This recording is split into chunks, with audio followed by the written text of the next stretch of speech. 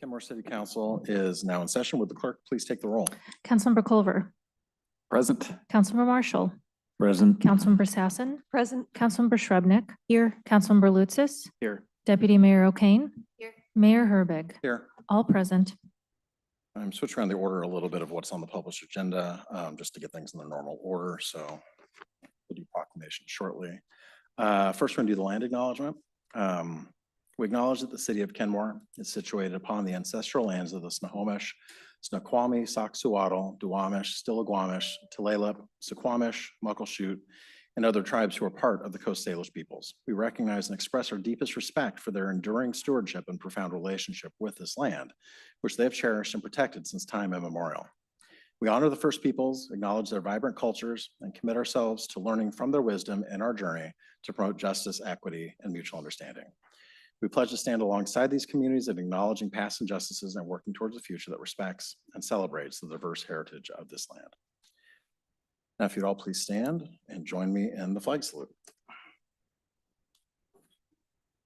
To the flag of the United States of America and to the republic for which it stands, one nation, under God, indivisible, with liberty and justice for all.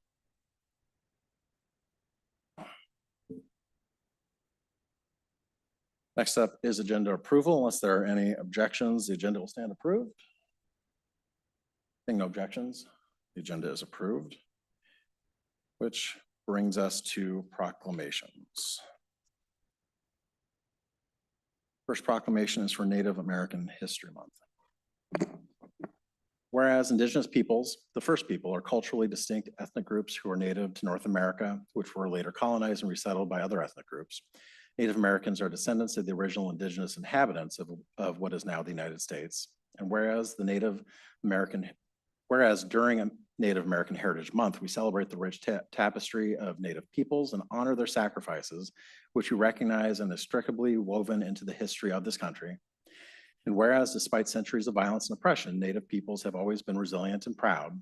And whereas Native communities have passed down rich cultures, knowledge, traditions, and ways of life that have enriched our heritage and continue to add to all aspects of our society through their generosity of teaching, economic, environmental, and cultural sustainability. And whereas the city of Kenmore is committed to participating in dialogues led by tribal communities around the opportunities in the areas of self-determination, sovereignty, and cultural preservation to create an active government-to-government collaboration. And whereas the city of Kenmore recognizes the significance of land recognition as an initial step towards honoring the original stewards of this land and fostering a more inclusive community dialogue about our shared history and future. And whereas the city of Kenmore acknowledges that to truly thrive as a community, we must continue to educate ourselves and take action that reflects our commitments towards celebrating and recognizing diverse heritages. Now, therefore, I, Nigel Herbig, Mayor of the city of Kenmore, on behalf of the City Council, do hereby proclaim November 2024 to be Native American History Month throughout the city of Kenmore. Excuse me. And we have a second proclamation honoring Veterans Day. Whereas Veterans Day is a time to honor and pay tribute to all veterans, both living and past, for their service and dedication to the preservation of our nation's ideals, including liberty, justice, and democracy. And whereas the courage and selflessness displayed by veterans across every branch of the military continue to inspire future generations of Americans, reminding us of the true cost of freedom. And whereas generation after generation of people have sacrificed their lives to preserve the unique form of government dedicated to human rights and respect for the individual. And whereas the city of Kenmore joins the rest of the nation to express our profound gratitude for those who have worn uniforms and fought to protect our rights and freedoms.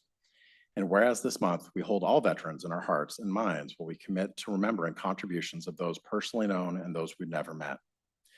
And whereas in honor of these dedicated individuals, we pledge continued defense of our nation so that their sacrifices will stand before the entire world as a tribute to the spirit and determination of people dedicated to the principles of freedom and democracy. Now, therefore, I, Nigel Herbig, Mayor of the City of Kenmore, on behalf of the City Council, do hereby recognize November 11th, 2024 as Veterans Day throughout the City of Kenmore. We call upon the community to join in giving honor and appreciation to those who have served and show gratitude to veterans and their families.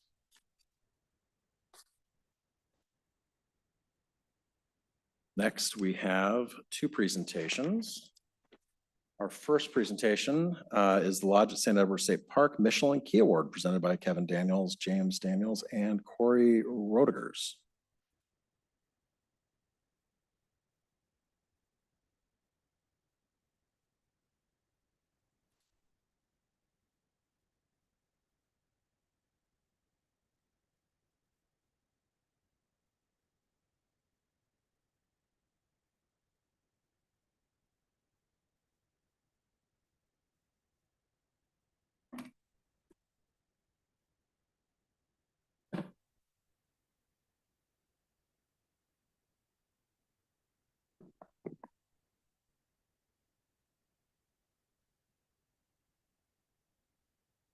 Good evening. Before we turn it over to our friends at the Lodge, I just want you all to know, so I'm Stephanie Lukash, and Lauren Homiak, our Communications and Tourism Manager, is up here too, because we are so excited and proud of the relationship that we're forging with the amazing team at the Lodge at St. Edward. And when we found out about this really exciting news that I'll let them share about the Lodge and a new designation that they received, my first thought was, it's time to have you come back to the Kenmore City Council and share all of the exciting things happening at the Lodge, this amazing team and all of their work that they're doing, and give them a chance to share with our community this kind of hidden secret that we don't want to be hidden or a secret anymore.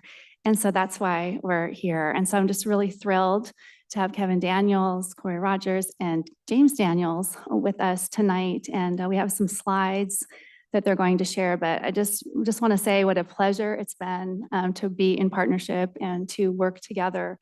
And there's a lot of really exciting, fun things ahead in partnership between the city and the Lodge. So with that, I'll turn it over to Kevin Daniels.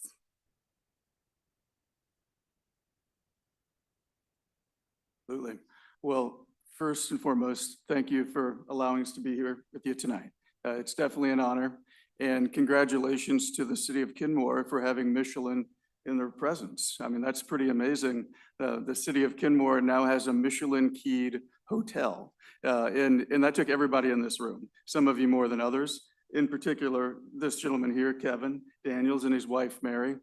For those of you who don't know the story, we'll keep it short and sweet, but years now that we've been open, 3.5 years plus, through thick and thin, a pandemic, and all the other challenges that come with opening a property of this historical nature, we finally have achieved a lot of things that mean much to us, including a Michelin key, but also the increasing embrace from the community. And we get to see that day in, day out. In fact, I think yesterday was a great example. I wasn't there myself, but Kevin and James were, and the rest of the Daniels family. Our Haunted Halls celebration, the second annual, we had over 2,700 people show up, mostly from the Kenmore and Finn Hill communities. And we really love it when we get to celebrate out at the Lodge for holidays and other special occasions with the community at large. So what that Michelin key means is really an homage to the vision of Kevin and Mary, the hard work that went into creating this wonderful refuge in the middle of a beautiful state park here in Kenmore, along with the amazing team that we have at the Lodge. You know, they're dedicated and committed day in and day out to serve with heart and a belief in the spirit of hospitality, about taking care of everyone who comes through that door. And it doesn't even have to be someone that's spending the night or dining in the restaurant. Literally could just be someone walking their pup through the park and wanting to stop and grab a coffee or look at the artwork. And so that's what it means to us. We're super proud to have achieved the Michelin Key. And I'll state it's one of only 3 hotels in Washington State that received that key. In fact, the other 2, Hotel 1000 and then Lotte Hotel, which Kevin also had a pretty significant hand in building that out in the restoration of the sanctuary, their glorious ballroom there too. As we go through some of these other slides, we're just mostly going to be looking at some of the upcoming events that everyone in this room and the city is welcome to join us for over the holidays. But as we go through these, I think the key takeaway that we would love to get from you and give to you tonight is we're looking for support on the tourism side. and Stephanie and the rest of the team here with the city of Kenmore have been amazing with pushing the envelope forward. Obviously, we pay a pretty significant amount, at least significant to us, on the lodging tax. And so despite that going to King County as a whole, there are perhaps ways that we can push to make those tourism dollars come back to the city of Kenmore and to help promote the lodge and other institutions that make this city so wonderful. So we'll go ahead and go through these slides. Anything else, Kevin, that you wanted me to touch on before we go through this? Okay. So now these historical tours, this is something that a lot of folks had been asking for, and finally they're there. So every Friday, if you'd like to come down to the lodge, you can actually go to the Eventbrite page, book those tickets in advance, and you get to take that historical tour with none other than Joshua Washburn, our recreation supervisor, who's worked closely with the archives to bring out some elements that a lot of folks, myself included, were surprised by. So chef's tasting menu.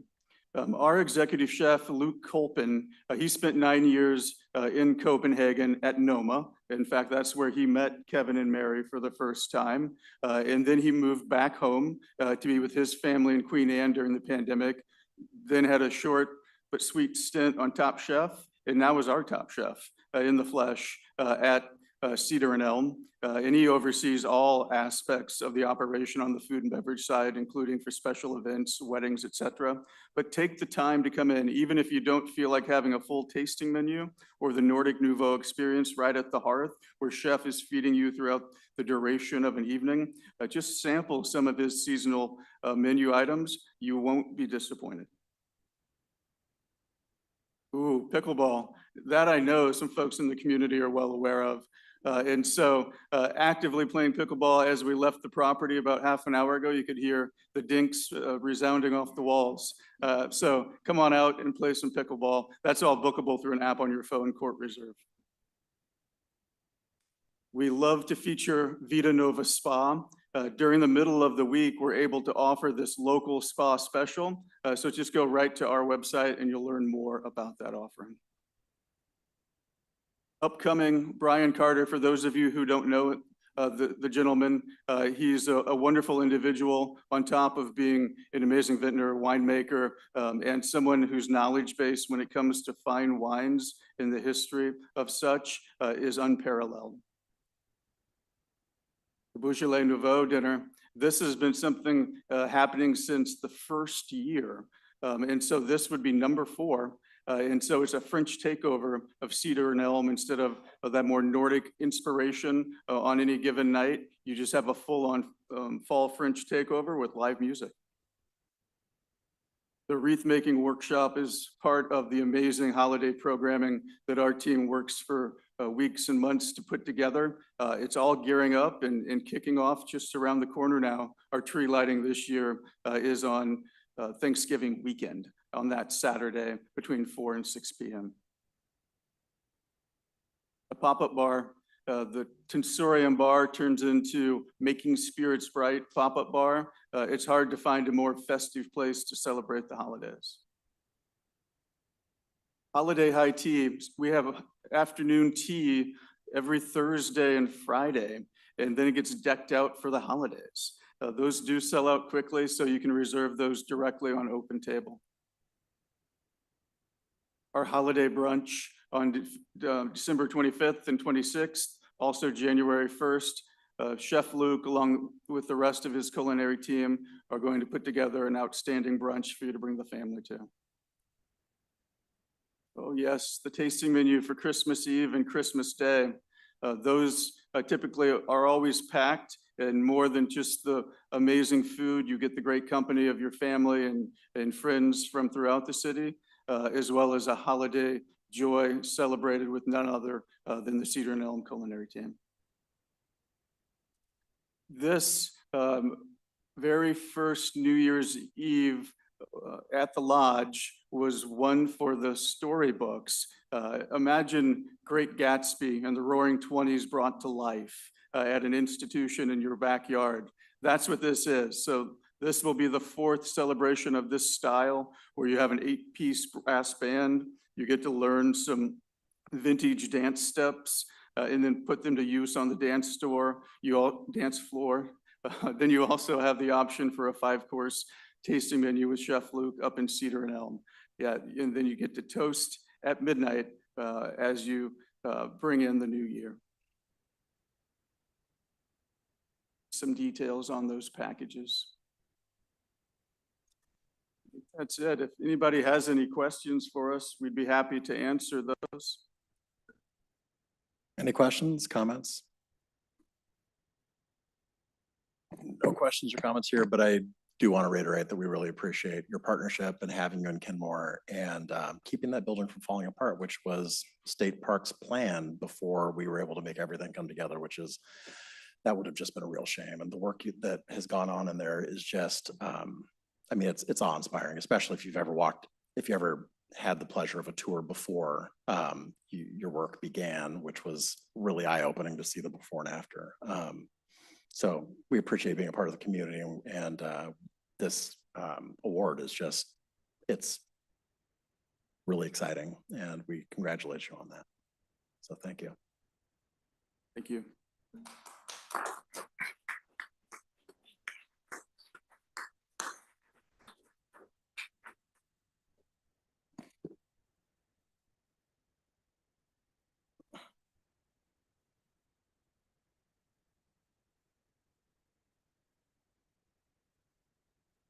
For our next presentation, we're going to be recognizing Officer Doug Deppa's retirement, including 8 years of service to Kenmore and 25 years to King County. Chief.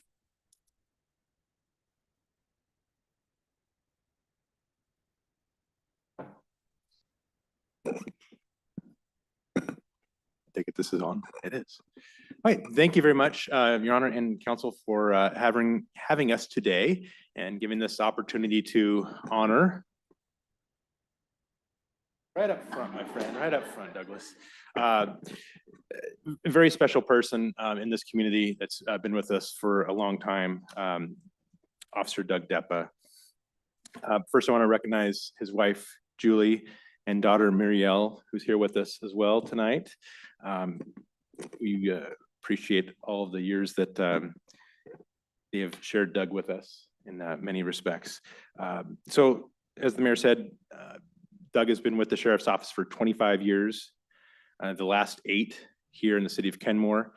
During his 25 years with the Sheriff's Office, he's served not only in unincorporated King County and not only in the contract city of Kenmore, but in Woodinville and Shoreline as well.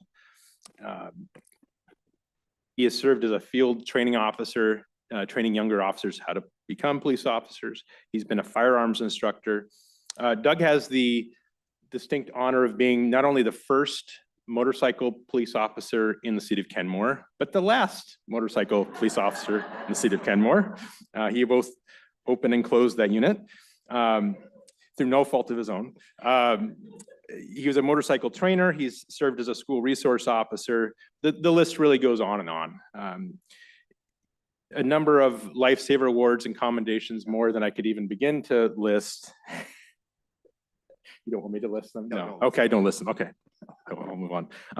But really what Doug embodies is all the principles that not only the Sheriff's Office believes in, but we believe here in the city of Kenmore. Doug is the definition of being a reasonable, personable, strong character. He is the consummate professional, the consummate teammate, the consummate friend. He's been a huge resource for me in my 5 years here and for all the officers that have been here before me. Doug has always been the calming influence in our agency, and we have appreciated every second we've had with him. As I look through his commendations and reviews over these past 25 years, just a number of things stuck out about how he, like I said, was always that calming influence, whether it was a very difficult call with a family, with someone undergoing some horrific tragedy. Doug was always commended as being that one that was the personable, reliable, and calming influence on that very chaotic situation. But he also, you will find over the last I know of my 5 years here, also was dealing with the minor issues, the issues that sometimes we hear most about, that I get emails about, which are the simple abandoned vehicles, the speeding complaints, the problem houses. Doug always was willing to take on those seemingly minor nuisance details. And so I always appreciated that about Doug as well. If there's one lasting image though, and I'll close with this, that there's one lasting image that I will have of Doug forever.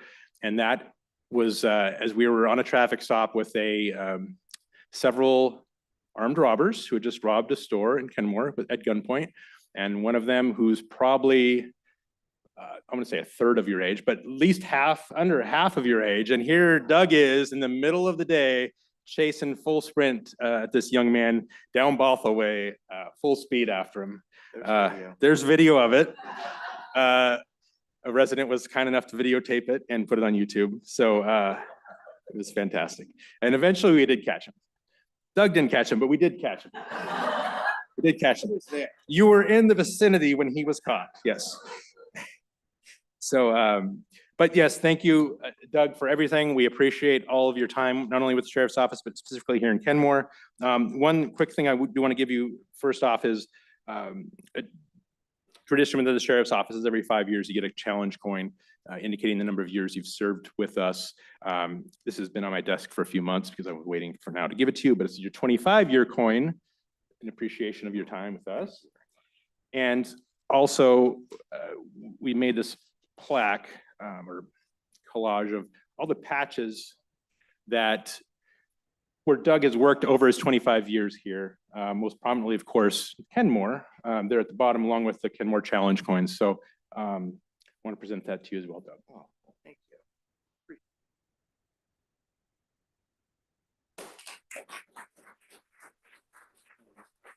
you.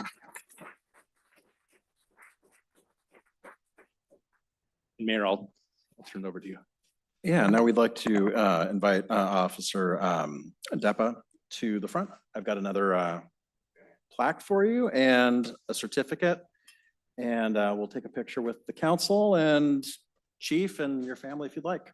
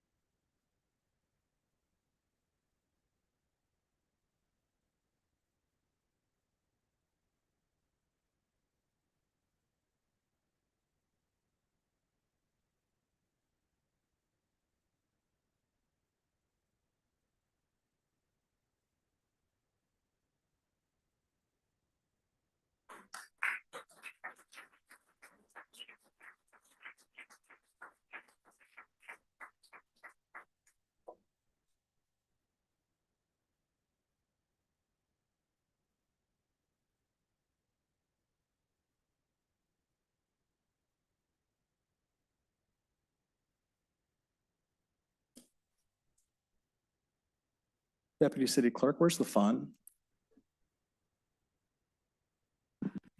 The Lodge presentation already mentioned it, but yesterday the Lodge hosted its second annual Haunted Halls of St. Edward. It was a free trick-or-treating event for families, people, and dogs to enjoy, including a costume contest, craft games, and drinks for adults.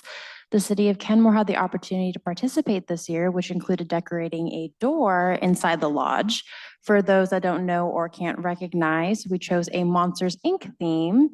Communications intern Nathan Dills and I also incorporated our Halloween costumes with the theme by dressing up as Sully and Mike Wazowski. Not so haunted, but still fun for the kids and especially for the adults too.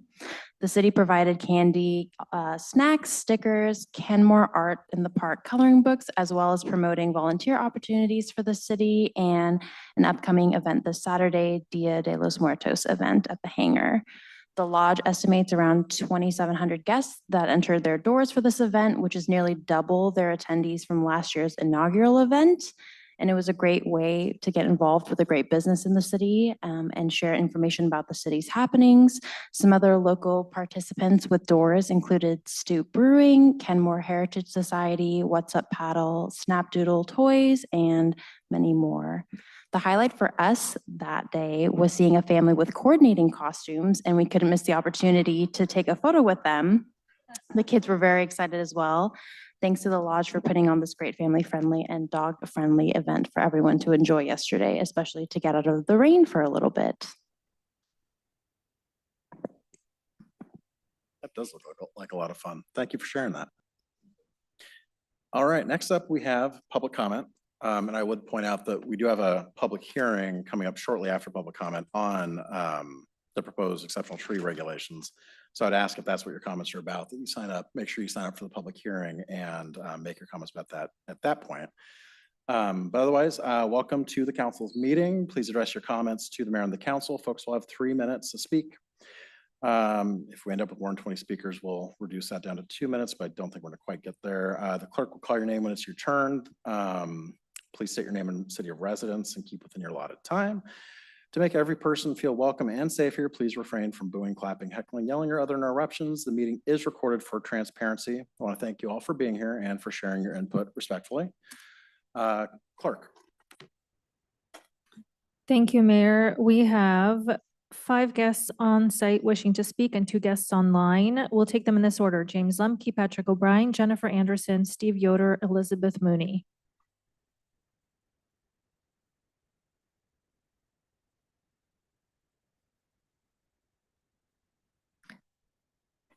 Mr. Lemke, just wait 1 moment while we get the timer going.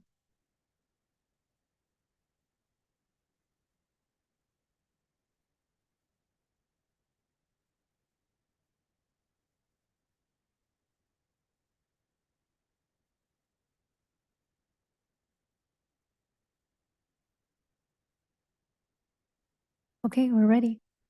Hi, my name is James Lemke. I live at 19404 65th Place Northeast. And I'm here to request street repair on the street on which I live and the extension of it, which is 65th Avenue Northeast. I took the liberty of bringing a lot of pictures, which I would show. By the way, 1 week ago, I sent an email to the city requesting attention on this matter. 1 minute later, I got a response saying we'll follow up, and I've not heard anything since. So I also took the liberty of walking the street and soliciting signatures from neighbors. Of 26 houses, I got 19 signatures, and I know of 3 more that were out of the area on vacation. So I think that's a pretty high percentage. All of these people were interested in getting the street repaired, and the potholes are getting bigger, and it's more dangerous for the younger children that are in the neighborhood. So there's also some sidewalk issues. All of this is addressed in the email that I sent to the city council requesting attention on this matter. And for the record, we have some pretty high taxes on our street because the property values keep going up. So some of that tax money we are requesting be used to repair 65th Place Northeast and 65th Avenue Northeast from 192nd up to 196th. And I don't know how to enter these or give these to you guys.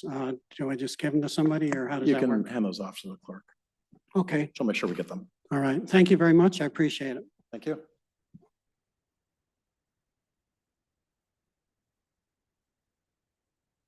Pat O'Brien, Kenmore, Washington.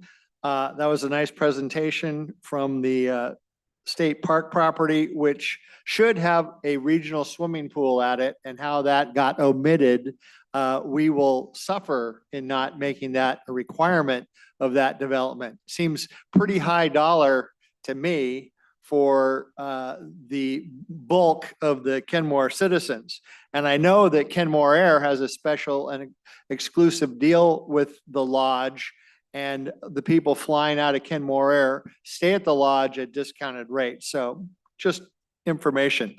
The fire department here in Kenmore, we need to keep local control. There's no way that our assets, the hiring and firing of employees should go to Shoreline or that police chief. That should definitely be a function of local authority and citizens.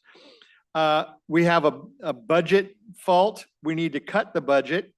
We need to have better oversight of Lake Point spending. We can't spend $4 million this year on property we don't even own. I mean, that's just ludicrous. And to jump on the grenade, all the places that Rob Carlinzi said, oh, we're going to have a nice walk there. Those are the most highly polluted areas at Lake Point. And it's just seems ridiculous to spend money on a project that you don't even have good data on. And to say, oh, we're going to spend $4 million in 1 year. I don't know how much of the budget that is, but it's a waste of money. Trust me.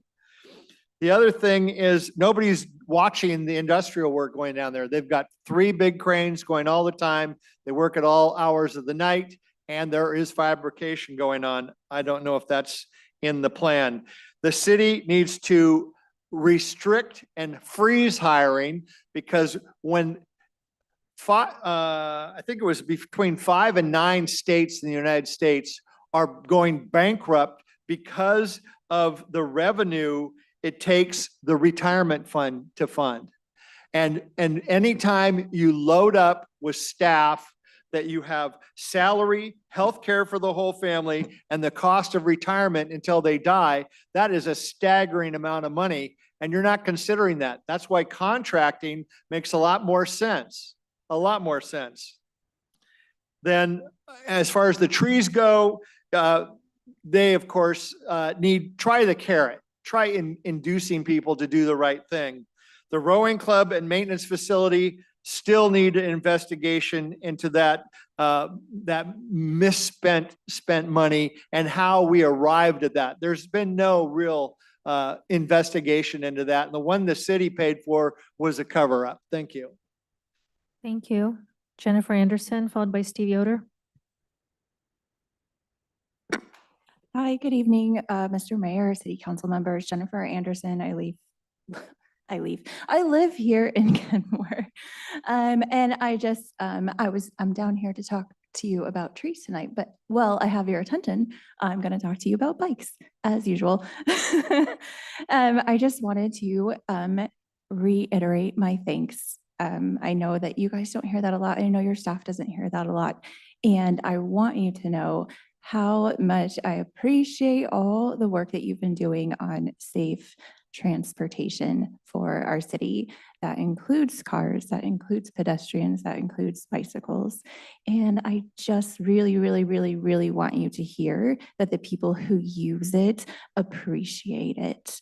And I know that there are complaints all the time, and I know that people are very negative about it, but that's me. That's my 6-year-old kid on the road in the bike lane. I don't want to be dead. So I really, really, really, really, really, really, really, really, really appreciate your continued work on this.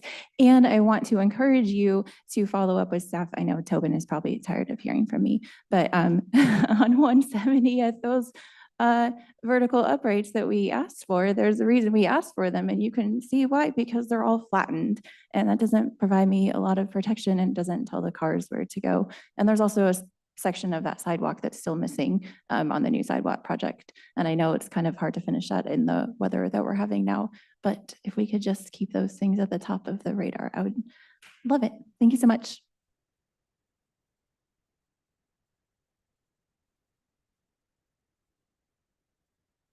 Good evening, Mayor Herbig, Council. Thanks for the opportunity to speak. My name is Steve Yoder. I live at Inglewood Shores Condominiums. I'm here to talk about illegal mufflers and noise impacting our community. Noise, any sound which annoys or disturbs humans or which causes an adverse effect on humans and animals. Noise is the pollutant which disturbs more people in their daily lives than any other. We can get annoyed, desperate, even feel like we have no control over the noise, or we cannot stop it from getting worse. The severe impact of noise pollution on both mental and physical health is well documented. The WHO finds that noise pollution severely disrupts our quality of life, raising the risk of heart disease, childhood cognitive impairment, and sleep disturbance. Annoyance can be a gateway to much worse feelings of aggravation, dissatisfaction, concern, harassment, irritation, helplessness, and even aggression and hate. From our home, we hear illegally modified vehicles from City Hall to over a half mile away at the McDonald's on 145th. On 68th Avenue, we hear it from 522 all the way up the hill to Arrowhead Elementary School and on the hill up Simons Road. We have to close our windows and doors because of this noise intrusion into our home. I wear earplugs to bed at night because of one excessively loud vehicle that routinely assaults our world around 4:30 a.m. People closing windows and doors because of illegal noise forces them at times to turn on air conditioning, which also burns fossil fuels and pollutes in another way.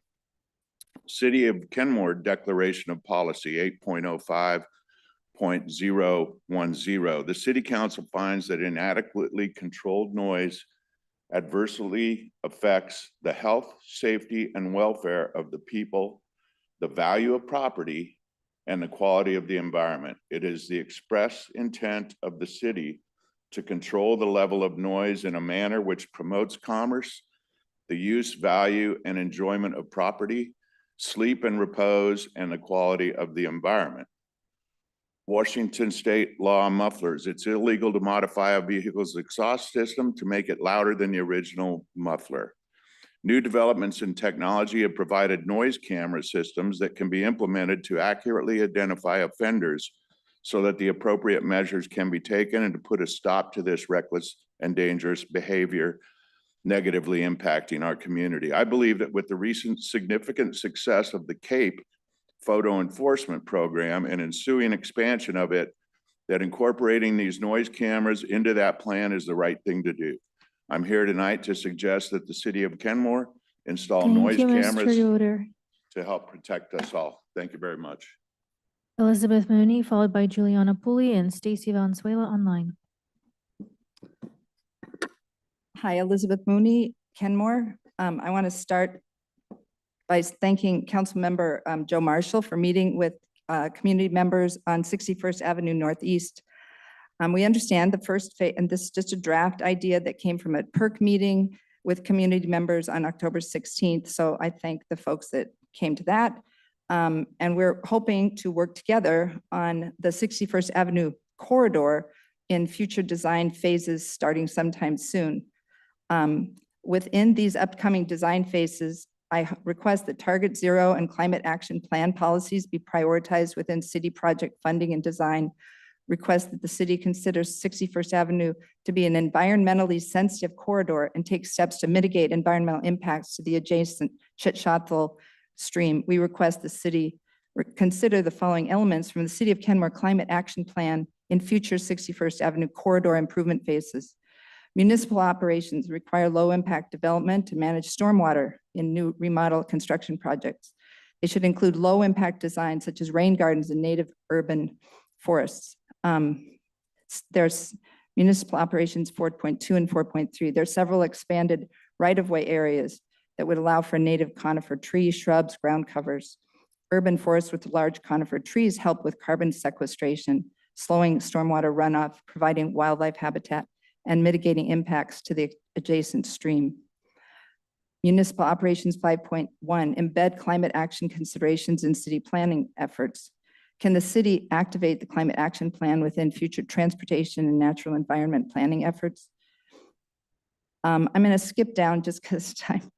Natural systems and water, this is my favorite one. Natural systems and water 2.2, remove old and degrading culverts and natural systems and water 2.3, protect, preserve, and restore local waterways. Chitchathel, stream 0056, is a fish-bearing stream that must be protected. Recent fish passage work on the Northeast 190th Street culvert replacement is a great start. We also understand WashDOT is designing a fish passage culvert replacement project at the Jack in the Box property. Can the city meet with the community and explain the long-term vision for creating and maintaining salmon spawning habitat within stream Chitchathel? Can WashDOT present their SR 522 fish passage 30% design work to City Council and the community? Any help encouraging that would be fantastic.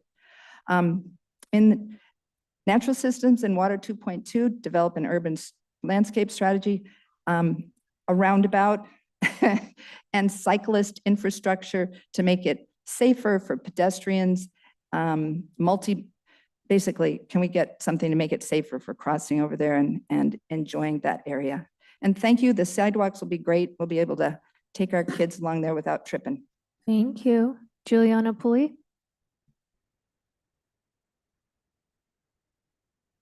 Juliana Pooley, Kenmore. I want to echo the comments of Jennifer that I also appreciate the bike lanes and all of the investments that the city staff and city council have done in our walkways, waterways, and bike lanes. So thank you.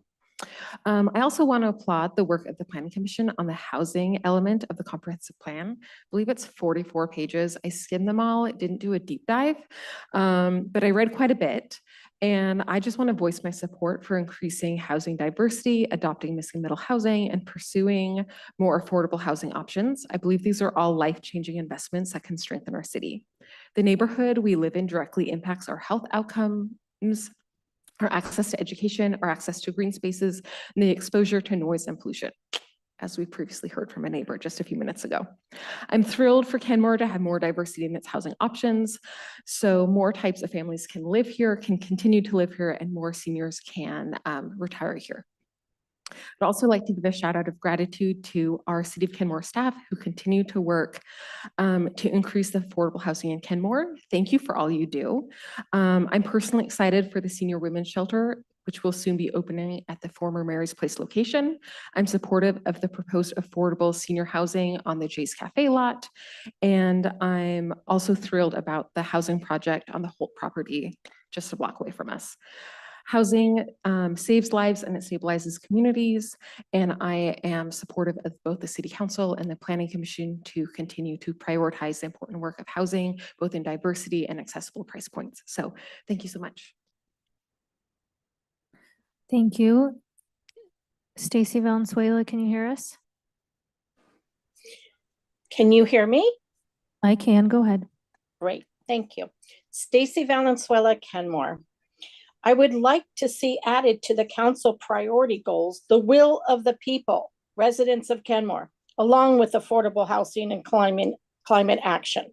I agree with Patrick O'Brien on all issues tonight, as well as many of the other residents before me.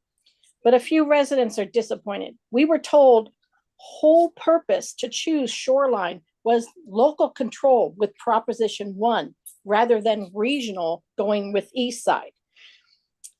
Limiting emissions for public health is another big issue. We need to stop wasting money.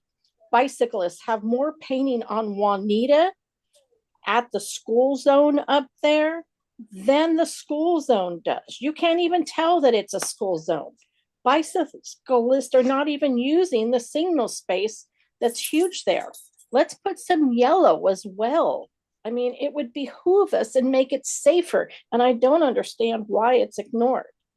Please share with us, what's the city measurable improvement results from the last 4 years to show a decrease of greenhouse gases, not just the words or the phrases on the budget. Taking hundreds of thousands of funding from human services to support clubs is just wrong. I also see to where the budget amount that was supposed to go to HopeLink is like 1/10 of the percentage. I don't understand when HopeLink is feeding so many and helping so much in Kenmore. It doesn't make sense. I think the other thing is the industrial Lake Point site. Change the zoning to limit the contamination. Let's do something good. While we're stating concerns for Waria 8, dead surgeons and salmon are on our shoreline. Large algae bloom, industrial dumping into the air and waterways, and continued feces, bacteria, contamination from sewer releases and sewer leaks. why our residents request properly testing contaminants and removal of sediment. We see the city's support of dredging with determination of non-significant on our shoreline. What's really the truth? I think you can help us do better. We try to help you by coming forward with our concerns so that you, as residents that serve the people as city council members, can do best by us. Please help us make Kenmore better. Thank you. Thank you, Mayor Herbig. That concludes our speakers list. All right. Next on the agenda is our consent agenda. The chair will entertain a motion to approve our consent agenda. So moved. Second. Motion and second to approve the consent agenda. Excuse me, is there any discussion? Being none. All those in favor, say aye. Aye. Any opposed? The consent agenda is approved unanimously. Next up, we have make sure I'm missing anything here. Next up, we have a public hearing. Proposed ordinance number 240621, amendments to the exceptional tree regulations in section 1857063 of the Kenmore Municipal Code, presented by Development Services Director Samantha Loyuk. We'll have a staff presentation first. We'll have questions from council members to staff. And then we will open up the public hearing for the public. Okay. Good evening, council. Before introducing the ordinance, I want to first recognize and thank the public for their comments, both from last week, some this evening, and then also some that came in via email. Community feedback is incredibly important, and I want to assure you that it has not fallen on deaf ears.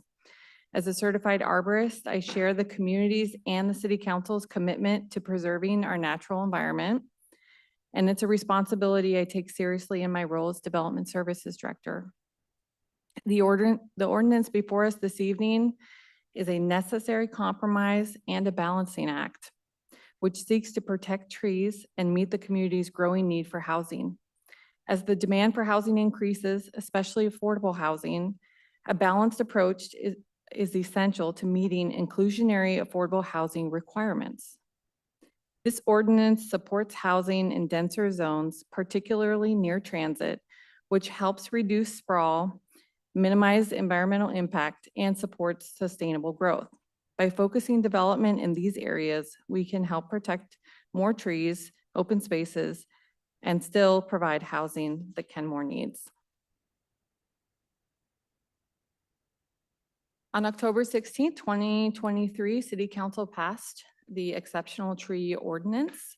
Since the adoption, I've been before you a few different times to talk about some changes that should be made to the code to address unintended consequences of the code that impact housing.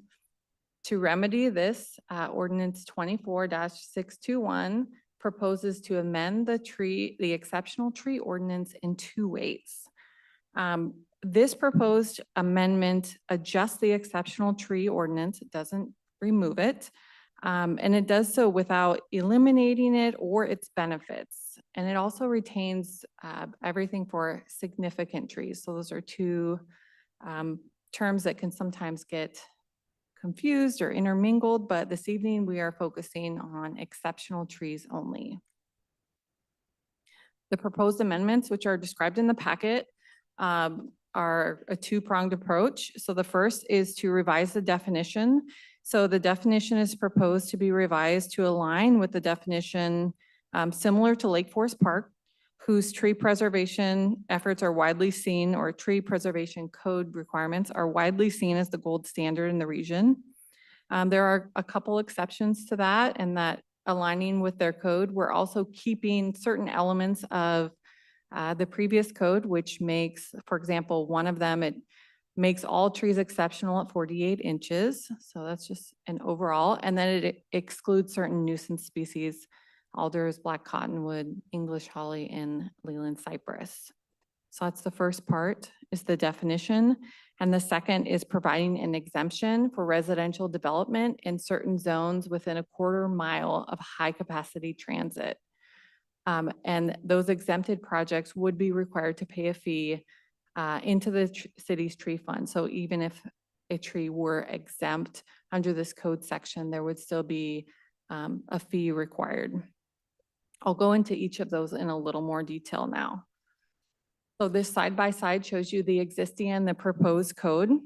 Essentially what it does, this is what's in the definition. So in 1820, essentially in practice, what this means is that it's changing the protection thresholds for Douglas firs from 30 to 42 inches DBH, diameter at breast height, grand firs from 24 to 33 inches, western hemlocks from 24 inches to 42 inches, and western red cedars from 30 inches to 42 inches.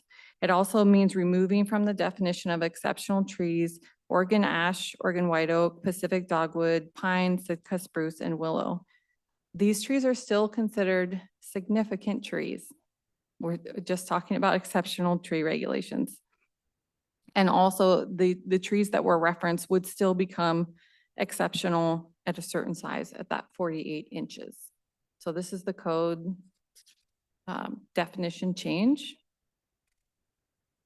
And then this is the specific exemption. So it's in areas, so it's in certain zones, and I have a map that's helpful since it's quite a mouthful in this exemption. So it's in community business, downtown commercial, downtown residential. It's a list of zones that you see here in this exemption that's also in the packet. So it's saying that the exceptional tree regs, the properties in these zones, the regs shall not apply to residential development located within 1/4 mile of planned or existing transit stops designated as high-capacity transit by Sound Transit. And there's a definition that was added there as well. So that's, and then the next slide, this is showing you the 1/4 mile radius. And then the yellow are the zones that are listed in the ordinance. And these are focused on, these are zones that have higher density and where the zoning code imagines where housing would be located. Okay, so that is the proposed ordinance. Also, so today and through the weekend, and even last week, we did receive public comments, and I wanted to make sure that that those are addressed also, since we received quite a few of them, and we're going to have more this evening, of course. But just to go over those, I wanted to reflect some of the things that we heard from community feedback. So one was this ordinance will make a large portion of the city exempt from exceptional tree regs. Actually, it's 281 parcels or 3% of the parcels in the city. Next is, why aren't we using tree conservation easements to mitigate the tree loss in the city? We do have conservation tracts with a T, which I actually think are better than easements because it draws a property line. So the existing code does have that. And what it does, it sets it aside similar to like a drainage tract or a critical areas tract. There's a tree preservation tract, and it provides incentives for developers to use those for tree preservation. So we do have that in the existing significant tree code. Oh, what about urban heat islands, climate change, and equity? Okay, that is not something I could fit in the bubble there. This is a complex issue. If you research it, you'll find articles about the intersection between housing and climate change and the relationship between the climate crisis and the right to housing. This is a huge issue, and I recognize it is one. According to HUD, the location of housing relative to residents' work and the modes of transportation that they take can contribute to greenhouse gas emissions. Research shows that low-density suburban environments generate more emissions than compact environments in the same city, and that The more a city is marked by sprawl overall, the more emissions it generates. This is not a deep dive into the issue. It is a complex issue that is also being looked at as part of the urban tree canopy assessment or the climate action plan. Why hasn't input from knowledgeable local residents who are asked to comment been disregarded? Why has it? We've met many times on this in the last 3 years, 16 times by my count. Hopefully that's right. I went through the meetings. And all comments received were reviewed and considered. We've had study sessions and many public hearings on this. The next comment we received, why not wait to change the code until the urban forestry management plan is done? That's estimated to be done in 2025 to assist with future policy discussion. It's not a zoning code amendment. And there are some housing issues that we do need to face now. Our region is facing a housing affordability and attainability crisis. Kenmore needs more housing to accommodate future residents. This code amendment aims to balance preservation and allow residential development to allow that to help with housing affordability and attainability. Okay. Last slide. I know you're going to hear plenty tonight anyway, but I wanted to make sure that the comments that were represented in the emails that I didn't gloss over them. One is I'm concerned we're backtracking for the sake of convenience and progress. The amendment is not for convenience. It's helping to address state mandated housing requirements. We've talked a lot about this code amendment. I've been here many times before you about trees. And it's something that we have been very thoughtful about in crafting this ordinance. How many years do we need to wait until after planting the tree until we see the benefits? Wow, that's a good question, and it depends on the tree and the planting and the location. But just for example, Douglas fir trees can take between 60 to 150 years to reach maturity. So between 30 inches and 42 inches. So yes, it can take a long time. And exceptional trees are still important. Modifying the code does not mean that they're not. Maintaining our tree canopy is essential for the health of our streams and watersheds in Kenmore, as well as keeping steep slopes stable. Agreed. The Kenmore Municipal Code provides important tree preservation and protection measures and will continue to do so. Even if this ordinance is adopted, significant tree code protections remain in place. Some of the exceptional tree protections remain in place, as you can see, modified, and then also protection of critical areas and their buffers remain in place as part of the critical areas ordinance. Thank you for the opportunity to present. The next step is public hearing and city council's consideration. Are there any, are we doing comments now or after? Well, I think any questions that folks have for staff right now, I think we should hold comments until we actually get to the business item. But are there questions for staff at this time? We're open to the public hearing. Councilmember Lutsis and then Councilmember Marshall. Yeah, thank you for the clarification of this presentation. I know for me, when I first heard it, I was really nervous about making large swaths of the downtown. It seemed like with those exemptions, sort of free reign for removing exceptional trees. I know that with the clarification here that that's only the case for residential development. And of course, you know, I'm very concerned and would hate to see exceptional trees removed when there's no need.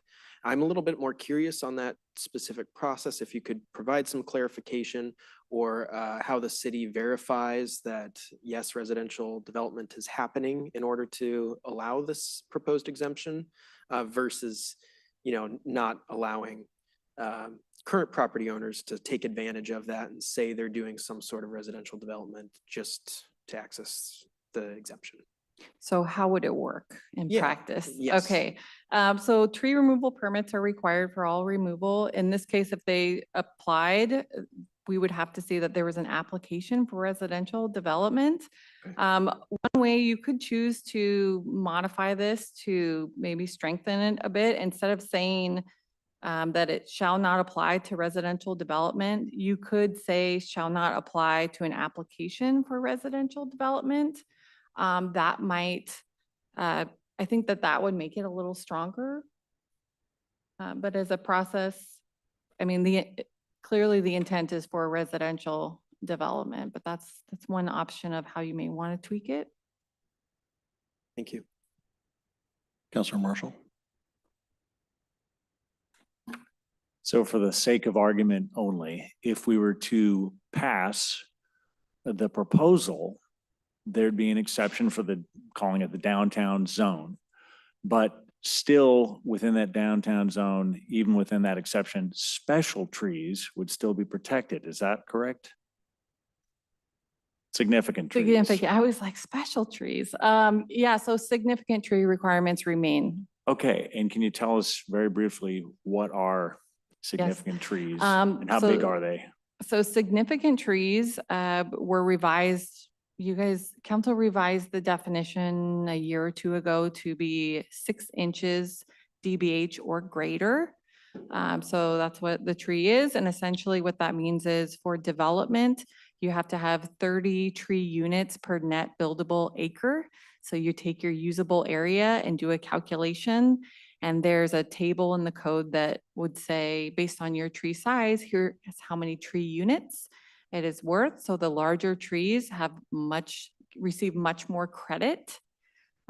Certain trees don't receive credit. That was also another code amendment that came a year or two ago. Like a developer couldn't choose to keep a cottonwood and still get the tree credits for that. But in these instances, in the map that you saw, significant tree regs still apply with the exception of downtown commercial and downtown residential, which is an existing exception in the significant tree ordinance that remains unmodified. Do we have any idea, since we haven't done the inventory yet, if there are more exceptional or more significant trees? If there are more in the downtown or? More of exceptional in the downtown than significant trees in the downtown? I don't know. I would assume that there are more significant. Also in the downtown, although you're not, developers wouldn't be subject to significant trees, there's also landscaping requirements, which is a different chapter. So there are planting requirements in landscaping that apply as well. It's pretty multi-layered. Deputy Mayor. I have 2 questions. My first would be if we were not to pass this ordinance and we had a housing development that were to provide, say, 150, 200 units of mixed affordable housing, would there be any process for us to have an exception for a housing unit like that in that special circumstance? In that special circumstance, we do not currently have a variance process that would allow a path to approval for a project as you're describing. So if we did want that, we would have to come up with some sort of exception process. Correct. I guess my other question,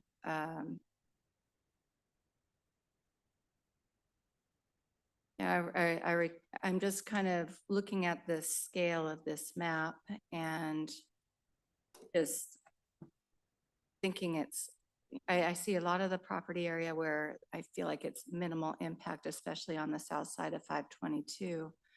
But I still see some areas on the north side. It just seems like it's a really big swath. I know we chose specific zoning for this, but we could narrow this. Would it be possible for us to trim that down? That space down to a smaller? It would be possible. Okay. I think those are my two questions. Thank you. Also, I just want to go back to your first question to clarify, there are some variance allowances in the current code, but as you're describing, no, not just for the units, but if there were something related to access or other things, there are those. There is a list in there of existing variances, but I don't think that's what you're describing. I think about if we, I think we actually have something that I could imagine coming forward with a property that, I can imagine a project that it might be impacted by this, and it's really important. And so I'm just wondering if we're overreaching with this ordinance adjustment for one project is kind of the way I look at it. Thank you. Councilmember Culver and then Councilmember Shrubnik. Thank you. Yeah, I wanted to dig into the variance process as well. I read that as giving quite a bit of authority to our city manager to approve them. So could we, maybe it's not dependent on units, but could we talk about what it does grant and how that could be useful in future projects, hypothetically speaking? So I'm not sure I understand your question, what it grants. Yeah, let me pull up the citation here. 1857-063 variances. Don't have the exact language in front of me, but I think more or less if it's deemed necessary and meets certain decision criteria, we can't approve those variances. That was a smart aspect of the ordinance when it went in originally. So I guess, could you help us better understand, knowing that that variance exists, how could that be applied or how could it not be applied? Or how does that come to be limiting, I guess? So the variances for exceptional trees in 1857-063, B as in boy, are very limited. An example is access. There's an example for utilities. The proposal, the exemption that's provided in tonight's ordinance relates specifically to housing. There is no housing element under, like, as a subset of the variance. Okay, but just digging into that a little further, I think there's some language, I need to pull this up precisely, but that says like, we go through a decision process, if this is necessary for the thing to move forward.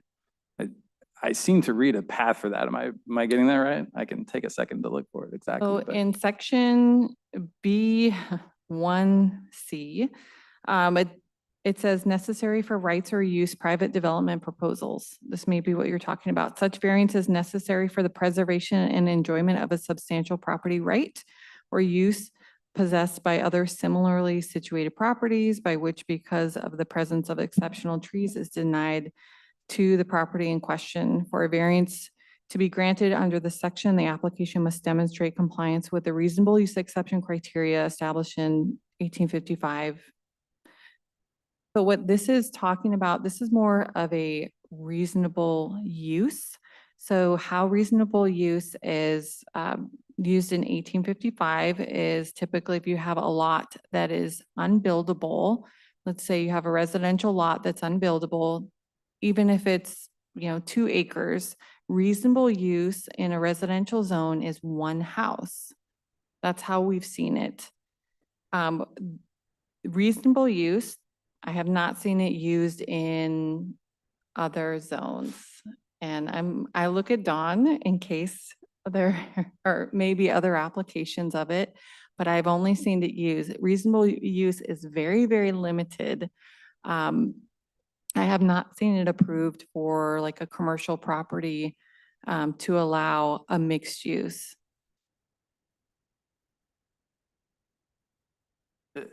I might look towards the city attorney if there's anything to elaborate on there. So let me confirm. So at least in my experience, I typically see reasonable use exceptions for the building of a house or a dwelling unit on a parcel. But let me actually provide a little fleshing of the exemption. So the criteria that you would go to, as already identified, is in your critical areas ordinance, established there, and it talks about when the application of the chapter would deny all reasonable use of the lot. So consistent with what was what was stated. So someone comes in with a piece of property that has so many regulations on it that they cannot build anything. So all reasonable use is denied. So they would use that variance process, which is already adopted. You already, of course, know that. Your variance process is already adopted and not subject to tonight's amendment. So they would come in and say the same thing for exceptional trees. I cannot use, you're denying me all reasonable use. And then they'd have to go through all of the criteria of that same section, which is very long, and I don't want to read it all tonight.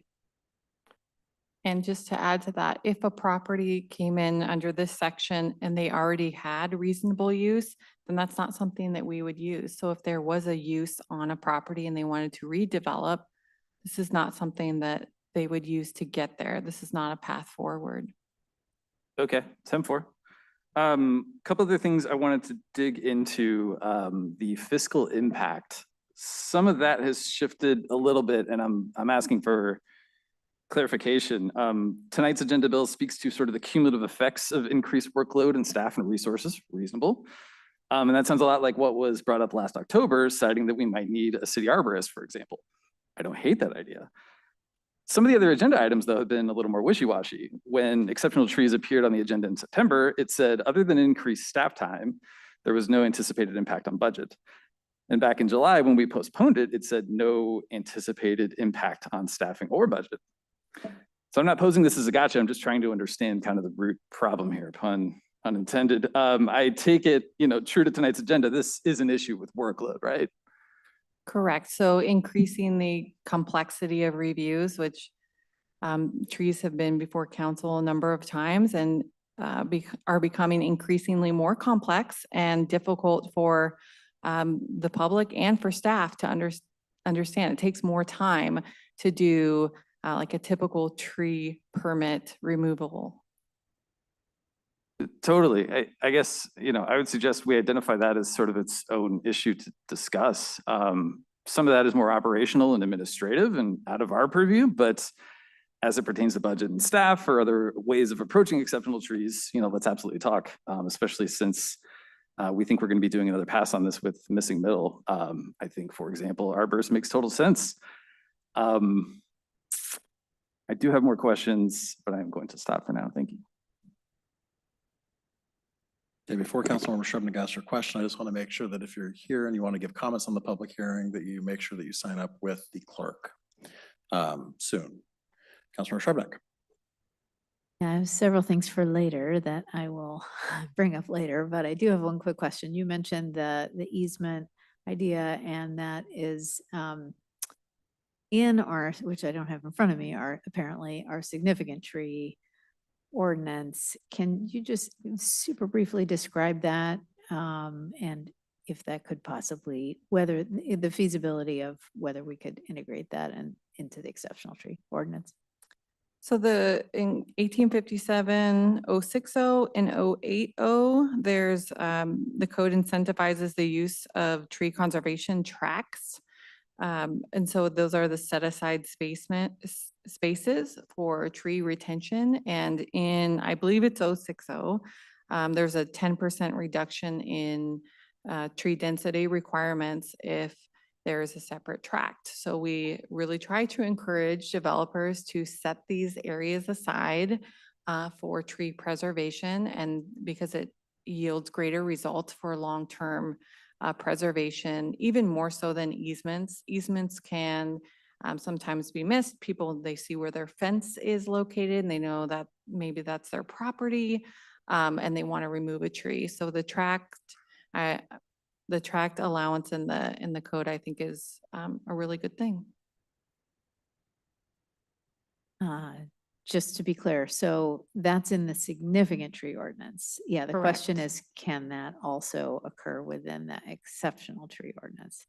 Exceptional trees can be in tracks. There's no incentive to do it. There's no, I'm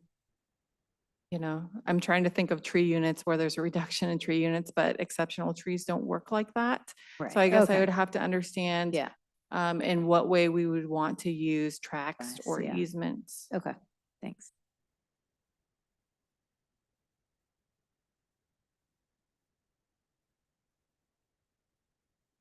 All right, I have a few questions before we touch people a second time. One, I want to elaborate what I think the deputy mayor was getting towards because they have filed for a permit. The property at Jay's Cafe is under application of some sort for what I believe is 170 units of affordable senior housing, I think in the like 60, 70, 80% AMI range. In your opinion, would that project be able to go forward if we didn't amend the exceptional tree code? So that property is for 175 affordable senior housing units. And no, under the current code, they would not be able to develop. I've talked to the developer about how we could retain these trees. And they provided a sketch of what they could potentially do, and that reduced their units to 95. So from 175 down to 95. Which then made the project infeasible, both, for funding and then also in terms of the zoning code, it made it so the north lot did not comply with the minimum density requirements of the zone. So under the current code, no. Okay, thank you.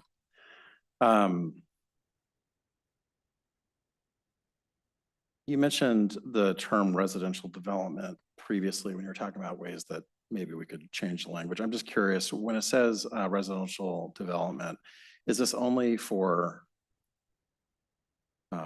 only residential development, or does this also apply to, say, a mixed-use project that would have a significant amount of residential development, but maybe something else on the ground floor? If it includes residential development, like dwelling units, then it would be included in this exemption. Okay, thank you.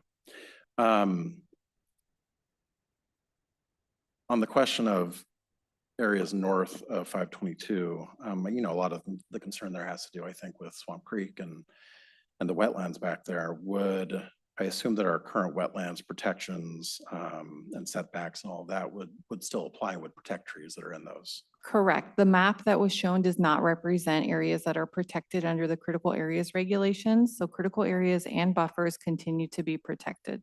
Okay. And then correct me if I'm wrong. I just kind of want to run through what's kind of left from what we've done over the last few years, if theoretically this bill were, this ordinance were to pass. So we would still be keeping all of our significant tree protections. We'd still be keeping all of our exceptional tree protections, with the exception of changing the DBH to be more on par with Lake Forest Park. I mean, this is still a big step forward from where we were just 3 or 4 years ago. Correct. Councilmember Lutzis. I just wanted to follow up and quickly clarify something about what I had asked earlier. When it comes to the city issuing those permits to residential development applications in the downtown for that exception, would the city still work with developers to try and minimize and mitigate the extent to which exceptional trees are given that exception? Yeah, so our significant trees and exceptional trees are, the intent of the code is to retain them. The first part of the code, which is like often my favorite part, actually, when we get into the purpose, it talks about how important these trees are. And these are really important.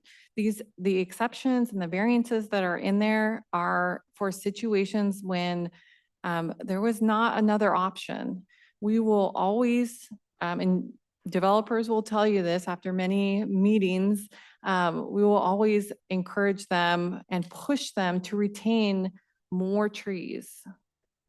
Thank you. That's what I was asking. I wanted to make sure that if they were in this area, it wasn't just, you have an application, you can clear your lot, the city would still work with the developer to make it as small of an impact as possible. Thank you. Deputy Mayor. Can you refresh my memory?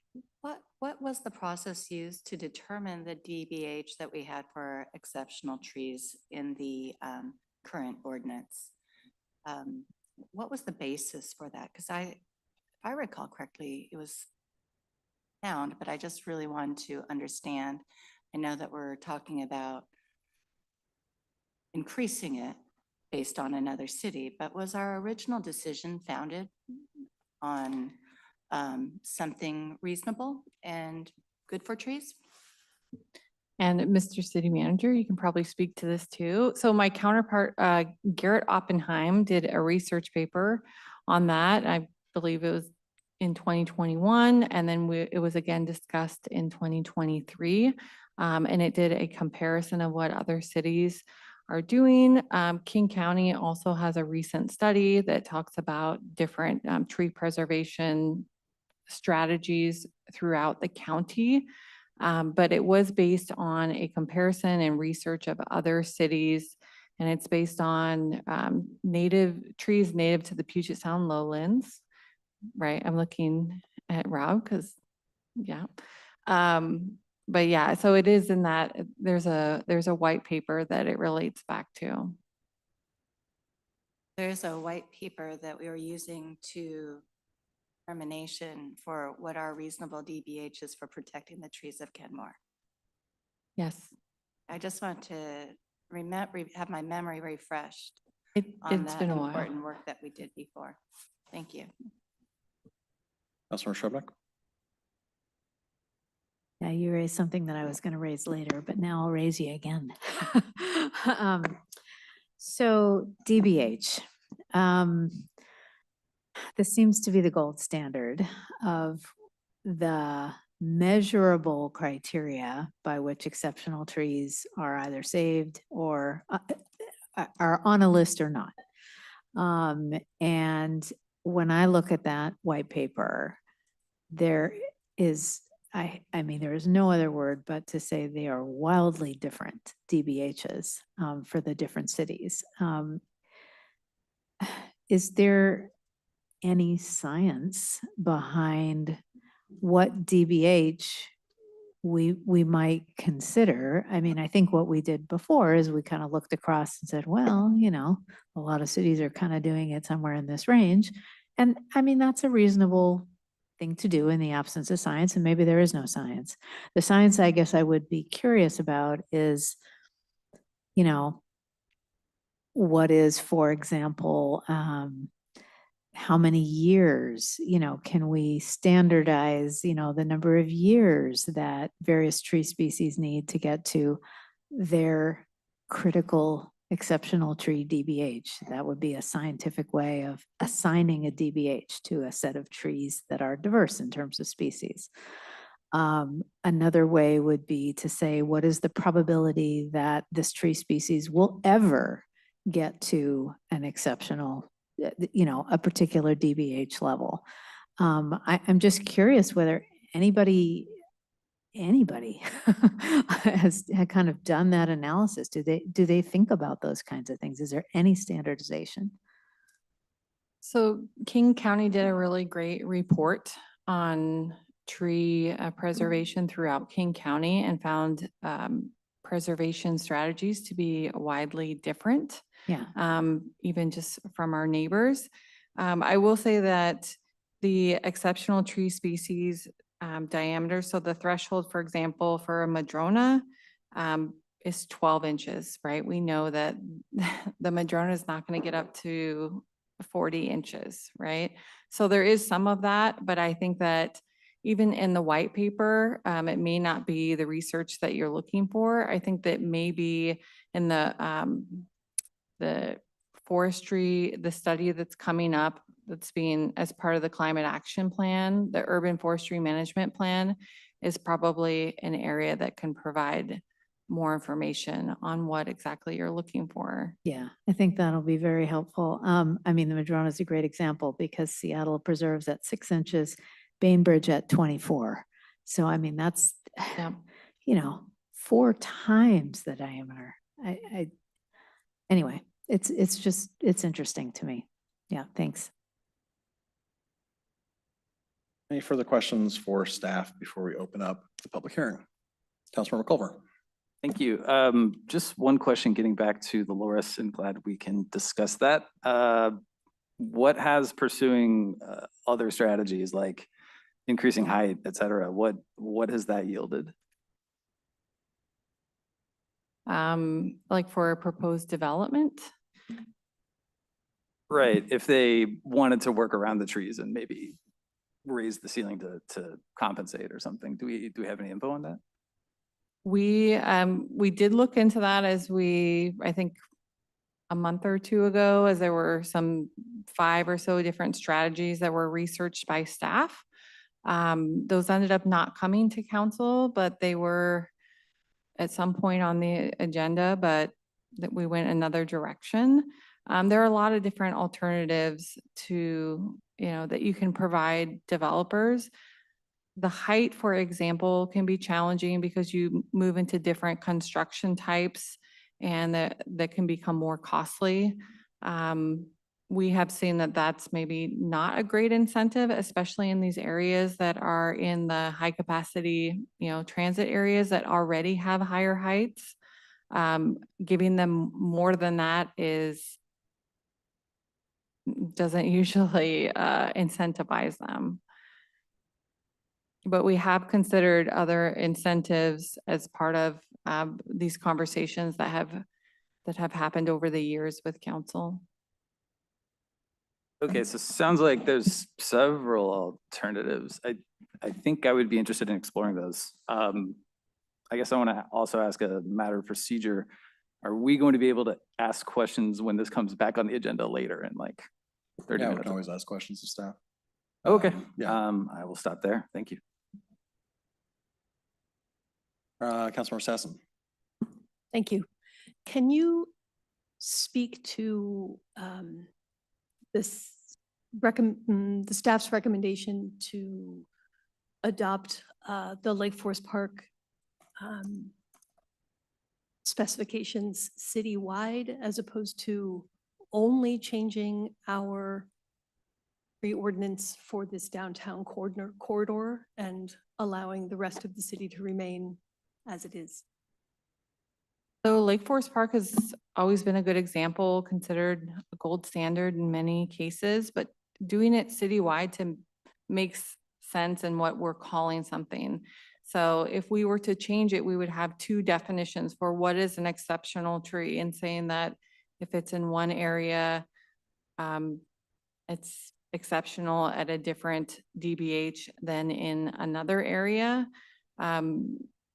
That makes the code really confusing for the community and for staff on implementation. I think it's very challenging when you have multiple definitions for the same thing. Even the map itself, having that is just another layer of the plan review that is increasingly challenging for staff. So I would not recommend multiple definitions and depending on the area.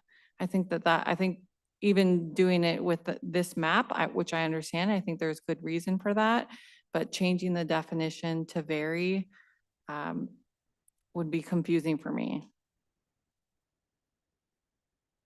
The staff is recommending an all or nothing. Well, staff's recommending a revision to the definition overall for exceptional trees, not for significant, but for exceptional, yes.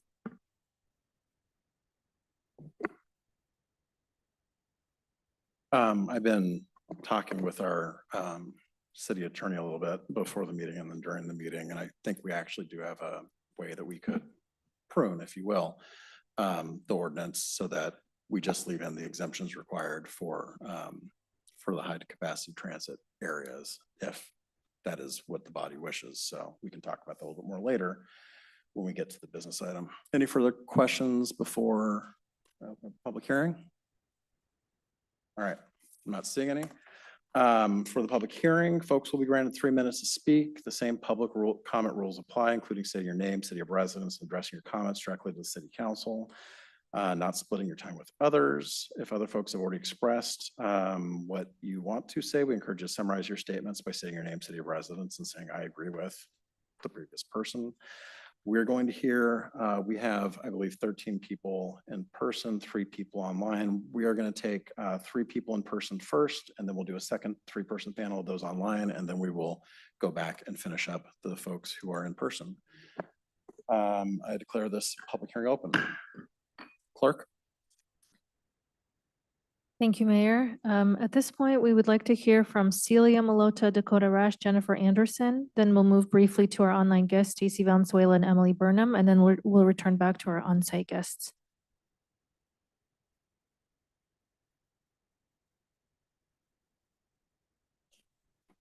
Celia Malota, resident of Kenmore. Good evening, council members and Mayor Herbig.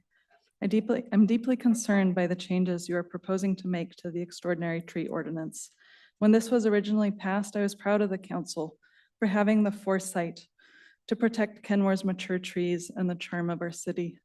However, I am alarmed that the proposed amendments would butcher the progress you've made and significantly weaken the ordinance.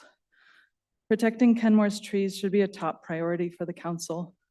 It allows Kenmore to meet some of its climate action plan goals, one of them being carbon sequestering. Science has shown that older and larger trees play a critical role in the health of our environment by storing carbon at a higher rate than smaller trees. Large trees also play a significant role in keeping urban environments cooler. In addition to providing shade, trees cool our air through transpiration. During a time when our climate is drastically changing, we need to be proactive about protecting the trees that cool our environment and reduce heat islands. The majority of the trees you're proposing to remove from the ordinance are slow growing. Newly planted trees will not be able to play the same role as the mature ones that we currently have, and they won't be able to do so for a long time. Not in your lifetime, and possibly not in your children's, depending on the species. An important tree that you're proposing to axe is the Oregon white oak. It is our only native oak species in Washington and plays a critical role in providing habitat to wildlife in areas where habitat is scarce. As our climate continues to change, this is a species that is expected to be able to handle our hotter, drier summers and wetter winters. As with many of the trees you are proposing to remove from the ordinance, Oregon white oak have large, deep roots that play a critical role in the health of our slopes in Kenmore. They help reduce erosion, runoff, and flooding, protecting homes, neighborhoods, and waterways in the process. I am frustrated and honestly disappointed that the council continues to put the interest of developers ahead of the health of our environment and community. Solving the housing crisis is a huge priority, as it should be. But development does not need to be in opposition with the current tree ordinance, and it certainly does not need to come at the cost of Kenmore's mature trees and the wellness of our community. Development and large trees are not incompatible. You are Kenmore City Council. Our community chose you to be in charge of Kenmore's future. Please vote against the proposed amendments. Thank you for your time. Dakota Rash and Jennifer Anderson. Good evening. Thank you for the opportunity to speak. My name is Dakota Rash. I'm a resident of Lake Forest Park. I'm here tonight to speak in support of keeping the tree ordinance as it is, or perhaps maintaining some narrow approach like a changed variance process or limiting the scope of your changes to a certain area. I think the specific concern that's been raised here is affordable housing. And so I very much support moving towards that. You all were here when I've spoken to you in support of those projects, and I stand by that. I don't think those are antagonistic goals, protecting climate, protecting trees, and making affordable housing happen. I think when your problem is specific, your answer needs to be a scalpel and not a sledgehammer. And so going for Councilmember Sassen's suggestion, or I think what Deputy Mayor Arcane was bringing up with a narrow exception that could perhaps apply to certain situations that specifically address the problem you're looking at, would be a better approach. I'm very concerned that the projected amendments as is would continue to enable things like clear cuts in southern Kenmore, which build market rate or more expensive housing, and that would not protect those legacy forest areas. And that, Councilmember Shrebnick, is something that I've heard a lot in terms of tree height and tree research. When I represent advocacy groups in court that go for protecting trees that are out in the Olympic forests and developing to protect our climate, that's what they're really looking at right now, as opposed to necessarily just size.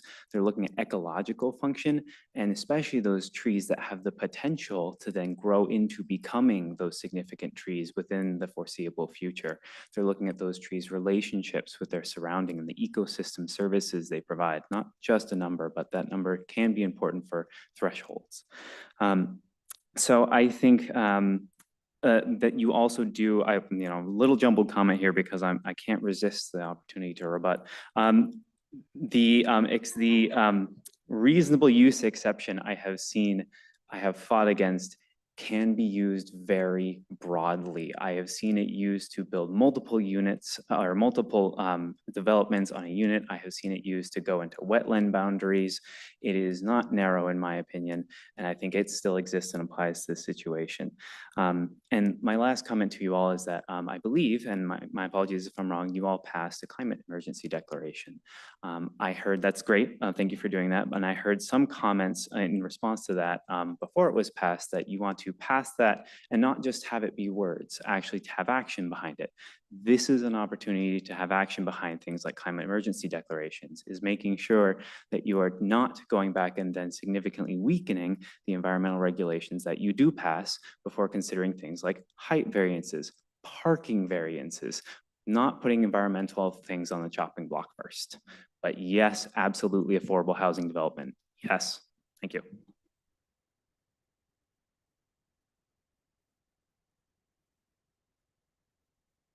Mr. Mayor, City Council, Jennifer Anderson. I live here in Kenmore. I want to start with a brief snippet. I'm going to read you from a curriculum called Tend, Gather, Grow, and it's a curriculum that I use with my outdoor preschool kids, and it's developed for Pacific Northwest, specifically based in Indigenous culture. And it's about the big leaf maple, which is an exceptional tree you're not talking about tonight, but I think what this curriculum has will be helpful for this conversation. So imagine an old big leaf maple tree that is firmly planted in the ground and reaching high into the forest canopy. All along the trunk and branches, you will see a variety of mosses, lichens, and ferns. If you get up close, you find insects living in the plants growing on the tree. Golden spring blossoms feed bees and other insects. Squirrels sprint up the trunk for safety and hop through the branches. Birds sing and chirp down at you. Big leaf maple is a reminder of willingness. Notice how it invites a community to grow on its trunk and branches, showing us how we can be with others in an open and generous way. We can also try on new experiences and perspectives with an open mind. You have an opportunity here to be willing to be exceptional, to think about our future, and to make our goals work together. They do not have to be at odds with each other. We can provide affordable housing. We can protect our large trees.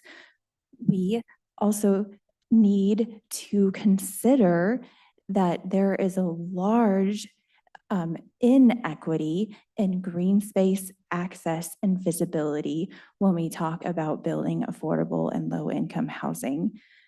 We need to provide trees and green space to those developments as well. Thank you for your consideration, and I hope you embrace the big leaf maple's willingness to move forward in a way that's best for everyone. Thank you. We're going to move to our online guest, Stacy Valenzuela, followed by Emily Burnham. Stacy, can you hear us? Yes, can you hear me? We hear you. Go on. Thank you. Stacy Valenzuela, Kenmore. I appreciate all your questions coming forward in discussion to expand knowledge on this issue. Greenhouse gases have increased. Has King County exceptional tree recommendations been considered?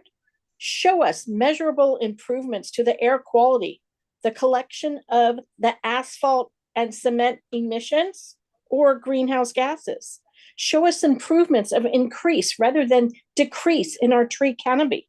How many trees have actually been planted by promises met of developers, the city, to replace those thousands of chopped down and clear cut trees? Didn't the city just declare climate emergency? Was this just to qualify for funding without actions towards climate change? We desperately need to lower our greenhouse gases and heat islands for future generations. Here is the opportunity to be on the forefront in the US. Join cities that have actually lowered their greenhouse gases 2% by planting hundreds of thousands of trees and plants. Did you know also locally there is now a company that can require and takes larger trees from the root and replants them on easements or in new developments rather than just destroy and cut down trees? We need to see actions that match the catchphrases. When you actually build affordable housing, you can give a variance for that project. Remember the variance that was given to 68th Street when they cut down that cedar, that huge cedar? How many other lots were clear cut? Many of our residents are legislation, true environmental stewards, who we support wholeheartedly, fight so hard to get protections in place. If you pass this ordinance, an exception is given. Can it be restricted or void transfer if the land is sold like the staff allows with permits?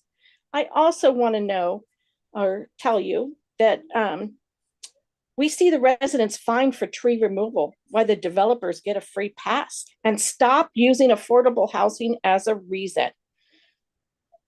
We want to support what our local environmental stewards, expertise of Jim Howard, Tracy Bananiski, Dakota Rash, and many other residents' proposals and protections of one of Kenmore's more precious treasures, our trees. Help us. Thank you. Thank you. Emily Burnham. Emily, can you hear us? Yes, I can. Can you hear me? We hear you. Go on. Okay, thank you for this opportunity. I'm going to just get in there because it's 2 minutes and 57 seconds. I strongly oppose the amendment and consequent weakening of the current exceptional tree ordinance. It's extremely disappointing that this small environmental win is now considered for amendment after being in action for only a year. The existing ordinance already is insufficient for supporting future habitat because it doesn't include mid-sized trees necessary for becoming future significant trees, understory habit, and the rest of nature that creates a habitat. Furthermore, fines aren't high enough to stop developers from removing trees, and there's not much compliance oversight. It's obvious that those who gain from this amendment are developers and that their needs and desires are prioritized over residents who actually live here and who will have to deal with the irrevocable outcomes should this ordinance be changed. We should be preserving as many trees as possible, not just significant ones. The city talks about goals of mitigating carbon emissions and help curb climate change, and preserving trees and understories are one of the most efficient and cheapest ways to do this. Trees have so many benefits: improved air quality. For every 10% increase in urban tree canopy, ozone is reduced by 3 to 7%. Research has also shown a 60% reduction in particulates from exhaust fumes in the tree-lined streets. Noise reductions. Trees act as an effective sound absorbing barrier. Stormwater management: for every 5% of tree cover in community, stormwater runoff is reduced by 2%. Trees prevent rainwater runoff from reaching watercourses with harmful chemicals it collects from urban roadways and sidewalks, while also reducing topsoil erosion. Independent studies have also shown a consistent 5 to 15% increase in property values on tree-lined streets. A cooling effect that was mentioned previously. One mature tree can produce the same cooling effect as 10 room-sized air conditioners. This becomes an effective tool in reducing urban heat islands and preventing wind damage and erosion. It's time for developers to participate firsthand in the preservation of this unique landscape they are forever changing by spending money in the ways they build, i.e. work around trees. For instance, I understand the need for increasing density in Kenmore. However, we must do it with consideration for the balance of environment and development. Here are some ways this could happen. Research existing success models for habitat inclusion. If trees must be removed, developers must spend a percentage of budget on planting older native trees and be responsible for maintaining them throughout the first 5 years of their lives until they're established. Don't plant for obsolescence. Include a budget line in the overall project. Don't remove trees during nesting season. And contribute to developing more parks and green spaces. Thank you, Ms. Burnham. We're now moving back to our on-site guests, Dwight Thompson, followed by Nancy Hansen and Sally Severson.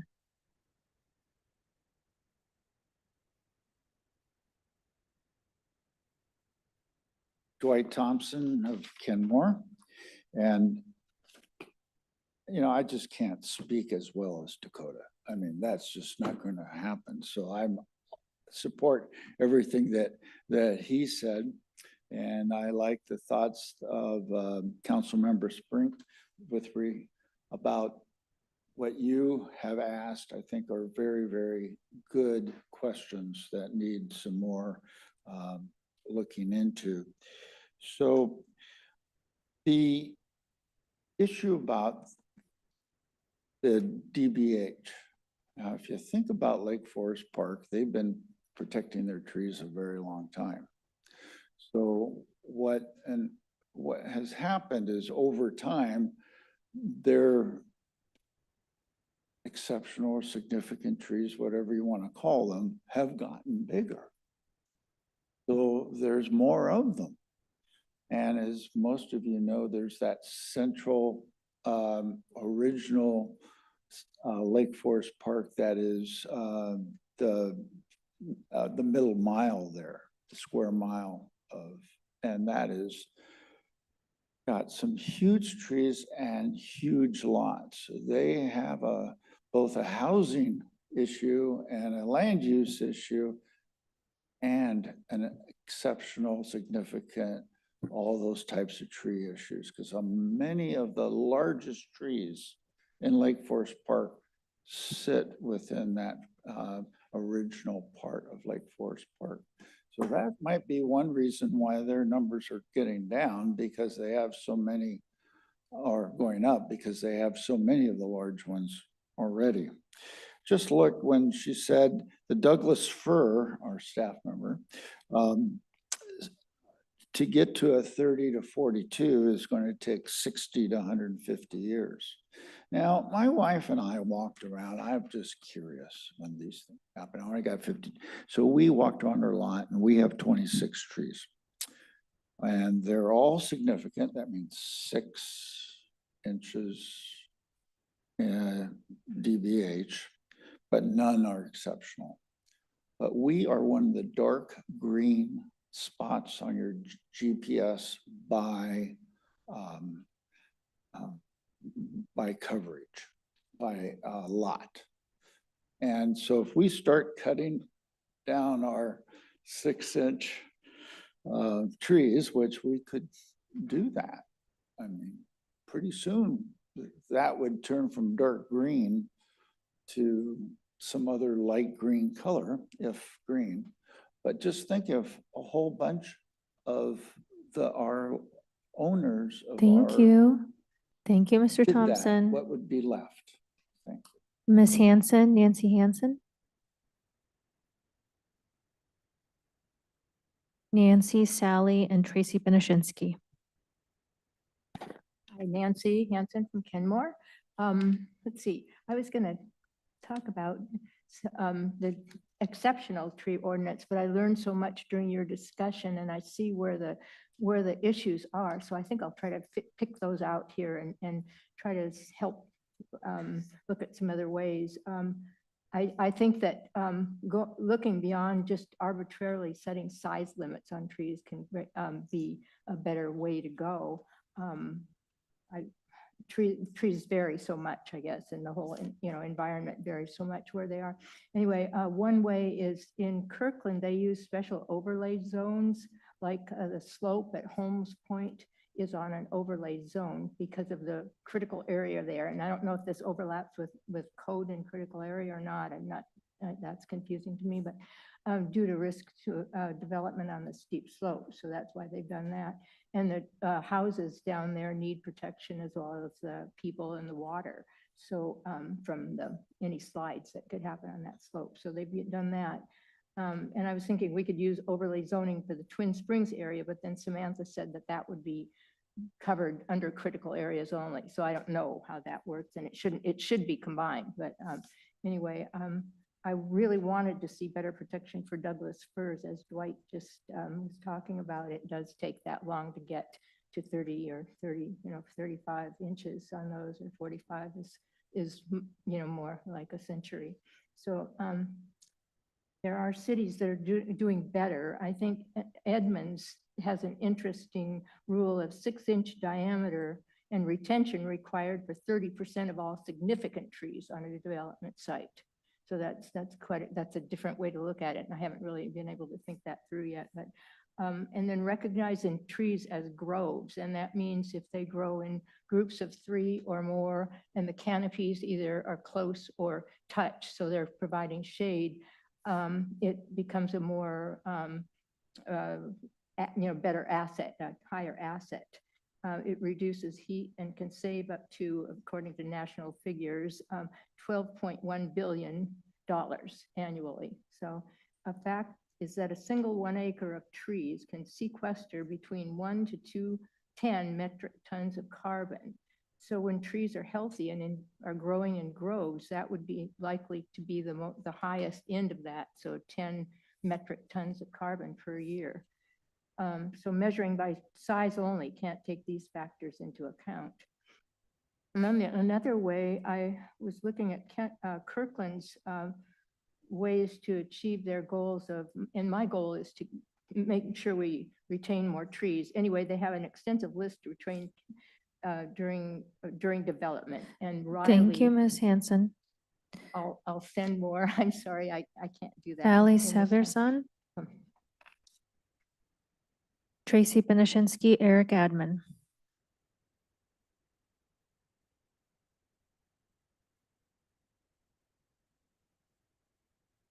Hi, I'm Sally Cavarzan. I'm a Kenmore resident, and I'm here to advocate for some trees. I brought with me today, or tonight, some Western red cedar saplings, 165 to be exact. They are 2.5 to 4 inches tall and just shy of 3 years old. Please take some with you as a gift for the future generations when you leave today. Now, why 165 saplings? All this big. A whole table's worth right there. It's because that's approximately the number of adult trees needed to offset one average human. However, as you already know, Americans are not average in their CO2 consumption, and Kenmore is no different. The numbers aren't perfect as factors of species, age, location, et cetera, impact a tree's CO2 absorption. And not all humans practice the same consumption habits.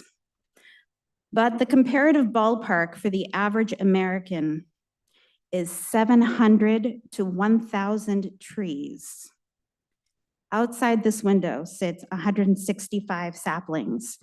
But we should visualize our actual impact to be 4 to 6 times as many trees, a table as long as this room.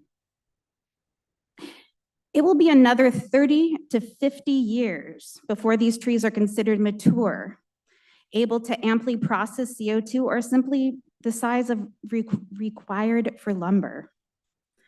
Kenmore's population is over 23,000 people. Times 165, that's 3.8 million trees needed to support us if we were average. But at a 700 to 1,000 trees per person, that is 16.1 to 23 million trees needed just for the city of Kenmore. Now you're probably thinking, Sally, you're being daft. There are plenty of trees in the forest beyond Kenmore that can meet our CO2 needs. Well, let's just look to California, where according to Politico, the wildfires have burned over 43,000 acres of the offset trees planted in their managed forests. We cannot predict wildfires. We cannot make up for lost time simply by speeding up tree growth rates to keep up with our culture of consumption. 3 or more generations will pass before these saplings are deemed valuable in size. Everyone loves planting trees, but it's more important that we protect the mature trees, the ones who are actively neutralizing our carbon emissions, actively slurping up rain runoff that poisons our water and salmon, Thank you. and actively filtering our air pollution. Thanks. Take a tree. Tracy Benishinsky, Eric Admin, and Anderson.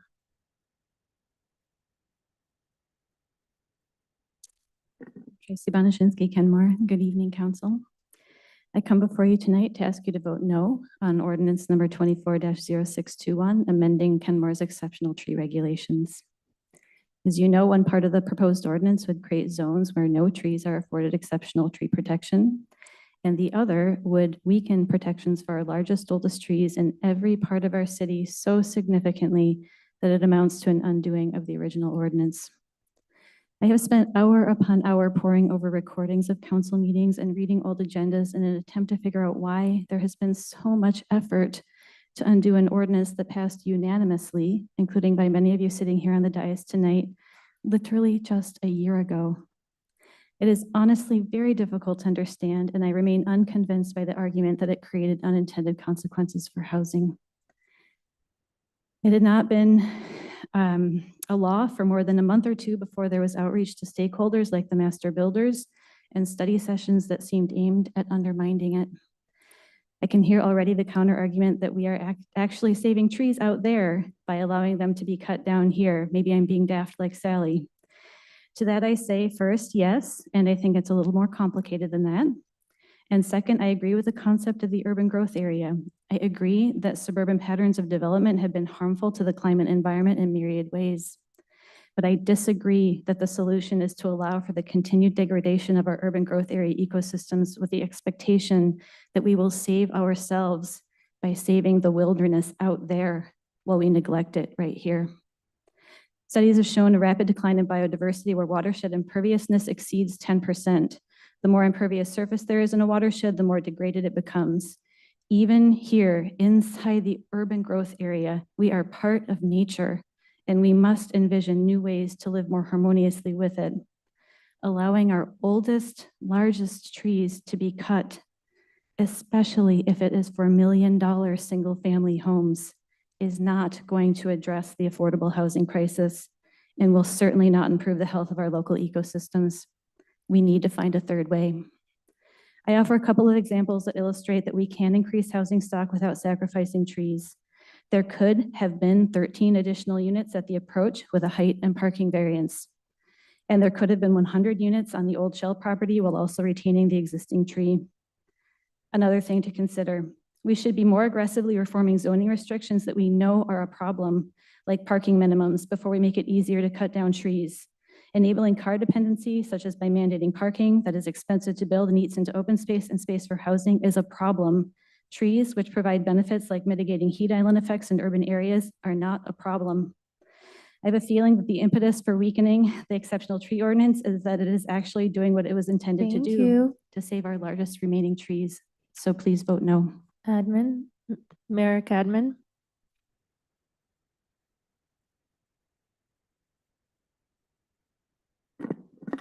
Hello, Eric Admin, Kenmore. Dear members of Kenmore City Council and staff, I want to first of all say that I appreciate you bringing the community concerns forward and asking really good questions yourselves. And I also appreciate how you're trying to balance the goals of climate, the environment, and housing. I'm here speaking on behalf of Snoking Watershed Council and also PERC. People for environmentally responsible Kenmore. We're asking that you not make the requested changes to the exceptional tree regulations for the following reasons. The existing regulations were the result of a careful deliberative process that provide a good level of protection for trees in Kenmore. As he pointed out, the standards for tree protection are highly variable, but I think it's okay for Kenmore to have the best standards. The proposed changes will significantly weaken tree protections throughout all of Kenmore by changing the definition and size of exceptional trees, as well as creating zones of zero exceptional tree protection. The change in size requirements is being billed as being the same as that of Lake Forest Park, which is viewed as the gold standard. However, we don't have all the same mitigating measures as Lake Forest Park has, such as stronger tree replacement requirements and conservation easements. Retaining trees of all sorts, especially large trees, is consistent with Kenmore's climate action goals. Making it easier to cut trees is not. And just because a large tree is non-native or is native but not a conifer does not make it not valuable. For instance, the characterization of alderwood and cottonwood alder and cottonwood as nuisance trees is somewhat of a misnomer because they actually serve vital functions as well. We can point to specific parcels around Kenmore which are well forested currently and have significant trees, which will see most or all of their trees cut down if this change is implemented. Keeping trees is much more effective than replanting in order to achieve climate and environment goals. And exceptional trees in particular are the very most valuable trees to retain for climate purposes. I think before Kenmore implements this measure, that there should be some detailed analysis and quantification of what particular impact this change will have on our tree canopy, and perhaps a variance process that allows us to build the affordable housing we want, or some sort of process for exception would be better than globally weakening protection. And lastly, I'm just going to share my own personal experience. Close to my house, I've seen a completely forested 1 acre lot clear cut. I've seen large exceptional trees cut down across the street from me within the last year. And I think trees will be cut to the extent legally permissible. Thank you. Thank you. Ann Anderson, Jim Myers, Elizabeth Mooney, Juliana Pooley, and Jonathan Lowndes. Hi, my name is Ann Anderson, and I'm a resident of Kenmore. City council members and mayor, thank you for taking public comment tonight. We're here tonight to persuade you that amendments to the standing exceptional tree ordinance should not be altered. I would argue that it should be amped up. Please say no to the exceptional tree ordinance. You know, we do not understand exactly why you wish to amend the ordinance. I just got this postcard in the mail 1 year ago, and it has no date on it. It just says October, Kenmore's new exceptional tree ordinance, caution, warning. You're gonna get a fee if you cut down an exceptional tree. So we don't understand why you want to amend this ordinance. Is it the Master Builders Association? You know, I wish I could tell builders, retain your own exceptional trees instead of borrowing your neighbor's trees. Trees are the view. You know, and I know we're going to change and we're going to grow, but the decision is how, as Kenmore, are we gonna grow? Maybe like an exceptional tree. Today I'm wearing green, like a tree, to say no to this new amendment. You're not aiding the environment nor the quality of our neighborhoods by clear cutting exceptional trees. You'd be seriously taking away what makes Kenmore special for now and in the future. Our treasure trove of old growth trees, 100+ years. And I can spot Kenmore out of our airplane when we're coming home. I mean, we are so lucky to be here in Kenmore. It's an extremely special place. And, you know, it's on Earth, and it's a wondrous tree canopy, and it's slowly being chipped away. Look at this hill right here of trees, you know, and so, and now you want to cut down trees in our corridor. You know, that's super inequitable. I mean, you know, there's all kinds of research. Why can't builders build around the trees? I mean, you know, have you ever checked out that group of trees by Jay's Cafe? And wouldn't that be like, you know, a real tragedy to cut down the trees in the center of our city? You know, oh, that's 3% of parcels in the city, the core of our city.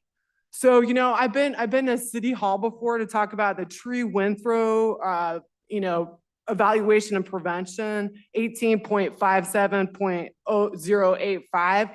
And there's still a cluster of trees that blew down on Copper Lane. They tried to save a cluster of trees. The first windstorm, the trees all fell down on the neighbor's house. So, what are we willing to sacrifice here for these short-term goals for affordable housing? Please look long-term to save our exceptional trees. Thank you.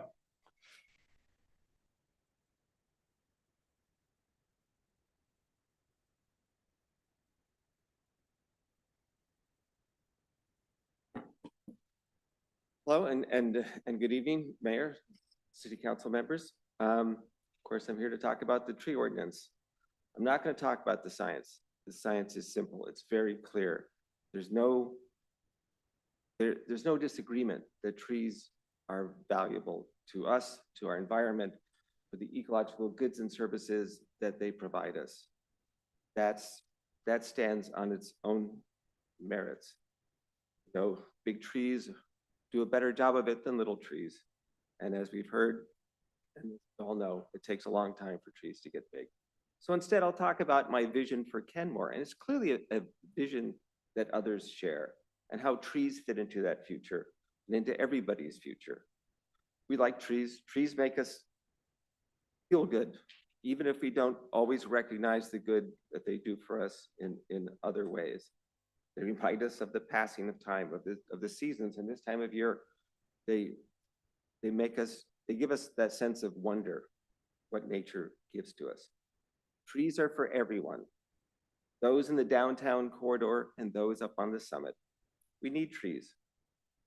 Seeing trees as an impediment to development is a vestige of the past. There are plenty of developers who include trees and have green designs, things that move forward, and building non-impactful or minimally impactful projects is the way of things. It's been said, and it needs to be resaid, that development and trees are not mutually exclusive. Think about the people who will live in those buildings and that they deserve a healthy and beautiful place to live also. So we've talked about variances, and we've also talked about the urban forestry management plan, which is around the corner. So it seems like, from my standpoint, that we can provide variances where we need to allow us to build those buildings that we think are essential to provide housing. And we can probably do it and save some trees at the same time. But allowing a variance is important because it makes removal of the trees the exception and not the rule. And that's why it's important. And it's a variance then that can become a public thing, that people can talk about it, people can examine that, rather than developers working from within the rules of this city to do these things and saying, I'm just following the law. We can make it that they need to ask, that they need to show that they need to. It must be the exception and not the rule. Thank you. Thank you. And our final three guests, Elizabeth Mooney, Juliana Pooley, and Jonathan Lowndes, please.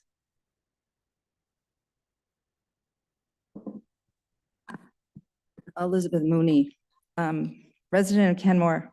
This is a really emotional night. This came as a surprise while I was getting involved with 61st Avenue and the Maples. Luckily, some of these friends that are here, and I fully support everything that every single one of these people have said. Vote no on this amendment. I get it though. You're under pressure. Look what Governor Inslee said to us. Look what Dow Constantine. I like those. I definitely like Dow Constantine. Governor Inslee didn't even come in here when we tried to say, will you take care of our air? Thank you. But anyway, my point is, maybe they need to understand, and I might be speculating here, why we said no to Plymouth. We want affordable housing. We want to help the people who don't have homes. But don't bring the trees into that conversation, please. And don't let the Kenmore bill, which is horrific, intimidate our city and our lawmakers. We can have them come here and they can understand why Plymouth didn't happen. It had to do with a whole lot of community members trying to say, good grief, what's going on? We need more police. We need a different place. It was complicated. I'm sorry it happened. None of us who are pro-tree and pro saying, please vote no on this amendment, none of us are against affordable housing. Low-impact developers should be the only ones allowed to do the affordable housing because the trees are exactly what need to be there because nature will heal and will bring love and care and people to the people on the transit area, wherever it is. If it's at Jay's, I don't know. Secondly, I went off to look at South Kenmore. I met a new woman friend who said what we need in our city, not only Tree USA, which I mentioned to you on the other day, but an urban forestry staff. I love our staff. I had no idea they were overworked, but that is not a reason to have this amendment. I will come and help you. Our PERC members will come and help you. Snow King Watershed Council will come and help you, but say no to this amendment. I am sorry it's been taxing our staff. Samantha is great. But only bring developers and my master builder friend over here. I just want low impact development. I will bring him in and his friends and we can have a meeting and work things out. What else was I going to say? Trees should not be the scapegoat for affordable housing loss. There are two nonprofits, Kenmore nonprofits, and we wrote you those letters. That's pretty significant that two environmental nonprofits in Kenmore are saying, say no to this amendment. Let's talk about the solutions later and get an urban Thank forestry you. staffer on. Thank you, Ms. Mooney. Juliana Pooley and Jonathan Lowndes. Juliana Pooley, Kenmore. I want to agree with the previous commenter that Samantha is pretty great, and I really appreciated her presentation and her continued investment for our community and trees. I'm not a tree expert by any means, but I do care about housing and equity and dismantling exclusionary zoning practices. Back in the 1920s and 1930s, redlining swept across America. Redlining was the discriminatory practice of denying mortgages and financial backing for home ownership to non-white residents. This practice created distinct neighborhood districts, dividing communities not only by race, but also by income. Redlining may have started as a legal blockage of home purchasing, but quickly evolved into an exclusionary zoning structure for legally limiting the housing options for minority residents into less desirable neighborhoods. It amplified the narrative that single-family homes are the pinnacle residence and literally made all other neighborhoods less safe by pushing apartment developments to be located by polluted highways, farther from green spaces and closer to noisy industrial areas. Denying a mortgage based on race is no longer legal. Thank you, Fair Housing Act. But communities across America are still reckoning with the impacts of exclusionary zoning. Single-family homes are still more likely to have scenic views, be located by blue-green spaces, and have healthy air. And many of us still hold implicit biases about our neighbors in specific neighborhoods. It can be easy to dismiss their needs when their neighborhood lots make up only 3% of our city. I have deep concerns about the exception proposed in the tree zoning ordinance that we're discussing tonight. I love our exceptional trees. And I'm worried about supporting a climate action plan that does not protect our most vulnerable neighbors. Our neighbors living by transit lines and in manufactured homes and in the downtown district deserve the same guaranteed access to tree equity and protections as any other neighborhood. Our friends living in low-income apartments and high-density neighborhoods already have the weakest tree canopy index in Kenmore, and research consistently says that these residents need more green space initiatives, not less. These workers and residents desperately need they need more support, they need more initiatives. I understand that really hard decisions can be made, and I hope that we can be creative in having those decisions be made one at a time, one-off decisions where we can also discuss parking and height requirements and not just default to taking out trees. Exclusionary zoning is bad for everyone, and I hope that we will not be a city that says that our neighbors in manufactured homes and living in transit lines have fewer rights to the benefits of exceptional trees than any other neighborhood. Thank you.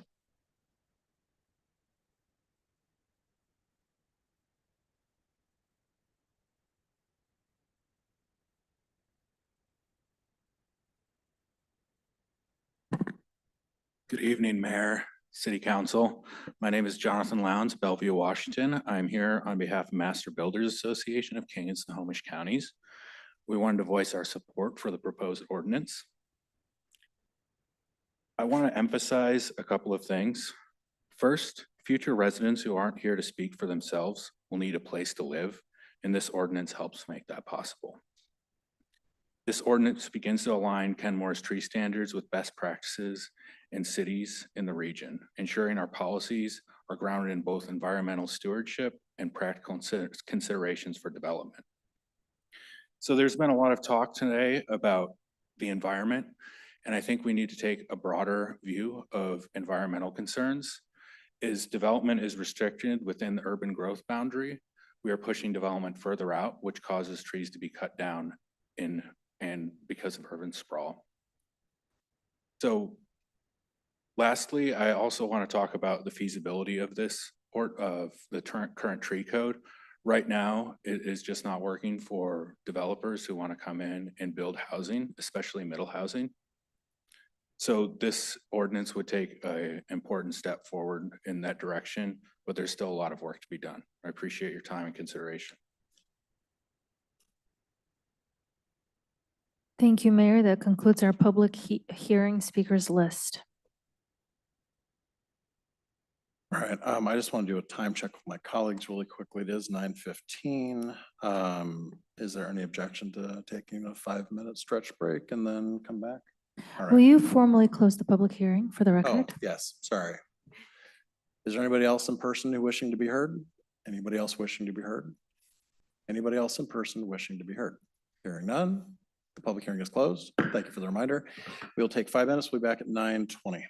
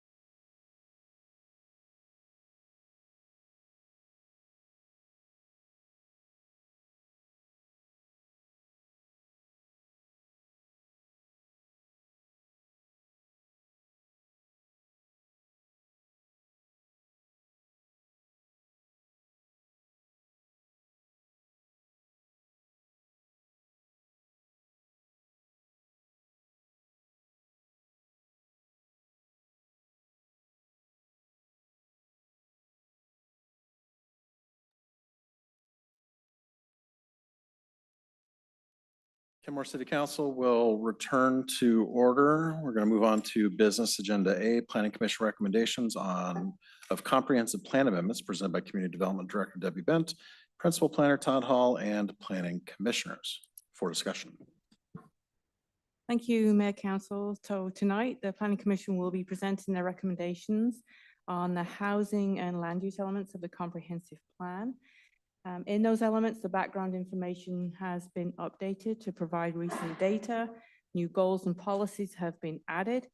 And this information, especially on the goals and policies, is to address recent changes in state law regarding middle housing and also affordable housing and housing capacity for all housing types. The majority of comments that were received were from reviewing agencies, Puget Sound Regional Council, King County, and the Department of Commerce, largely regarding compliance with that state law and ensuring consistency with other planning documents such as Puget Sound Regional Council Vision 2050 and King County countywide planning policies. When the Planning Commission held their public hearing in October, there was a placeholder section in the housing element to reflect the results of a land capacity analysis, which is a requirement from recent state law. The actual report was not available at the time of the hearing, so procedurally, Council will need to hold an additional public hearing so the public has an opportunity to see the report. The report confirms that the city does have adequate capacity to meet its growth targets for all types of housing. And the public hearing that Council will need to hold can also address any substantive changes to the recommendations presented by the Planning Commission that the Council wishes to make. Tentative date for that public hearing with the Council is November 25th. Unfortunately, we were probably more ambitious and hoped to bring forward implementing regulations for middle housing along with the policies. We were not able to do that, but the good news is that the state mandated deadline is June 30th of 2025. So we have that to look forward to next year. If the city does not adopt regulations by that June deadline, then the model ordinance developed by the Department of Commerce would go into effect. So we're going to work really hard to develop middle housing regulations, accessory dwelling unit regulations, and hopefully cottage housing and small houses on small lots, and bring forward those regulations as a recommendation from the Planning Commission, probably March, April next year, to give Council time to also consider those recommendations before adoption. I'd like to now turn over to the Planning Commission Chair and several commissioners who will provide some brief comments, as recognizing this has been a long agenda and you still have a lot to do on your agenda this evening. November 12th Council meeting is also an opportunity to address any additional Council discussion or questions needed in advance of the November 25th public hearing. So Mayor, if it's all right with you, I'd like to pass this over to Chair Thompson. Chair Thompson. Your Honor, Honorable Deputy Mayor and council members, as you know, I'm the chair of the Planning Commission, and we have 4 of our members here tonight, and others had unavoidable conflicts, and one is sneezing up a storm. So he didn't want to infect all of you. As we start we do have another challenge. We did 3 hearings in 5 minutes. So I think you have a ways to go, Your Honor. We'll work on it. Okay. Tonight, we are transmitting for your consideration the 2 elements for the last 2 elements for the 2024 comprehensive plan update and amendments to the comprehensive plan introduction. The Planning Commission would like to acknowledge the tremendous work that your staff have done to get us to this point. We could not have met your timeline, theirs, without their hard and excellent work in answering all of our questions. I know that you have worked with them for a long time and appreciate their value. We have spent many hours working on these items, had public comments, held public hearings. We considered all staff recommendations. We've reviewed and voted on each of the parts of these elements. We unanimously voted to approve these elements to be submitted to you for action. With your permission, we'd like to go down the list in order, if that's okay with you, Your Honor. The housing element is first, an element that is central to making and keeping Kenmore livable. What you see tonight might be considered draft policy, believe it or not. Although we stand behind this work, we also understand that there may be further changes at the state and county level requiring tweaks to bring our city into compliance, as well as your outlook on what you want to see the city as the council members, the electeds in this city. The meat of this policy is when we will work on implementing rules and regulations this winter and spring. Deadline for those, as mentioned previously, are June 30th. 3 commissioners will comment for the commission on 3 important considerations. First up is Commissioner Banazinski, who will discuss alternative components. Good evening, Honorable Mayor, Honorable Deputy Mayor, and Honorable Council members. I'm Tracy Bonashinsky, member of the Planning Commission. It's my honor to share with you tonight Planning Commission's thoughts regarding compliance with House Bill 1110. As you know, HB 1110 increases middle housing in areas traditionally dedicated to single-family detached housing. As of 2023, Kenmore's population was 24,448 people. Given that we are just under the threshold and growing, we recommend complying with rules for cities with a population of at least 25,000, but less than 75,000. Standard compliance would mean applying requirements to all lots zoned predominantly for residential use unless zoning permitting higher densities or intensities applies in the following way. The development of at least 2 units per lot, the development of at least 4 units per lot within 1/4 mile walking distance of a major transit stop, and the development of at least 4 units per lot if at least 1 unit is affordable housing. We must select at least 6 of 9 middle housing types that meet these density requirements. There are alternative paths to compliance, for example, by applying the density requirements to at least 75% of the lots in the city that are primarily dedicated to single-family housing. The current draft housing element leaves open the possibility of either standard or alternative compliance without favoring one over the other for now.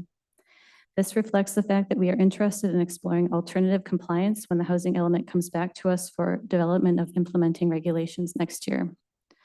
Our high-level thinking is that alternative compliance could give us another tool, as we have used the zoning designation R1 and in some cases R4 to protect our important riparian areas, such as along Swamp Creek and the Sammamish River, and our largest intact wetland, while still allowing a diversity of housing types throughout the city. We raised the issue tonight so that you are aware of our thinking and prepared for a recommendation either way the next time the housing element comes before you. Thank you. So next is Commissioner Olson. We'll present some thoughts on the balancing act we are trying to pull off, something like you've just heard for the last hour or so, as an example, how balancing is necessary. And Commissioner Olson, it's all yours. All right. I think, as you can see in these elements that we considered quite thoroughly, the need for housing as well as the need to protect our environment and local environment. We also consider the environmental impacts on the people that would live in this housing. some of this can be seen in the noise mitigation, not requirements, but policies put forth, working to try and ensure that new residences are not going to be impacted by excessive noise nearby. The commission and all of us really struggled with some of these topics. I think Commissioner Banasinski's previous statement highlights some of the considerations we made and some of our concerns going forwards.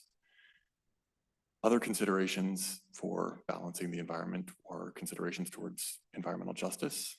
And we also wanted to ensure that we are not expanding zoning across the entire city. I don't have too much more than that. I think we're going to hear more from Commissioner Dorian. And I'm sure as you've read those policies, you'll see the consideration taken towards balancing the environment and housing. Thank you. Thank you, Commissioner Olson. So as mentioned last, but of course not least, Commissioner Dorian will be highlighting some issues, including affordable housing. Mayor, Deputy Mayor and Council members, in your review of the housing element, I'm sure you have noticed that there have been extensive updates to the policies and objectives. These are in line with updated guidelines and requirements from both state and county regarding housing elements, and many of them come directly from resources provided by the Department of Commerce, designed to help cities as they craft housing elements in context of new guidelines. These new guidelines and requirements are not just targeted at Kenmore. We are in a regional housing crisis, and no local city has done an exemplary job in enabling the building of affordable housing to meet projected need. Hence, the housing targets, which you have previously seen, and the guidelines and requirements, some of which may be new to council, are things that each city has to adjust to, including Kenmore. One of those requirements is related to adequate provisions, which in layman's terms is about more specifically identifying what is blocking affordable housing being built in a jurisdiction and proposing how that can be mitigated. It suggests that there is now more of an expectation that if affordable housing isn't keeping pace with targets, or if an affordable housing project is blocked, a debrief will be conducted and findings formalized. Another requirement relates to jurisdictions providing more specificity around affordable housing and step housing, shelters, transitional housing, emergency housing, and permanent supportive housing. Our objectives and policies clarify that those in need of step housing are vulnerable populations that Kenmore serves. They're not external people being forced on Kenmore, but rather a growing segment of our own community and our at-risk seniors, particularly those on fixed incomes at or below 30% AMI, and those facing housing instability. The unsheltered point-in-time count is the tip of the iceberg. Those experiencing housing instability in our community compose a broader group that is better hidden from statistics, but still very real in terms of need, as you can see from the charts on cost-burdened residents. With increases in cost of living, we can only assume those cost-burdened and therefore potentially in need of step housing have increased. As the updated element now states, the options for community members needing access to step housing are very limited. Further, while we have been successful in some of our efforts to retain our existing affordable housing, our efforts to encourage and enable affordable housing to be built have not yet borne fruit. In the element, a highlight is the fact that five units were able to be secured as affordable at Spencer 69. We need hundreds of units, so we clearly have blockers to getting them built. The approach and Loris are steps in the right direction, but they in no way solve the need, particularly for affordability under 50%. The need under 30% is not theoretical. 11% of households in Kenmore are currently living at under 30% AMI, whereas only 3% of our housing units serve that group. We know that even that 3% of units is at long-term risk because of the legal steps we have had to take to protect them, steps that will eventually expire. State and county guidelines and requirements compelled us to ensure our policies around affordable housing no longer call for broad and unspecified support, but instead call for a specific plan of action. Our own demographics show that this is not just a theoretical need forced on us by external bodies. We have a gap in our housing here in Kenmore that is plain from the data and again compels us to seek a more specific plan via the objectives and policies in the element. Thank you. Thank you, Commissioner Dorian. Your Honor, do you have any questions for us on this particular element? Questions? Councilmember Culver. Yes, thank you. If this is the appropriate time, from page H24, the housing production barriers and proposed actions, which Commissioner Dorian brought up. I'm curious, is the plan to complete that this year, or do we intend to leave that blank? It's going to take more than 1 year to do all those action measures. So we will have to develop a strategy for implementation. Okay, 10-4. I guess we just have to talk about the tension between this and certainly the tree protections ordinance that's going to come up tonight, because as was pointed out in comments, it seems like we are looking past other things that we need to be doing and focusing fairly narrowly on trees. So if it's going to take a year, then I guess that's the way the cookie crumbles. But I think we should look to other things first. My other question from page H25 to 26, the adopted housing growth targets, table HI, I have it listed down. It's good that we're laying out those goals, excellent. But by itself in a table, it doesn't really tell the whole story. And I think we should put those numbers in some context. From the changes, I can see that we used to have those figures that showed our progress on those different AMI levels and how far we have to go.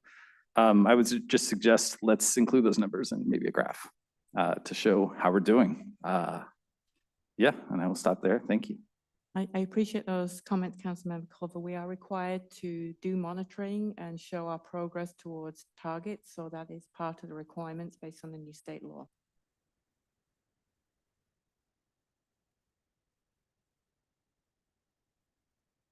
Councilor Shubnik. I have quite a few comments on this section, but you'll be relieved to know I don't have any comments on land use or the intro. So I have one big picture question, and then I'm hoping the others I can just kind of quickly go through and see if anybody has objections to them, because they're mostly kind of edits. So the big picture question, and this is great work. The balance is clear, and I just want to applaud the Planning Commission. I mean, as you know, I mean, this is not easy stuff. So does this element as written, does it allow for the development of one of our favorite topics that we haven't gotten to, which is small houses on small lots? Does it, for example, say something about considering reducing the minimum lot size and minimum house size? I didn't see that, but I might have missed it. That is certainly one of the implementation measures that we are looking at. It was part of the docket. Right. So we still understand that that is an implementation measure. Okay. Along with things like middle housing and cottage housing. So the policy framework laid out here fully accommodates that. Okay, that's what I want to know. And my other big picture concern is, you know, given the timeline, you know, we had talked about working on step housing regulation Q1, and now we're, you know, we've got a bunch of regulations that we're going to have to work on. Are we still going to be able to do all of that within Q1 and Q2? We for sure need to work. We need to be strategic about this, because we have state mandated deadlines for things like middle housing and ADUs. So obviously we have to work on those first, and then we'll have to look at the capacity for doing the step housing and affordable housing strategy and any other items on the docket. So we are currently in the process of developing the staff recommendation for the docket. But yes, understand it also be a very busy year next year for implementation regulations. Yeah. Okay, so here's my set of small things, and I'll try and go very quickly.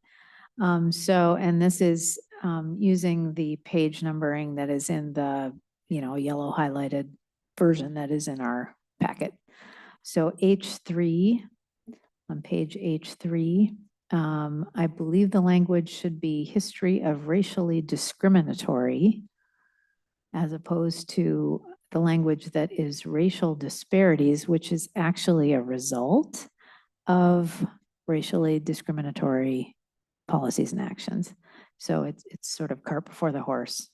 So that's a edit. And just please, council members, you know, if you have any issues with any of these edits, I mean, these are small edits, but they're meaningful.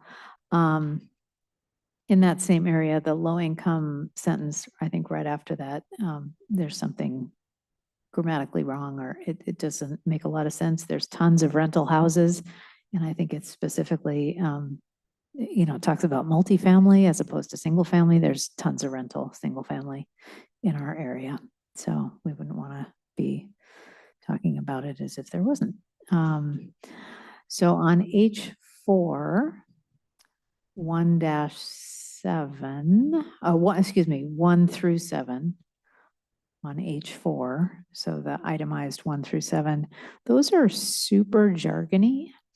And it looks like there's a full report that is supposed to be in an Appendix E that we didn't get. So it was just sort of hard to understand what those were without the report because they just needed a lot of definition. In that same section, we talk about displacement risk. So I guess I'd like to add our mobile home park communities to areas that have displacement risk. That seems like a fairly obvious one. On page 811, so page 11 at the bottom. This is a question actually. The 60 ADUs was crossed out and replaced with 16. I guess I didn't quite understand that. 16 over what? The last couple years? I mean, it can't be ever, I hope. So that was a question that I had.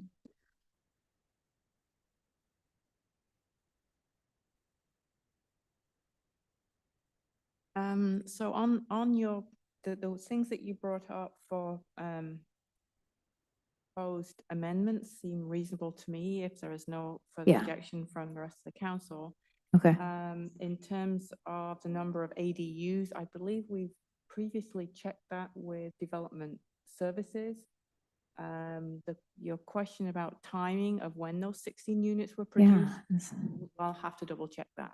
Okay, yeah, I mean, that would be startling if it was literally 16 like ever. I mean, that would be pretty amazing.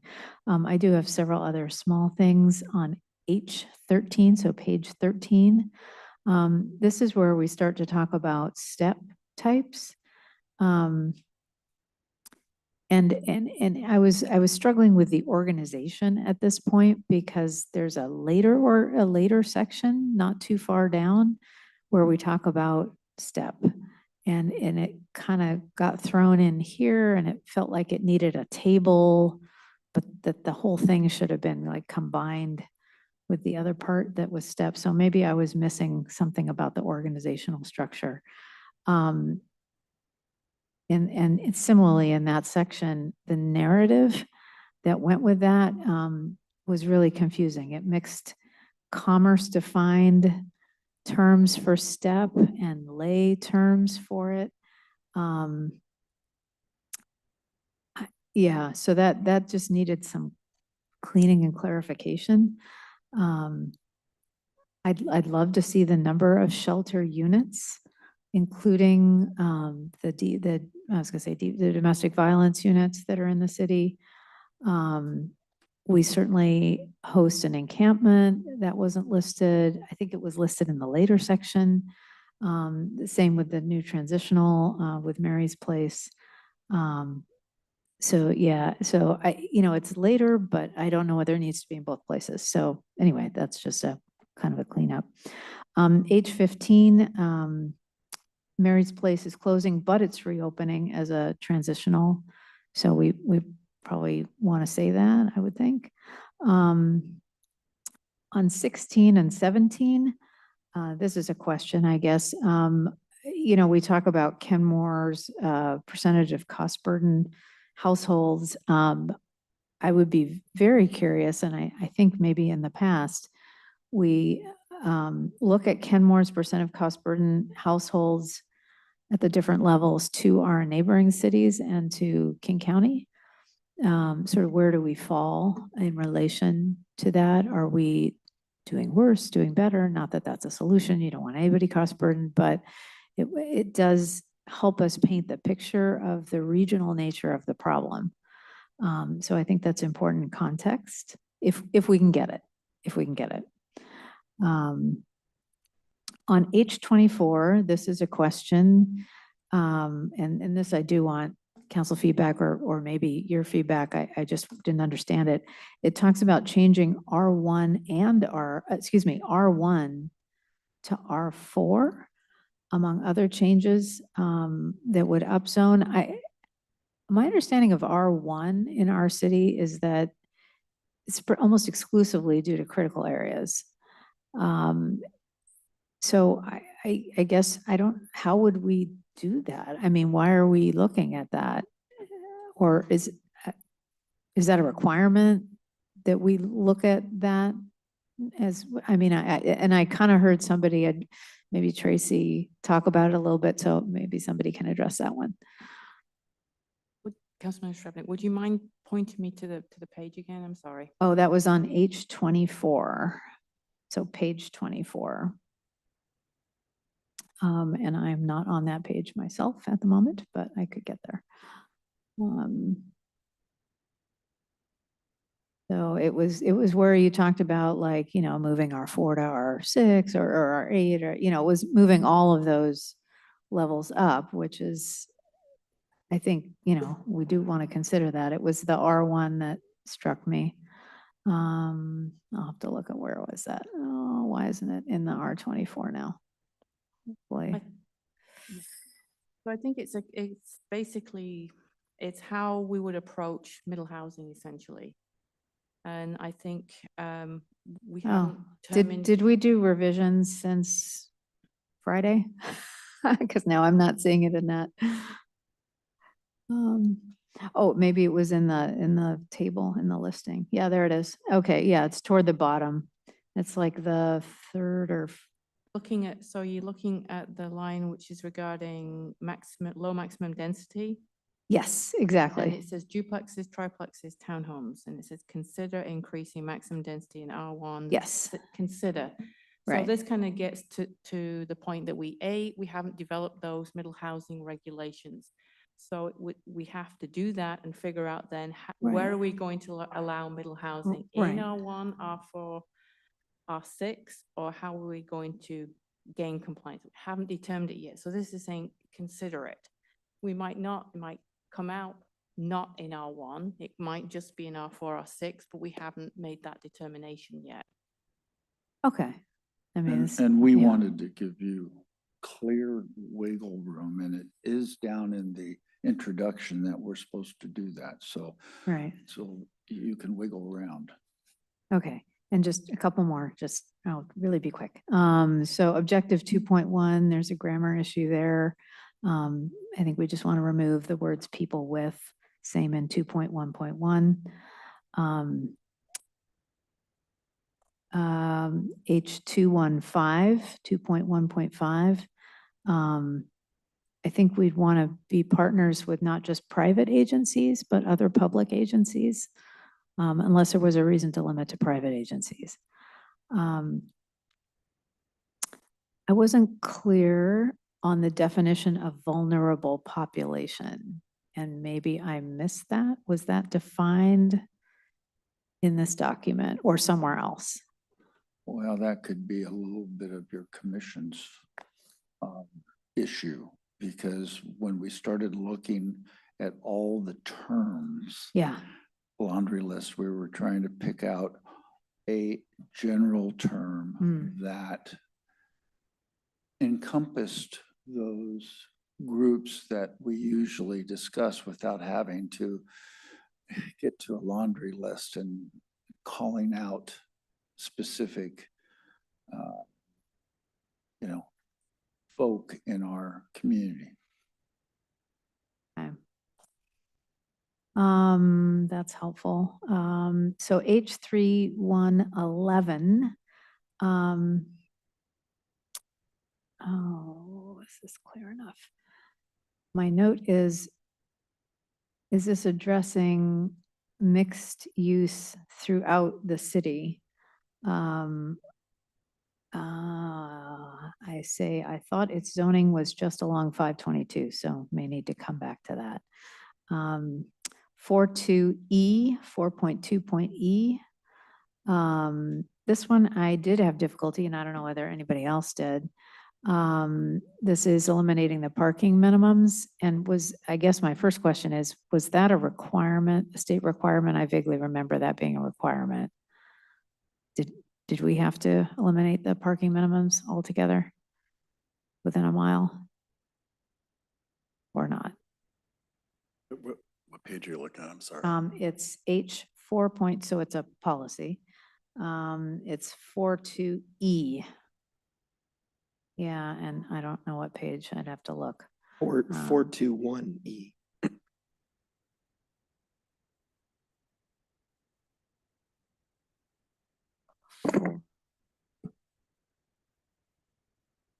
Four, two, one E. That's I'm on sorry, page- I'm sorry. page Yes, 39. 421E. Yes, thank you.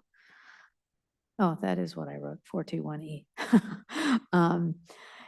Yeah, so it says adopt regulatory change, including eliminated parking requirements within a mile of major transit stops.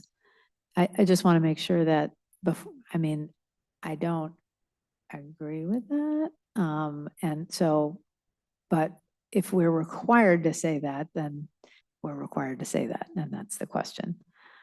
I know there were changes in state law. I don't have those Yeah. to hand, so let me double check that for you and get back to you. Okay. Thank you. Okay, I would suggest that we really think hard about that one, and that a mile from transit is not a traditional walk shed.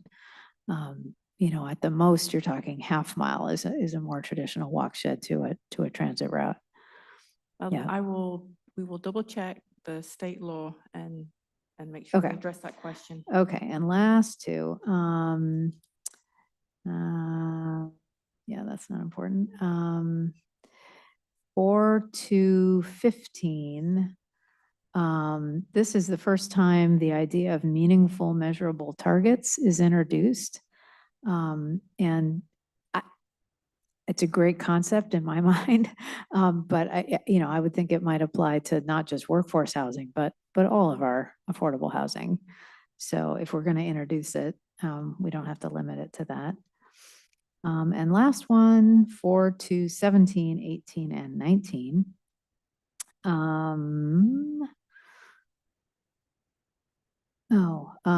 This is, I said, don't we already have this in our transit-oriented development zone? 4 to, let's see, what is it referring to?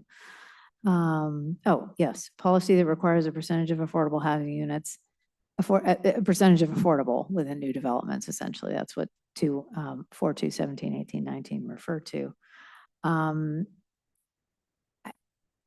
So I guess the question is, did we not have a policy like that? We certainly have the regulations already for our TOD. So I was a little confused by that.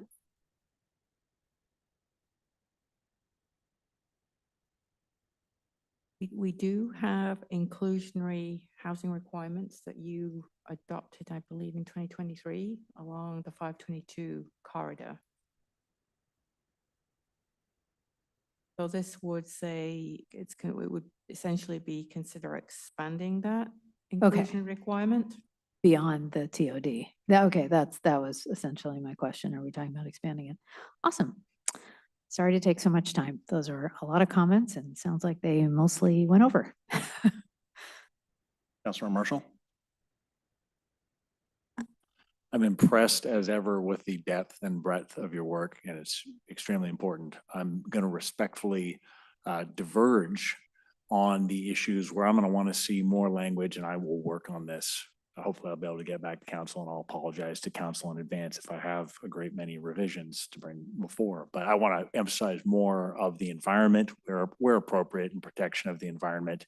If there's any place for encouraging development on already developed spaces, minimizing impervious surfaces and the like as far as the environment goes.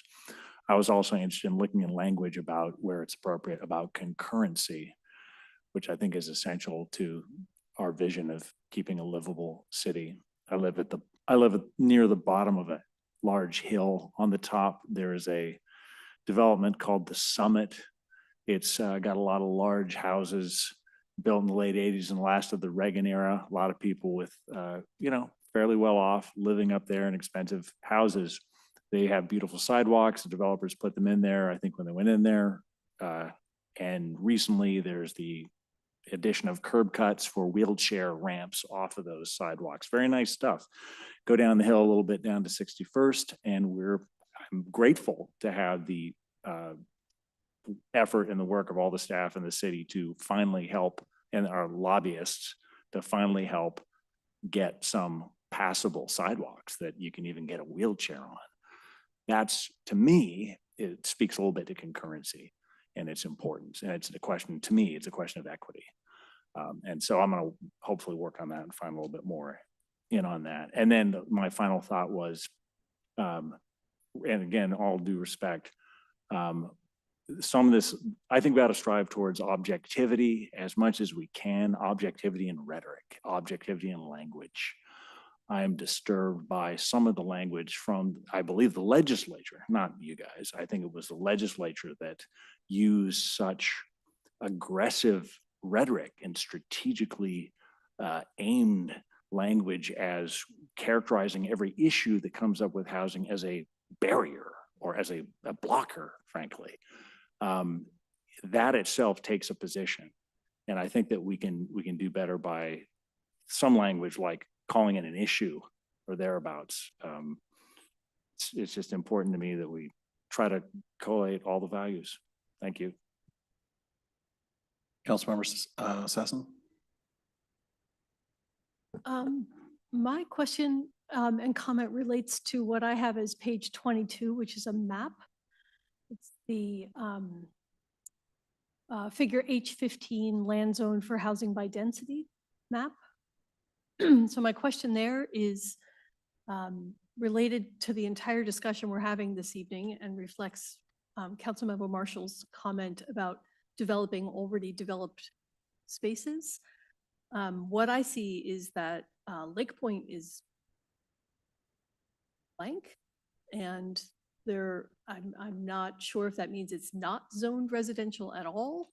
And also that whole area, which I think of as being the plywood supply, is not zoned, and the piece. So I'm just curious about that whole downtown piece that we're talking about potentially developing, having very little information on this map.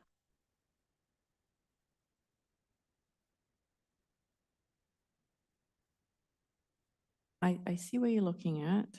I know when they completed the land capacity analysis, they are including Lake Point and other areas that allow sort of mixed use, because some kind of housing can be developed there. Yeah. So I see that. So again, I think that's a question that I'll have to think about a little bit about how best to address that. But I think some of that will be clearer when you see the land capacity analysis about where the assumed housing would be located. Okay, I'm asking particularly because my understanding is that many of these already developed areas that are being used primarily for storage in our town of various kinds, that the barrier to building mixed use there was not zoning, but was just private ownership. And so what I need to understand is, what is the barrier?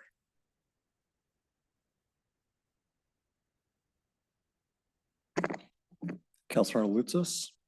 I just wanted to say, we have asked that question too, and wondered about those properties as an example that you just mentioned.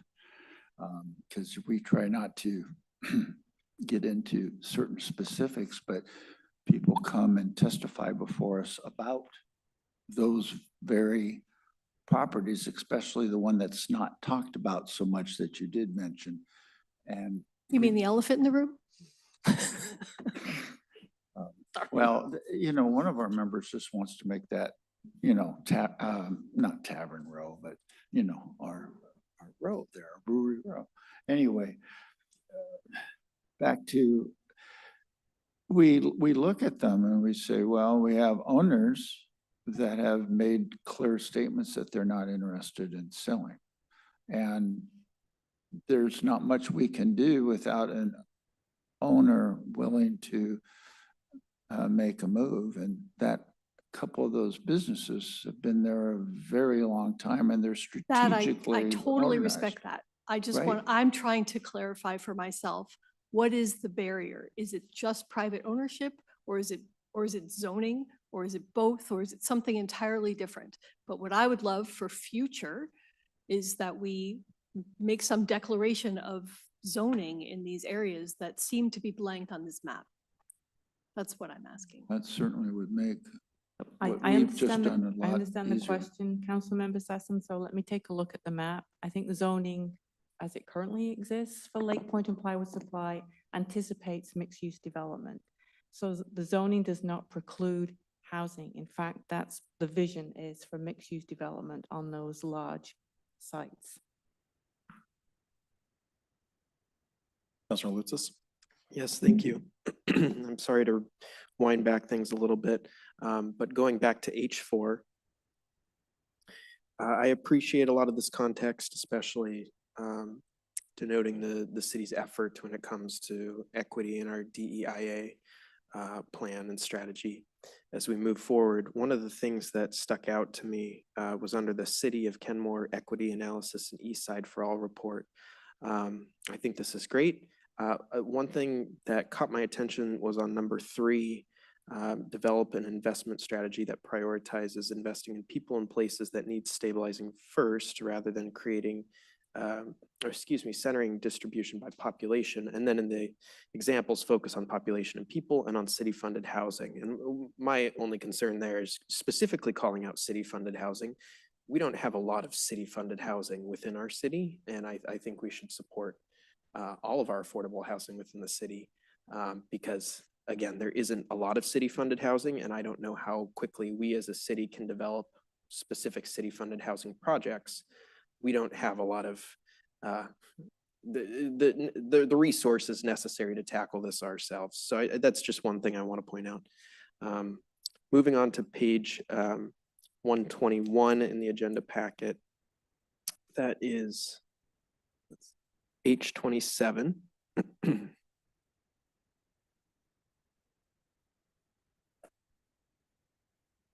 I see at the bottom the summary of local housing strategies. And I think that there's a lot of great stuff there. One of the things that caught my attention, and I'm sort of indifferent to this, I don't know how my colleagues feel in the council, is calling out specific housing projects and developments. You know, I could go either way on that. I see kind of going back to our conversation on do we call out specific businesses or things like that.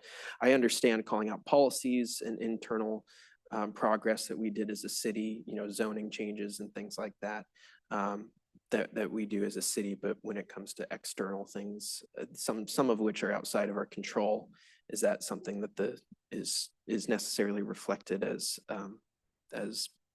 the work of the city?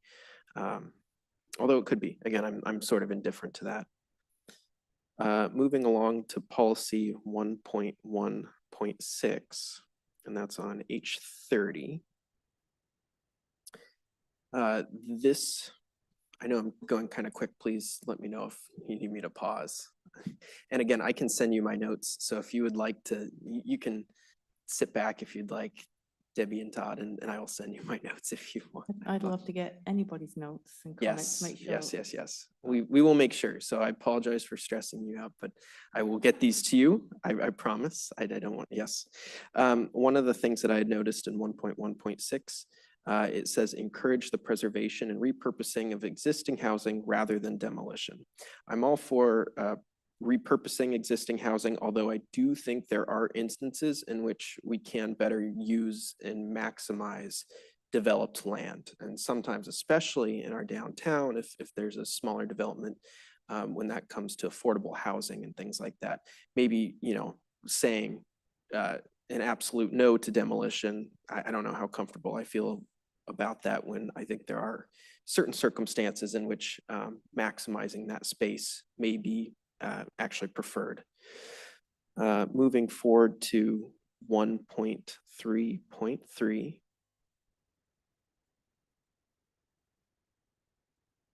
Now I need to find the exact bullet points. These weren't numbered, so second. Yeah, it was the last bullet point on 1.3.3.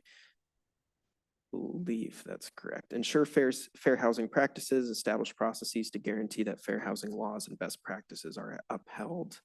I'm kind of curious if this is within the city's realm. I know that, we have fair housing policy and legislation at much higher levels, county, state, federal.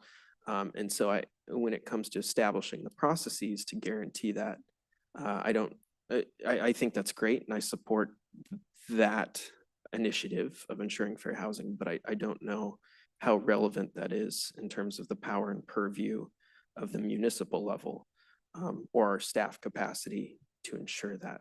Not saying that's wrong, but it might be better in a different arena of government. Moving along to policy 3.1.6. Got to scroll myself, so give you a moment.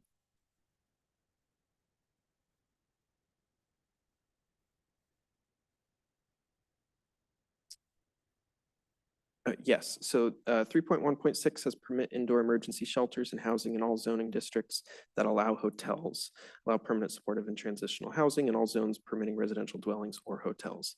I was curious if we could just call out plainly which zones those are, rather than saying in the zones that allow hotels, we can list out, so that's a little more clear.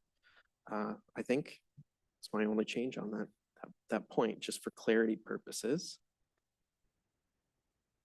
Councilmember Shrevenick also caught my point on 4.2.1E about the parking requirements within a mile, total mile. And those are all the things that I had noted just for the housing element. I'll pass it along for now, and maybe there might be, we'll come back for the land use element. Deputy Mayor?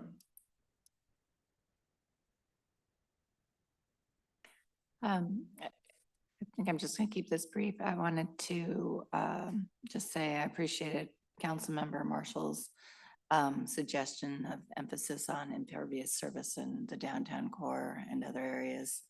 I think keeping that as a high priority for our city and making it explicitly visible in our plan is important. I also like the language suggestion that he made, and I appreciate Councilmember Sassen's questions about the zoning for Lake Point and plywood supply. I think everything else has been covered and we're here pretty late, so I'm gonna keep this short. So thank you for your good work. It's amazing. I have one question. And I know I already spoke with Mr. Well, I know I've spoken with you about this a little bit, but as you know, we received a feedback letter from the Affordable Housing Committee from King County with pointing out some deficits that were in the draft. I just want to make sure that we feel pretty good that those have been covered and we're meeting. Okay. Just want to make sure we're meeting the county's planning requirements. Councilmember Culver. Thank you. I had forgotten. H28,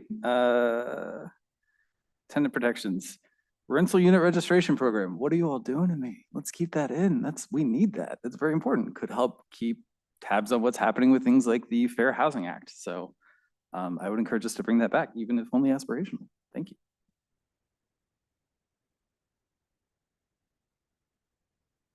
Anything further? Can, Councilor Lutzis? excuse me, I apologize. Are we doing both right now, both elements, or are we breaking it down, housing and then land use? We're, well, just done the housing, correct? Yeah, so we're just doing housing and then they'll brief us on land use and we'll do that. All right, thank you. Anything further on housing? All right. Chair Thompson. Thank you, Your Honor. See that some, if not all of you have read this in detail. It must be a bed reading or something. I don't know. I put you to sleep. But, all right, so we are now headed to the land use element. As council members, I need not explain to you how housing and land use are tied together at the hip. Please know that we understand that concept and have worked to look at each uniquely, yet in a combined manner to assure each turns out as expected for the good of the entire community. Each of you have probably noticed that the commission has taken steps to ensure that these elements are inclusive of the needs projected and expressed by our whole community. We believe more work will need to be done to make that a reality. The work ahead on the rules and regulations is critical to bring this to fruition. Now, Commissioner Dorian will highlight some of our thoughts about land use and our Indigenous heritage responsibility. Thank you. Mayor, Deputy Mayor and council members, as you review the updates to the land use element, I would like to call your attention to three things in the draft. First, in the existing conditions, we requested that staff explore ways to bring more balance to the historical context, which previously focused greatly on the historical context only after the land was settled by Europeans for the purpose of extracting resources from the mid-1800s on. Although that history is relevant, we felt it necessary to bring first and extended focus to the stewardship of the land by native peoples for many centuries prior to European settlement. Secondly, a separate but related notable update is the addition of Objective 1.9, incorporate environmental justice criteria and priorities into zoning, land use planning, permitting policies, and development of new projects to identify and address the disproportionate impacts of climate change on overburdened communities such as communities of color and lower income communities. This new objective reminds us of our responsibility to steward the land alongside native peoples, seeking equitable and environmentally just growth. This objective is deepened in our natural environment and climate change elements, which each seek for realization of the negative impact of seeking to extract value from the land without protecting its resources, such as our tree canopy and wetlands. Combined, they speak to the importance of stewardship alongside growth, not blocking growth, but also seeking innovation to ensure growth does not unnecessarily encroach on our natural resources that could be protected for the good of those who will benefit from that growth. Part of ensuring equitable growth is ensuring that our urban corridor retains natural abundance, such as exceptional trees, rather than only retaining them in our wealthier residential areas. Thirdly, in the implementation section, I would draw your attention to the last point, annual monitoring of development to determine whether assumptions made in the comprehensive plan regarding rate, nature, and distribution of development remain accurate. Alongside the new requirements in the housing element, this point is a requirement that shows the specificity we need to apply to our growth plans moving forward, because we will be held accountable to them. Thank you. Thank you, Commissioner Dorian. Your Honor, we're ready for next round of questions. Questions on the land use element? Councilor Lutzis? excuse me, I can start us off with a couple right now. The first is on page L6, and I believe that that lists all of the different sites within Kenmore. Kenmore Sites of Local Significance, it's called. And I was kind of curious about that and how they were selected. I see that some of those sites are acknowledged as local landmarks, some of them aren't. And I know that there's the descriptions below, but I don't know if you all had discussions on that chart as well to the Well, we planning commission. actually did. I and know, we- I actually saw it, but I couldn't remember the outcome and what came of that and if there Well, was I do clarification. remember was the put out. outcome because that was, a couple of us were particularly concerned about that in a good way. And the answer is that there was actually a survey done through the Heritage Society, if I remember right, or some official group. And these places came out of that little survey and study. In addition, of course, well, the ones that are actual sites already, those showed up too. And then the park was added because of its indigenous history, and agreed with staff to add that. Of course, yes. I see above in that sort of brief overview that it says that the survey identified 100 sites, and I was curious, why these specific ones were picked out for this table, but I appreciate that. Yeah. And we tried to reorganize the chart. You might see it as, from larger things down to the smaller things that seemed to be to the larger public more important than others. Moving ahead a little bit, this is on L8. This is just a minor edit thing, but it looks like there should be a space between lines 5 and 6 between the end of the Englewood Golf Course Clubhouse description and the title for the St. Thomas Cemetery section, but that's just an easy thing. And then moving on to LU 1.9.1, which is a ways down, so I apologize.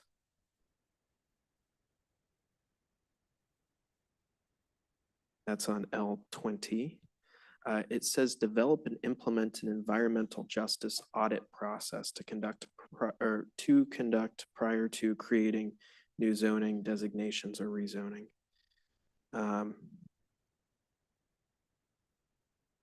Maybe that sentence could be clear, but also I'm just curious what that means, an environmental justice audit. I don't know if that's explained elsewhere in the element or sort of what that entails. I'm just kind of curious, but we can talk about that another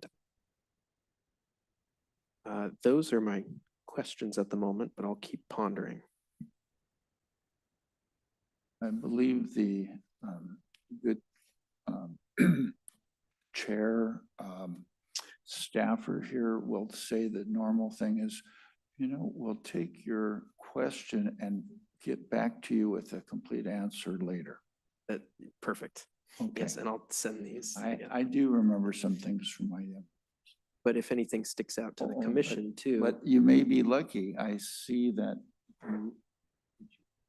Yeah, that one I just actually found, this was a comment by FutureWise, one of the agencies that commented. And they expressed their appreciation of including this and in our goals and policies as well. Absolutely. I'm just curious what that means, if there was a definition or explanation for an environmental justice audit, because I will be honest, I don't think I've ever been environmentally justice audited.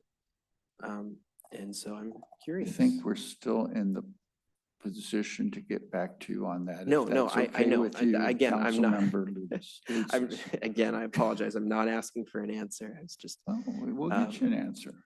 Of course, not at the moment, but just pointing that out. Thank you. Councilor Assassin? Well, Councilmember Lutz's lit a little candle under me when he pulled that table LU1 up of Kenmore's sites of local significance. I'm baffled by this. I feel baffled about how the Aqua Club, a private members only club, is on a list for our city where our Kenmore rowing, our boathouse and the hangar are not. So I'm just mystified by this. I don't know what to say. Let me resolve some of that mystery. So this was basically based on the type of architecture it is, not the kind of use it is. So it's that mid-century modern architecture. And so it was identified by King County in a report they did several years ago on behalf of the city of Kenmore. That sure is better answer than I gave you, but I do remember that now that we got down to the survey and then they had some hard decisions to make. Thank you, Director Bent. I only have one comment, and it is very close to one that Councilor Lutz has already had. I was just formatting issues on page 8. Councilor Lutz has pointed out the lack of a space between the end of the golf clubhouse discussion and then the title for St. Thomas. Also, if that's how we're going to format things, then there probably should be a space between line 13 and 14, so that Kenmore Air Harbor House is formatted the same way as the other locations. But I mean, And it's Harbor, not Haber.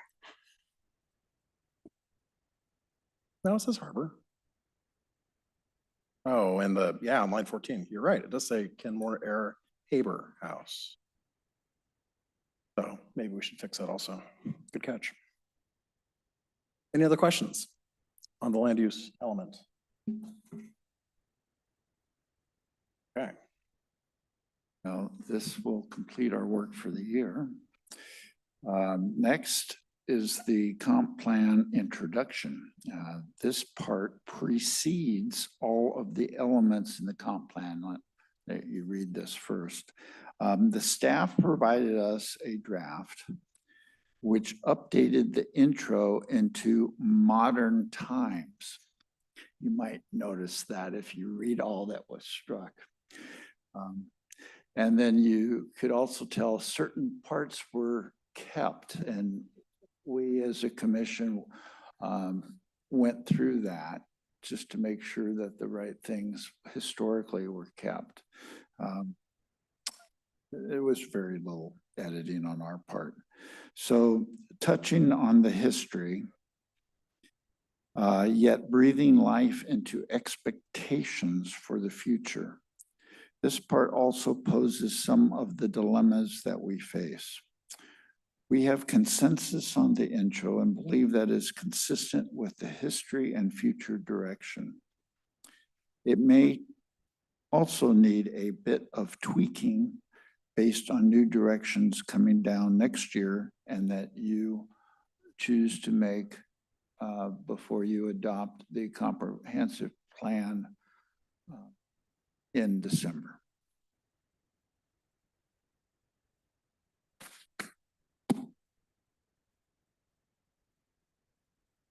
That's all I have. That's everything. Okay. Well, thank you for all of your work. There's no way the council would be able to do this without your help. It's all we would do for the year if we were doing comp plan. So thank you so much for digesting this for us and bringing us something that I think was thoughtful and thorough. And I know it was a big lift. So I just want to personally thank all of you on behalf of the council for your work. We really appreciate it. You're very welcome. You and staff will return on November 12th to address the comments and questions. And if we have time to bring back that revised text, we will. And if you have any comments in the meantime, please feel free to send those to us. Appreciate it. Thank you. Thank you.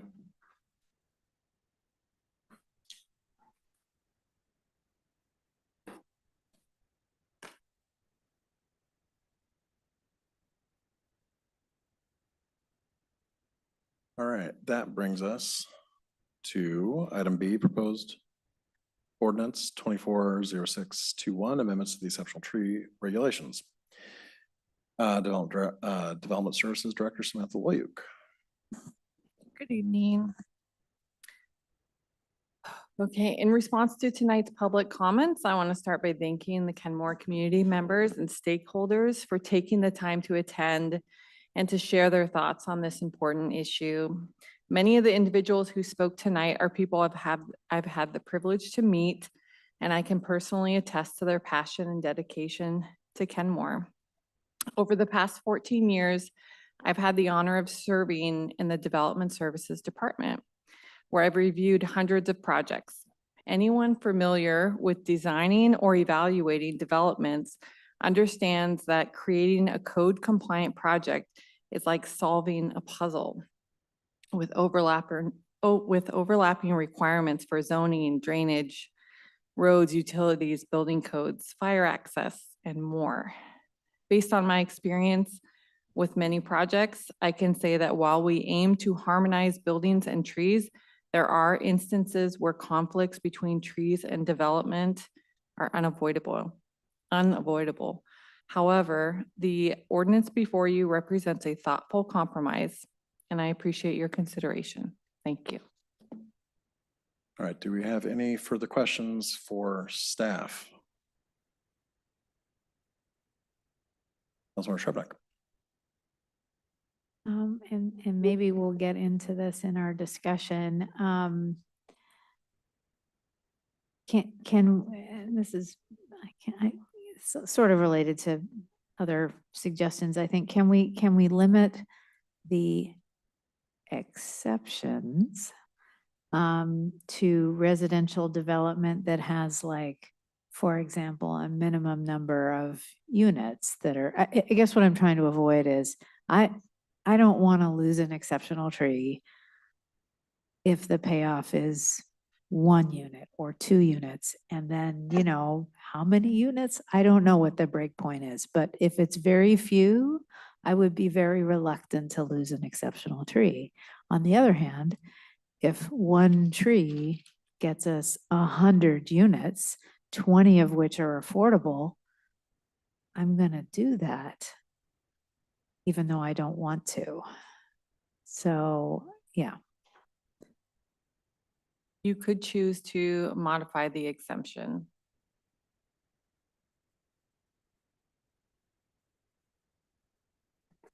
Any other questions for staff? Councilmember Culver? Thank you. I guess looking at a similar idea through a different lens, could we just broaden the variance process a bit to say we still want to keep as many exceptional trees as possible, but the point of a carve out of a variance is to limit that and to make it an exception to the exception. Just kind of throwing this, you know, blue sky thinking, like, would that be a possibility instead? That is a possibility. I believe a variance was brought to city council before under a different ordinance, and it was never, there was no motion brought forth to adopt. Is that a comp plan docket sort of thing, or is that?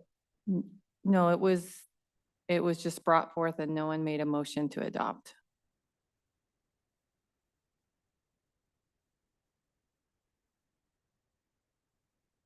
Councilor Lutzis? Yes, I had something really quick. One of the things that was brought up this evening, like I think my colleagues have all expressed, we don't want to lose exceptional trees. It's not something we want. So I am curious though, because there is sort of, it sounds like this perception that with some of these proposed amendments, it would, you know, reduce our tree canopy. And I am curious if you could speak briefly on the status of our tree canopy in Kenmore. The last tree canopy, the last numbers I believe were presented in 2023, but they were with 2021 data. And I believe that the canopy had increased, but I don't have the percentage. No, that's fine. I'm just curious, you know, seeing that we're on a positive trend is at least, it's good to hear. I was actually looking into this earlier today, and I can tell you what the numbers are from. Sure, I'd be happy to hear if you have. Yeah, it went up 204 acres, 5% up to 46% since 2019. That's That's very exciting to hear. And that was before the existing regulations were on a positive trend. Correct. Thank you. I did have one other quick question too, and I know this was brought up, the Loris project. Would potentially reducing our exception area to just the TOD, would Loris still fall under that? I wouldn't call it TOD. Okay. But I Sorry. would call it Excuse me. that within the quarter mile, yes. If you are only adopting that, it's like the second portion Mhm. of the ordinance, it would provide the exception needed for that development. Okay. I know that on the planning commission, when we talked about TOD, that was around the park and ride for a certain Right. area. The TOD out or boundaries were amended and some of the TOD regs were incorporated into the actual zone. So that's why I don't say TOD because I think it may not actually be TOD anymore, but it has some of all the TOD stuff like built into the zone. So that's why. Yeah, the TOD. Yeah, Yeah, the, okay. all the right. old school TOD. Thank you, I appreciate that. Any further questions for staff? Councilmember Sharbuck? I've seen this before. And then I have a question for our discussion. I believe our previous discussions of the example that I gave of having it only be for a certain number of units or a percentage of units on the property that would be potentially lost, you know, a threshold percentage. If we didn't grant the exception, the example was, for example, if the full potential of that property was, I'm just going to make this up, 90 units. And if we didn't grant an exception to the exceptional tree, an exemption, that they would only be able to do 12 units. I mean, it was a, you know, dramatic reduction, right? And so those are those ideas of minimum numbers that you're going to get with an exception to the exemption to this. It's in both of those concepts. And I remember the response was, we can look at that when we look at middle housing or other housing regulations. It was put off, and that's why it didn't get fully discussed. So, but here we are bringing it back again. So I'm a little confused about the process, or just want clarification.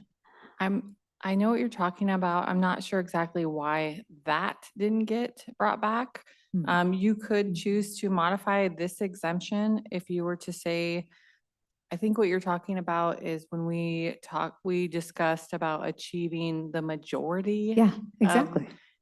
Right. So that was something that I think got removed from the agenda. And so we didn't have the opportunity to talk about that. It was one of the options. Right. And then it was my understanding that this was the version that we were bringing forward today, and that it's going Okay. to be looked at with middle housing. That was it. Yeah. That As we were that, so it gonna, was kind of broken up into what do we need to do now to take action now to Right. solve a current problem? And then what do we need to look at in the future to make sure that middle housing is effective? The regs. I'll just have to say, I would like to do the minimum necessary to solve our current problem. And then look at it again with middle housing and when we have our tree canopy, and not tree canopy assessment, but the urban forestry plan. And then I do want to challenge us to really think about the DEI implications. I just have to say that publicly. I've said it to many of you. You know, the fundamental question in our toolkit is, what are the impacts of this action on marginalized communities? And, you know, this exact area is also as you said, exempted from our significant tree ordinance. You know, so, and yet, this is also our higher density area where you get more bang for the buck of reducing your tree canopy. So I get it. I just want us to be very transparent about this decision that we're making. And if there's any way, and we know that mitigation of a negative impact is a piece of the DEI toolkit, and we do have a 3-to-1 requirement. And if they can't do the 3-to-1 replacement, right? I mean, it's in there, then they have to pay into a tree fund. I get that. So we're trying to mitigate the negative impact, but this is going to have a negative impact. I'm not saying that that means we should vote against it. I just want to be fully clear about it. Seems like we've bled into discussion without a motion in front of us. I think we need to figure out. Sorry, my pen died. I've had 2 pens die in the last 2 weeks. No, I've got other pens. I'm good. Got a whole drawer. I do think we need to, as a body, figure out what direction we want to go in, or we could be here all night going in circles, and I don't think anybody wants that. Could be wrong. I have a couple of ideas that could be worth discussing, possible amendments, along the lines of what Councilmember Sassen was talking about, or even further, like what Councilmember Shrubnik, I think, was discussing a little bit. But I'm trying to figure out how to structure that conversation so we actually reach decision points. Because as much as I like meeting with all of you, it is getting late and we still have a few other things we need to cover. And we have an audience that wants to see where we land on this. So I think I'm gonna try to spell out a few different proposals that I think I've heard. And correct me if I miss something. There's the ordinance as it stands. I have language, been working on some language for 2 possible amendments. One that would limit it to only the high capacity transit areas and do away with the DBH change in the rest of the city. And one that would limit it to the high capacity transit areas and only for residential developments that include more than half of the residential units, meeting our definition of low income affordable housing, which is defined elsewhere in the code. And then what I think I heard Councilmember Shrubnik talking about was some sort of exemption around, if allowing folks to build a majority of what would be allowed on their property, but that might be kind of outside of what we're discussing today if we're trying to solve the immediate problem in front of us, which is the possible loss of 175 affordable senior units. Did I miss anybody? Did I miss any thoughts, Councilmember Colbert? I guess this isn't an ordinance thing, but since it was brought up, if there are plans that work within the trees that we have now, I'd be curious to see them. I mean, I would definitely want to see those before changing our code. They don't have plans for that. Samantha mentioned that earlier. They tried to rework it in a way and they lost a bunch of their housing, a bunch of the units, which made it unworkable from a financial standpoint. What I heard was that there was a variation, and correct me if I'm wrong, that council didn't get to see. Did I hear that right? The site plan where they moved the building essentially away from all the trees was shared with council. That we don't have full plans. Okay, but you mentioned something, I guess we'd have to go back and see it, but about building up essentially to get back those units and things. And I think you said something like council didn't see it. If I heard that right, and if that is the case, I would definitely be interested in seeing it. If I heard wrong, then it's moot. Yeah, I don't have anything, any plans or anything about for the height. It was just that site plan that showed the building, the units pushed towards the south lot. That was. Okay, and I guess 2 more questions then, and then I will throw it back to Mayor Hervig.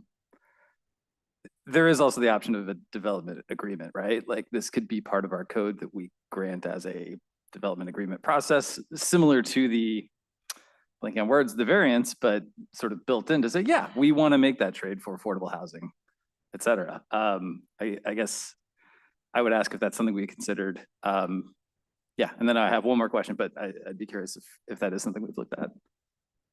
Yeah, I'm pretty sure that's something that can be part of a development agreement. It's in the zoning code and it's not one of the prohibited items, so. Okay, sweet. And then one last question for our city attorney.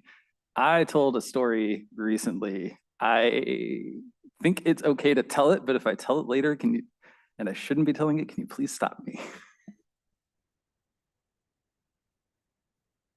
As long as it doesn't start with the attorney told me. Just do the leap in like a goalie gesture and we'll be fine. I will yield for now. Thank you. Councilmember Marshall. Do we have, did you enumerate the option? Did you enumerate the option of retain our existing standards, don't follow Lake Forest Park, but explore variance in downtown zone as opposed to blanket exemption? Okay. Deputy Mayor. I just want to make this, bring this up before the motion. I think we do have another, I really appreciate our mayor's very thoughtful amendments. I think that it's important that we give consideration to that, but I think it's also very important that we as a council recognize this was a unanimous vote 1 year ago in favor of this ordinance. It was a vote that actually took some courage. And I recognize that we have a housing crisis. I don't like being on the side of a vote that may impact that. But I also know that our trees matter. The increase in tree canopy in our last survey was important, and that is the point of these ordinances. To increase, maintain, and increase our tree canopy for our longevity.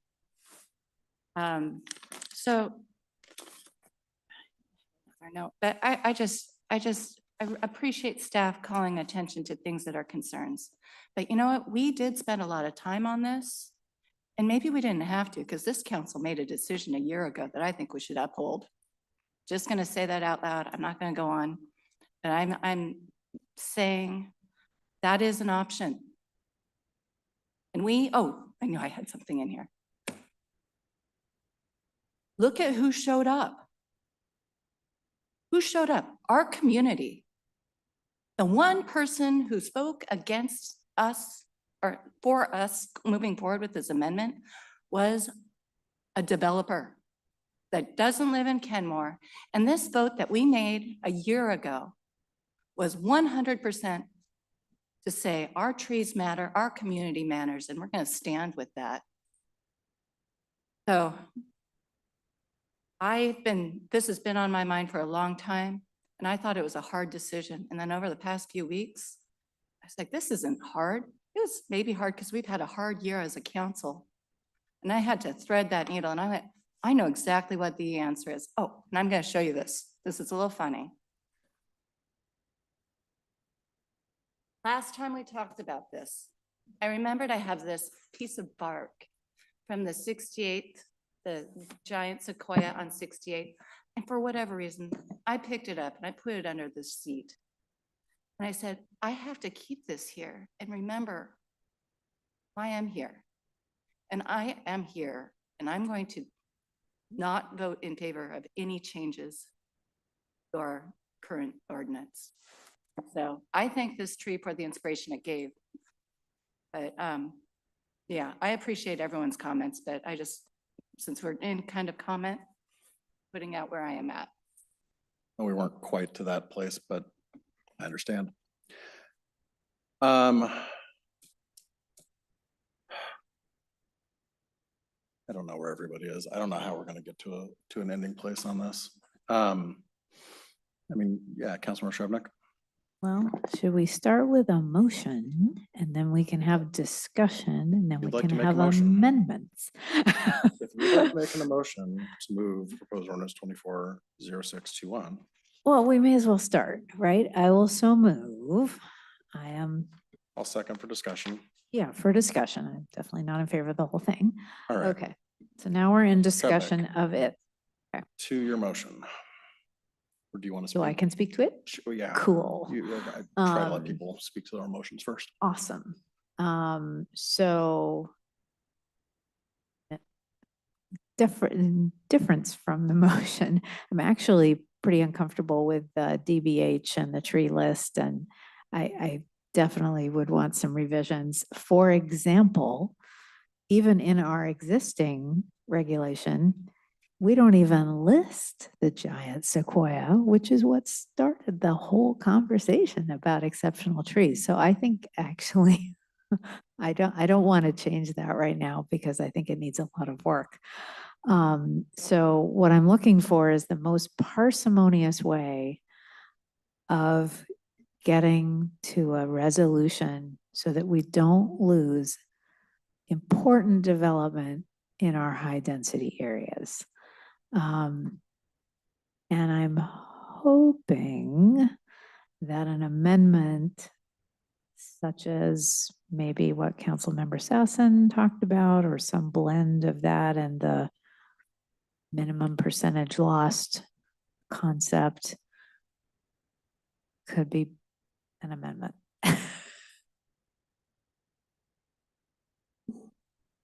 Are you asking me what the amendment? Well, I've got, I mean, I could discuss and then figure out if we want to move this amendment, but I have an amendment that would, like I said, would keep the current regulations we have outside of the high capacity transit area, and then would squeeze down the exemption for developments which include a majority, more than half of residential units meeting the definition of low income affordable housing as defined in 1820-098A that are located within 1/4 mile of planned or existing transit stop. So just that same paragraph, but just tweaked a little bit. So change it to say, instead of just saying that the chapter shall not apply to residential developments in those zones, it would change it to instead say developments which include a majority, more than half of residential units meeting the definition of low income affordable housing as defined in KMC 1820-098A, which is 80% or lower, and that are located within 1/4 mile of planned or existing transit stops designated as high capacity transit by Sound Transit. Your Honor, would it be helpful to put that up on the screen? Yeah, I sent it over to the clerks. Am I just tossing that up? That's the second one I sent you.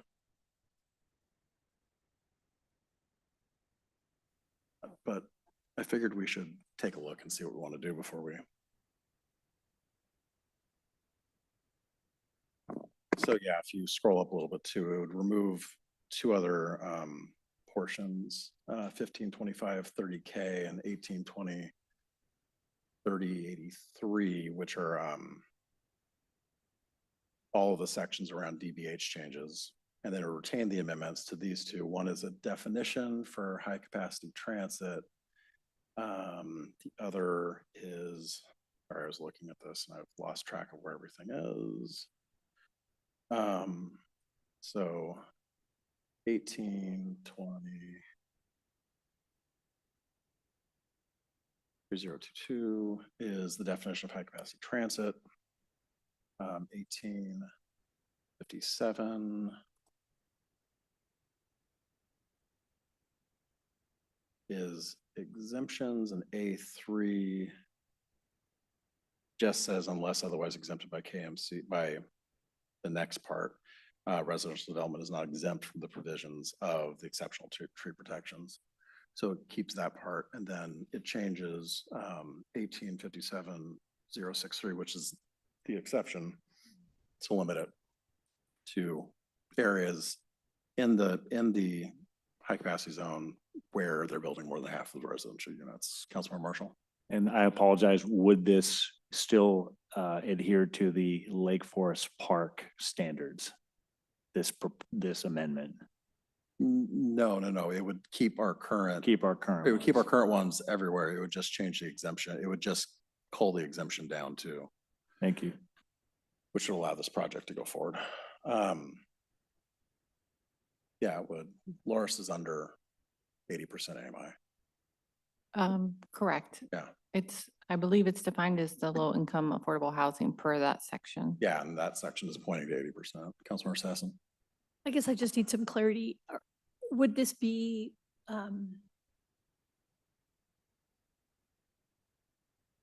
we're not talking about a variance, we're not talking about a development agreement, we're just saying if you're in this corridor, you're gonna, If you're in this corridor and you're building affordable housing, you're good.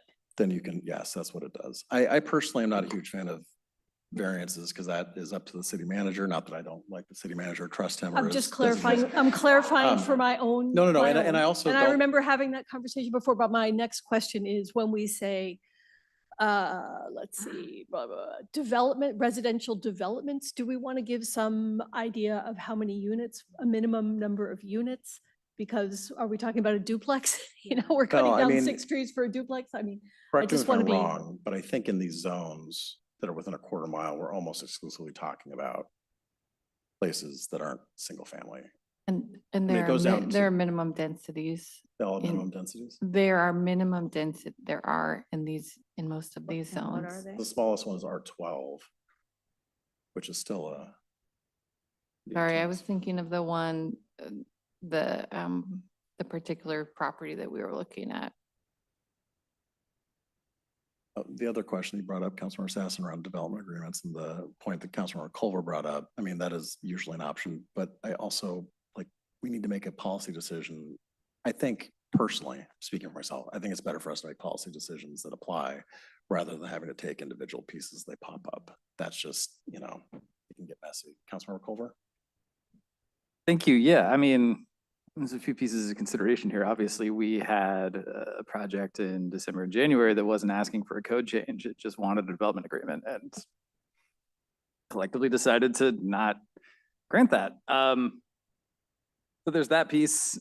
I like a little bit of where the low-income affordable housing is going. That said, like, most of the housing that we need is a little deeper. 75% of it is under 50% AMI.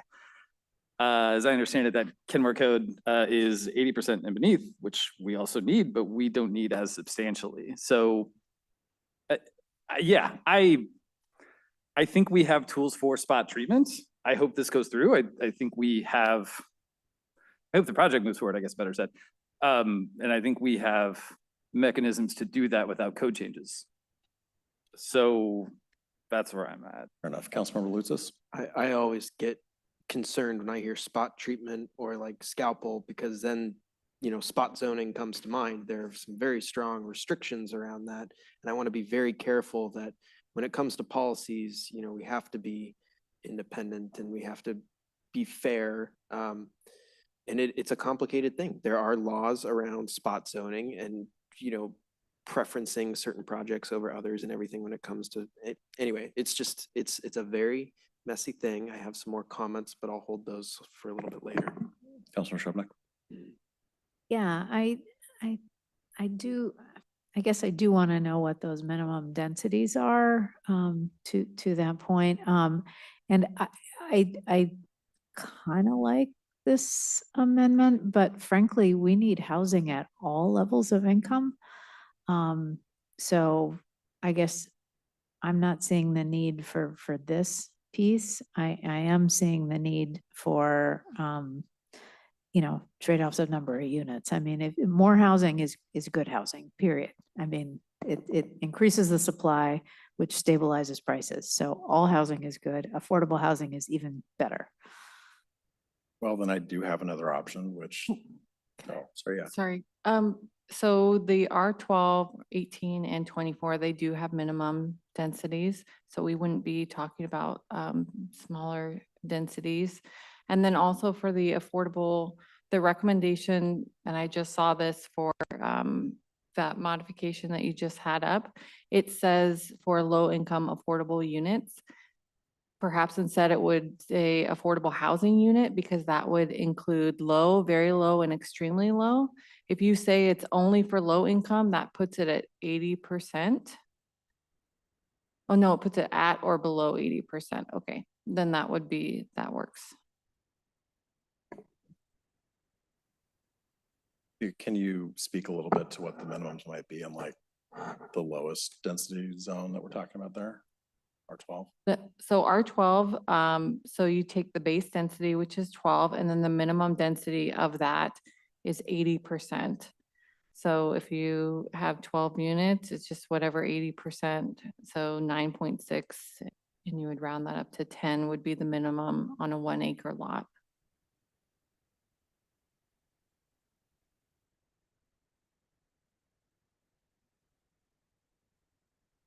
Okay, the other option that I had that, just in response to what Councilmember Sharpnick said, would be, and I gotta dig it up, would be to essentially retain everything around our current DBH outside, throughout the city, but would just exempt the high capacity transit area for housing, for projects that have housing essentially. Because I tend to agree with you. I know that we need a boatload of under 30. I recognize that, but we also need a boatload of everything. And I think using really low income housing as a cudgel against building what we need in the workforce housing area, like we need to be able to walk and chew bubble gum. Deputy Mayor.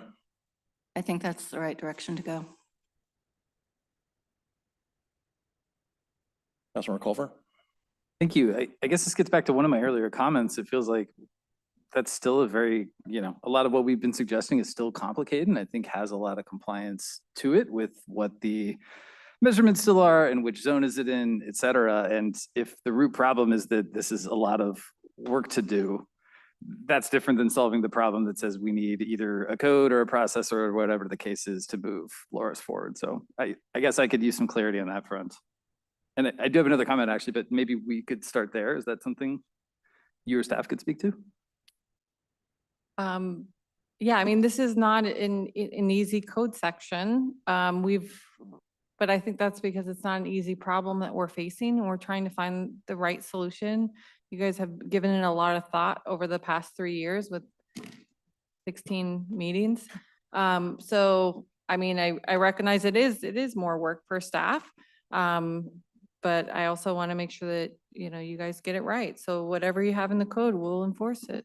Okay, and even building on that, we've already got plans to bring this back next year with Missing Middle, right? So we're not done here. The ink isn't dry. Missing Middle is considering the impacts of tree regulations as part of that study. Okay, so we're not really dodging putting this to bed fully.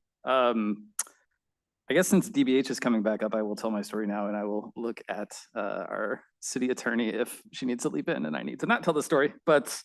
Actually, before you do that, I'm so sorry. I need to ask for a motion to waive Council Rule 2.9. If we are going to extend this meeting, need a motion to approve by a simple majority and it needs to include a length of time. So move for 1 hour? Okay, we have a motion to extend the meeting for an hour. I'll second. Discussion. Provided that we do so expeditiously. All right. Also, Mr. Mayor, if Councilman Lucas. there's any chance to stretch our legs too, it's been another 2 hours. It doesn't need to be long, I apologize. No, I understand. All right, we have a motion, a second to extend another hour. Any discussion? Seeing none, all those in favor say aye. Aye. Aye. Any opposed? All right. Rule 2.9 has been extended, has been waived. Apologies, Councilmember Culver. You were still speaking. All good, thank you. April's agenda bill had a very serious sounding letter warning about overreach, calling our ordinance unduly oppressive, and saber rattling invocations about takings. Now that's always something to keep your eye on, but it specifies one example, a 2.4 acre property with 32 exceptional trees, saying our lousy ordinance has severe impacts on the owner's economic interests. The author then asked us to please review the merits. Challenge accepted. I went and spoke to the property owner, a lovely human. She lives at the top of a hill in Moorlands in what can only be described as a wooded natural sanctuary. She maintains a sprawling garden offering salmon berries and dates and all kinds of fruits and berries that I've never heard of. And when the topic came to potentially rolling back Ken Moore's tree ordinance with her property as a prime example, She was extremely dismissive in her opposition. Yeah, only if you want to shave all the trees off. She told me she'd actually been pressured to write into council to encourage them to weaken tree protections. She refused, not in her name. I guess they decided to write the letter anyway without her support, but that just makes all, well, I'm gonna stop there. Yeah, I will stop there. Thank you. Councilmember O'Kane, Deputy Mayor O'Kane, Councilmember Sassen. I just want to make sure I clarified my earlier statement about the more broad housing options. Because if we must have an amendment, I wanted to make sure that we have a more broad approach because we need housing of all sorts. And ideally, we'll get more affordable housing with that. But I think we need if we're going to have an amendment, it needs to be the best amendment. But I still stand with our original ordinance. All right, with that. Oh, you're right, sorry. Councilor Sassen. I just want to drive development towards already developed land. That's what that's what I want. So I want this senior housing. I want our trees, and I want to drive housing development to already developed land. I want developers to be persuasive to current landowners. I want creative and green design. I want procurement and innovation. I want to keep our trees. So, you know, our job is stewardship and care and equity and responsiveness to climate change. And I really like the direction that your amendments are going in. And my inclination is to try to, well, anyway, I'll leave it at that. Councilor Lucis, I would also welcome a motion if somebody wanted to make one, but Councilor Lucis. Oh, there's no motion on the table? Well, let's just take the temperature first. Let's just get this going through Robert's rules. Yeah, can we put the first one up? It literally doesn't have a whole lot of text on it. No, the motion on the table is the ordinance as published. Yes, that's the motion on the table. So this motion right here, no, didn't I send in another one? It's the top one, I believe. Oh, So yeah, if right you there, look to sorry. number 1 and 2. So yes, this right here would do what the other one does, except expand it to all types of housing and not just affordable housing. So I'm just going to ask for a motion to amend ordinance 240621 and attachment A to ordinance 240621 to retain the amendments to KMC 1820 3022, KMC 1857-035 A3C, and KMC 1857-063D, and remove amendments to KMC 1525-030K and KMC 1820-3083.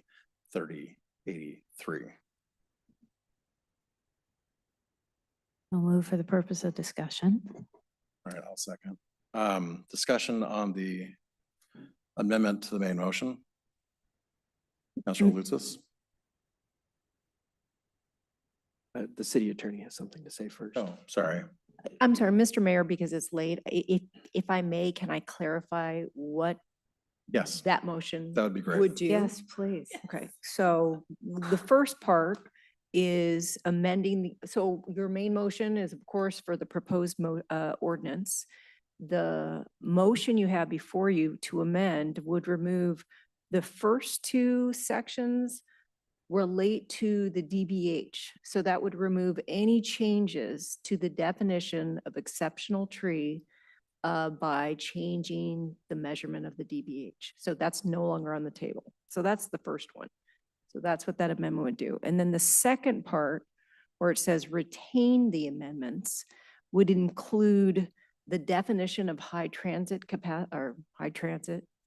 I'm very tired. And then the second one that you retain, the 1857-035 A3C, it's just a de minimis statement referencing the exemption, so you need to keep that in.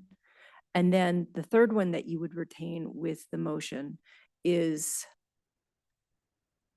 1857-063D, which is essentially, we will exempt in this corridor, the high capacity transit, we will provide an exemption for exceptional trees.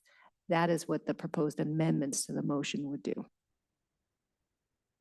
And I believe. Correct, for residential I development. Thank you. seconded. And I believe that that would also, hang on.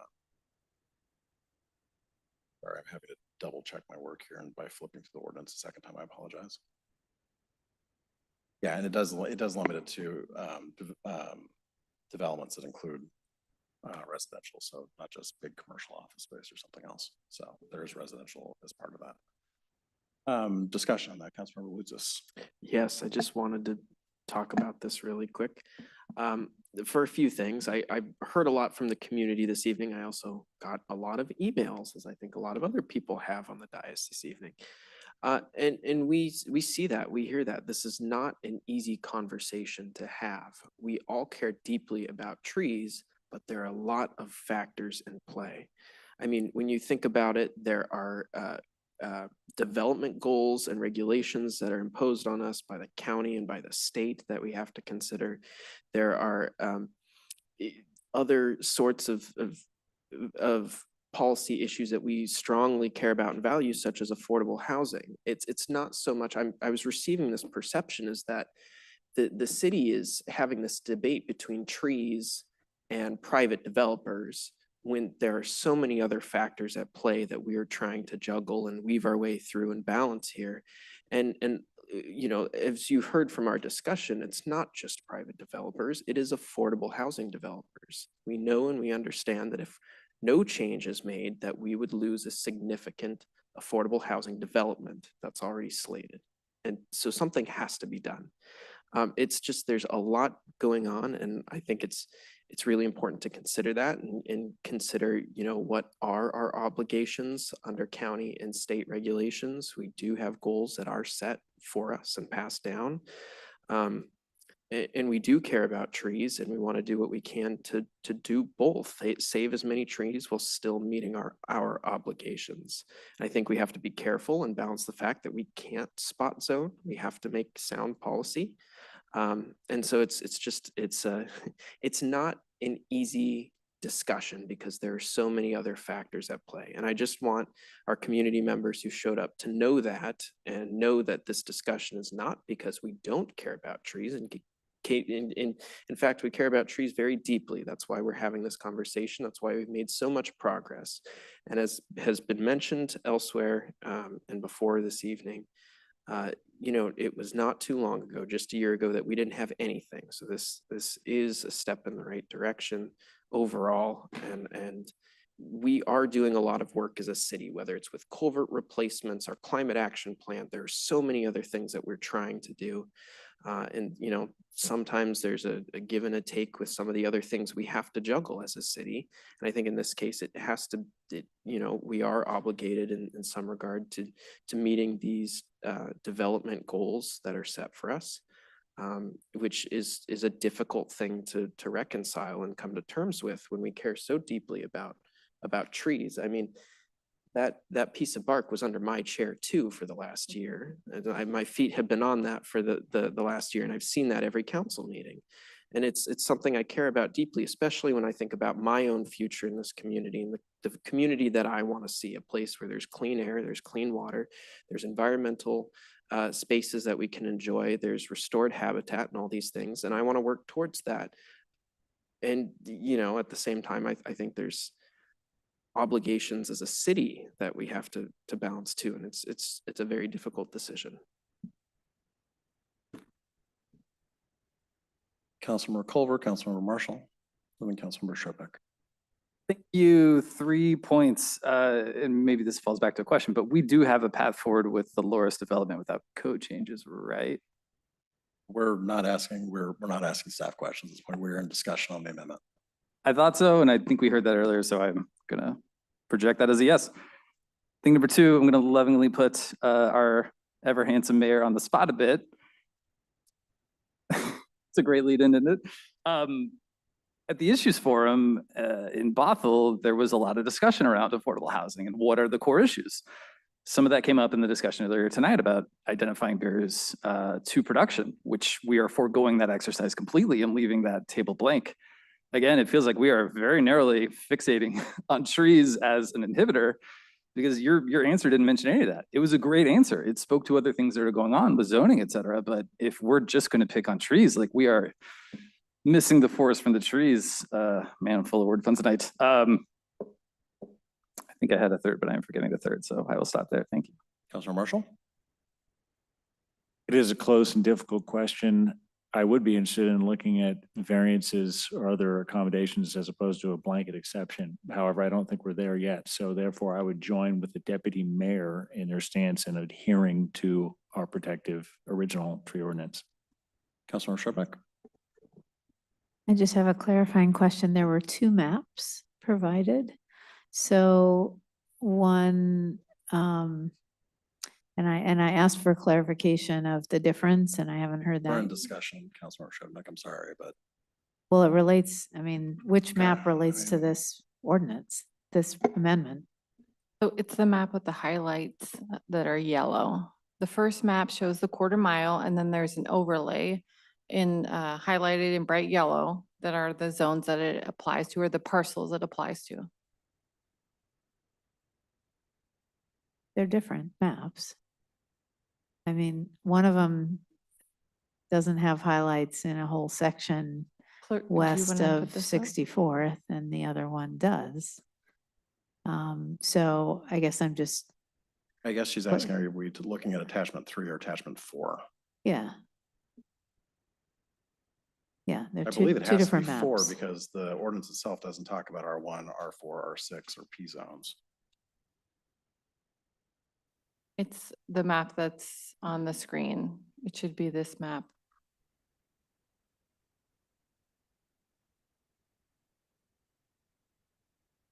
Can you just give me a number? Is it 4 or 3? Okay, let me pull up the agenda bill.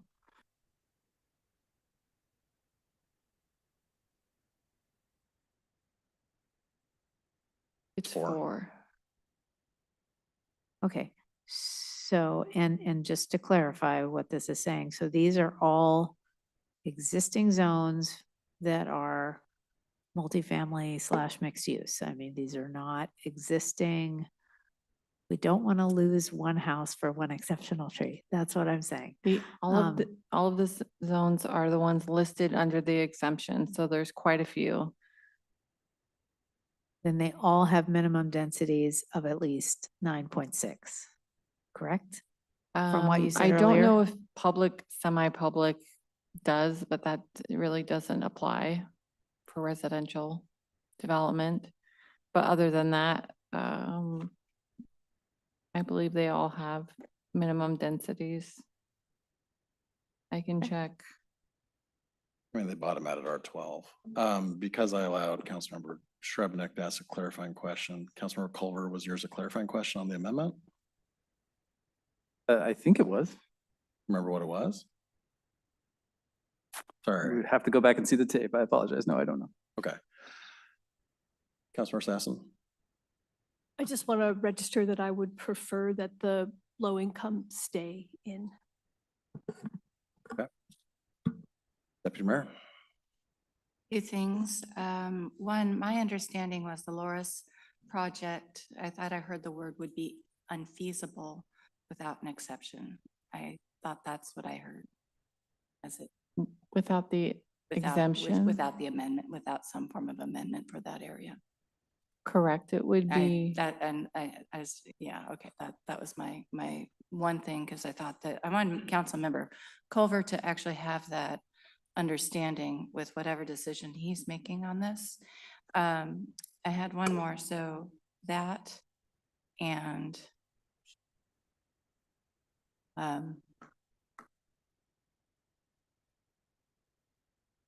I'll just let that go for now, but I thought it was important for Councilmember Culver to have that one question answered. Thank you. Councilmember Culver, do you remember your question? Close, yes, but just to clarify a bit further, my question was also about using a development agreement, which is an option here, right? Right, but it's not part of the amendment that we're discussing, so it's out of scope right now. Okay, 10-4, thank you. Thank you. Okay, I just have a small thing that I haven't had a chance to speak on any of this yet, really. So I want to say to my friends in the audience, I think we all agree trees are really important. You know, I went out of my way to save the tree across from the library when we were redoing the sidewalk there. I'm gonna cut down what I had written because it's late, but they're important. And for my first 8 or 9 years on council, the only thing we were able to do was that Windthrow change. I was working with David Baker. We couldn't get support to do anything beyond that. I'm really proud of the work we've done the last couple of years. That said, we need to judge our policies by the outcomes that we're seeking and, you know, be prepared and to pivot or adjust if things pop up. There's no shame in that. We also know that, you know, building housing closer in does save people. Well, it does save more trees than building out in outlying areas. And I'm not going to go through all the reasons why that's bad, and I do want to clarify, I have not spoken to anybody other than reading the emails from folks about this. So I've not spoken with any developers about this thing or anything. These are all things I wrote down before public comment even. But, you know, if we force housing further out, people are driving further to their jobs. It's causing more traffic. It's causing more greenhouse gases than they create. It's also cutting down more trees than what would get built in Kenmore. Blocking 175 units of affordable senior housing in kind of our target area for housing for transit-oriented development to save, you know, what is, I believe, just a handful of trees. That's going to create more carbon for us in the long run than allowing this development to go in there. That's just a fact. And right now it'd be counter to what is our top priority for 2024, which is housing, which is affordable housing. I know it's our second priority next year, but right now it's our top priority. The need for that housing isn't going to go away. It's just going to get pushed further out, and it will result in more trees getting cut somewhere else. Our tree protections have worked. We've seen an increase in our canopy across Kenmore of 204 acres since 2019. It's a 5% increase, and that's before any of these protections went into effect. Since then, we passed our significant tree ordinance, which I'm really proud of. We passed our exceptional tree ordinance, which I'm proud of, but I think needs a little bit of tweaking. Both these ordinances would still be on the books, with the change being under this amendment to open things up along our busiest street and where we are trying to put housing. I understand the issues around environmental justice and where things are cited. I appreciate all of that. I think if you ask somebody, would they prefer to live in a place that's a little noisy and maybe close to traffic, or would they rather not have the option of living there? I think they're going to choose a house over waiting for the perfect solution. And I think when we're talking about a place that's a short walk to our transit center, I can't allow 175 units of affordable senior housing. It's not 80%, it's like 60, I think, to go away over what is, I think, like 7 trees or something. It's, you know, these are tough things. Like, this has not been easy for me. It hasn't been easy for anybody up here as we weigh all of this. But I'm really proud of all the work we've done, and we're going to continue to have 90% of what we put together and what we worked with the community over the last couple of years. And I think we're going to continue to see our canopy grow, but we can't, personally, I can't let a funded project fall apart over some trees. I know it sounds callous and I don't mean it to be, but we need that housing desperately, and it's in our target area for it. So that's why I'm supporting this amendment. Any further discussion before we move to a vote on the amendment? Councilor Lutzis? Just briefly, thank you for your comments. One thing that also did stick out to me too is looking at our guiding documents, such as the comprehensive plan. You know, there are mentions of increasing density in our downtown area, specifically in the downtown element. Policy DT 1.3.3 says, consistent with the climate action plan and element, promote density near high frequency transit and encourage infill and redevelopment in and near the downtown area. So it's just, there's a lot of factors at play and we have to, a lot of mixed things going on. But yes, thank you. Any further discussion on the amendment? Seeing none, would the clerk please take the roll on the amendment? On the amendment to amend ordinance 24-0621 and attachment A to ordinance 24-0621 to retain amendments to KMC 18.20.3022, also KMC 18.57.035.A.3.c, also KMC 18.57.063.d, and remove amendments to KMC 18.25030.k and KMC 18.20.3083. Councilmember Culver, No. Councilmember Shrubnik, Yes. Councilmember Lutsis, Yes. Councilmember Sassen, Yes. Councilmember Marshall, No. Deputy Mayor O'Kane,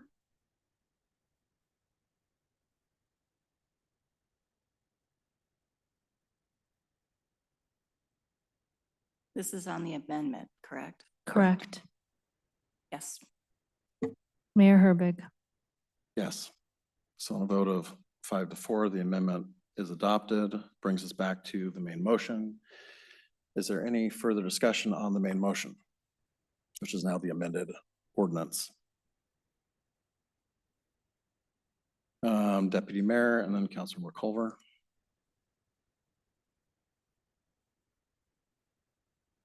I'll pause. I'll let Councilmember Culver go first. Okay, Councilmember Culver. We've said before, the community voices matter, and here is a great opportunity to walk the talk. Deputy Mayor.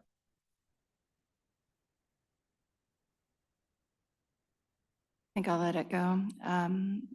I do appreciate all the work that's been done on this. I think the big thing that I do have to bring up again, and this has happened before when there's been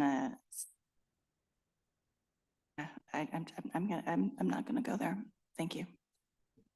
Councilmember Shrubnik. Yeah, I would be remiss if I didn't raise the issue that I alluded to, which is with our list that is now, not being amended in terms of DBH level, the list is actually missing the giant sequoia. And it's also missing a few other species that were mentioned by several cities, not including Seattle, which of course has an extremely comprehensive list. So the giant sequoia, American elm, Pacific yew, and shore pine. So my motion would be to re-include those at a DBH level that is consistent or splits the difference if it's not consistent among those other cities that are mentioned in the white paper. So the giant sequoia would be 30, American elm would be 30, and I think the shore pine, I'd have to look that up. It might be 30 as well. Is that a motion for an amendment? That is a motion for an amendment. All right, we'll need to spell that out better for the clerk because she was giving me a look. Could you? So the amendment is to add back to our list of exceptional trees, the giant sequoia at a DBH of 30. Hold on, slow down Oh, one second. sorry. It's four, It's just nearly four of them. midnight. Okay. Add back to the list of. Exceptional trees. trees. Giant sequoia at 30 DBH, American elm at 30 DBH, Pacific yew at a DBH staff will determine, and shore pine at a DBH of 12. We have a motion. Do we have a second? Second. All right, second from Councilmember Sassen. Discussion on the proposed amendment. All right, seeing no discussion, would the clerk please take the roll on the amendment? Yes, and to clarify, who seconded the motion? Councilmember Sassen. Okay, on the amendment to add back to the list of exceptional trees, giant sequoia at 30 dBH, American elm at 30 dBH, Pacific yew at dBH that the staff will determine, and shore pine, is that correct? At dBH of 12. Councilmember Culver, No. Councilmember Shrubnik. Sorry. Is that a yes? Great. Councilmember Lutsis, Yes. Councilmember Sassen, Yes. Councilmember Marshall, Yes. Deputy Mayor O'Kane, Yes. Mayor Herbig. Yes. On a vote of 6-1, the amendment is adopted. That brings us back to our main motion. Is there any further discussion on the main motion? Deputy Mayor. On my words, it's getting late. I did want to just call attention to that this location that we're talking about is one of the few kind of treed locations in the area. We are actually looking at like a corridor and a grove of trees that are actually basically the only ones there. And so I'm just calling attention to that. And those are kind of the trees that we're here to save. And so I know they're in an area that we want density, but guess what I see around there, including those trees? A lot of concrete. And I think we've got a lot of concrete around here that can be filled in with housing without cutting down those trees. And I just wanted to call attention to that. I recognize we don't want sprawl, but let's build where the land is not used fully. And that is our priority. We've heard it from our community. I think I've heard it from just about every council member here. I really appreciate the work that we've gone to get this amendment better than it was when we started. But I still think those trees, we passed an ordinance a year ago with a lot of thought and care. We've just spent another year talking about changing the ordinance because this council didn't want to do it. And we're doing it tonight, looks like. And I don't know what the count's gonna be. We'll find out. But it keeps coming back. And it keeps getting slowed down. And so there's a reason we've been slowing down, and it's because we know what our community wants. We know that we care about the trees. And yes, it might be inconvenient to have a sticky tree ordinance in this city. But guess what? Someone's got to stand up for those trees because they can't speak. Who's going to do it if it's not us? I respect each and every one of you, and I know whatever decision that we make is the right one tonight for tonight. I know where I stand with it, and I'm thankful that I found my grounding with this decision, and it felt really good. So thank you. Further discussion? All right. Doesn't look like anybody else wants to speak. So, and I've already said what I'm going to say. So clerk, please take the roll on the amended ordinance. On the motion to adopt ordinance number 24-0621 as amended, Councilmember Shrubnik. Yes. Councilmember Marshall, No. Councilmember Sassen, Yes. Councilmember Culver, No. Councilmember Lutsis, Yes. Deputy Mayor O'Kane, No. Mayor Herbig. Yes. On a vote of 4-3, the amended ordinance is adopted. Yes, the amended ordinance is adopted. With that, we should either take a break or decide we're pushing off things to another week. I don't know how realistic pushing off budget discussions is for another week. I don't recommend pushing budget discussions to the 12th. If you can find a time to meet next week, which is election week, that would be preferable, just to keep things on track. Are folks open to a special meeting on the 4th? Yes. Okay. It's Monday. Monday. Wait, yeah, we can't. Hey, sorry. Yeah, this place will be occupied by King County elections that night.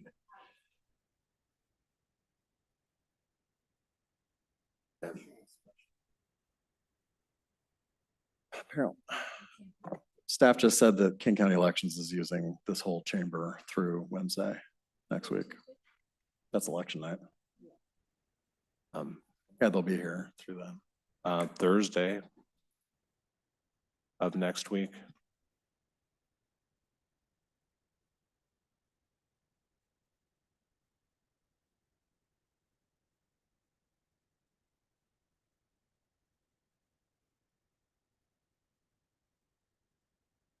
I can do the 7th.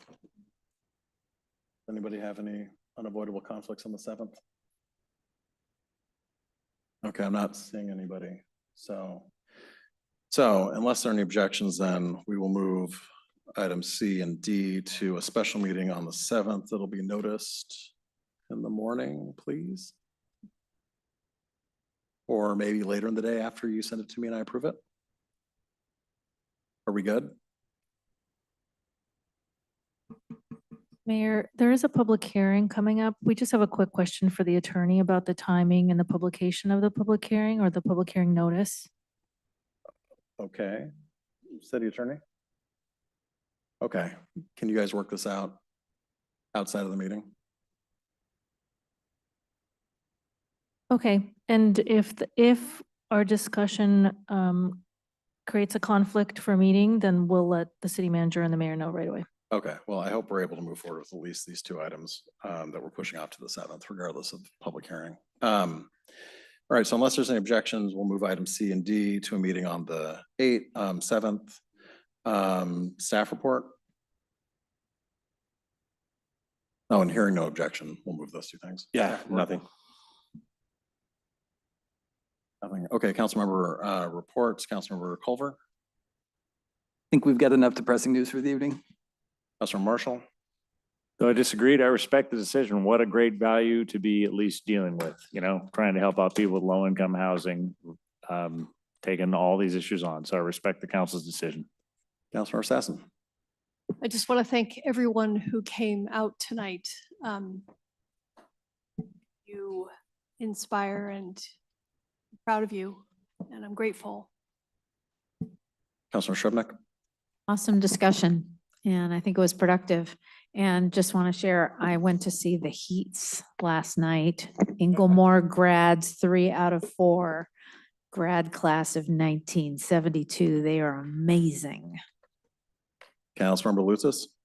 Yes, I want to thank all our community for coming out. Again, this decision was not made lightly. It's very difficult. Sometimes there are very tricky decisions that have to be made. And thank you to our staff, as always. Deputy Mayor. Yeah, I want to thank our community for showing up. I want to thank our council for the deep, heartfelt discussion. We have an election coming up, so I know we all know our role in voting, but let's just vote your integrity, vote your truth. And next time we see each other, I think we're going to have a new president, so that will be interesting. But on that note, I do want to say, move forward in peace, be respectful to those that you don't always agree with. And we don't know what's going to happen. Move forward in peace. And I've made a commitment to, I think this is what I'm going to say after each council meeting, trying to find the right words, but free Palestine. I'm going to say that out loud, and the genocide.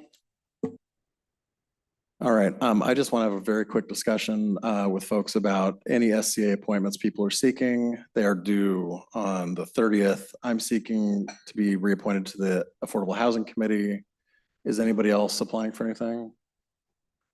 Reapplying for RPC, Regional Policy Team, and stepping off of King Conservation District. So if anybody's interested in that, I can brief them on that.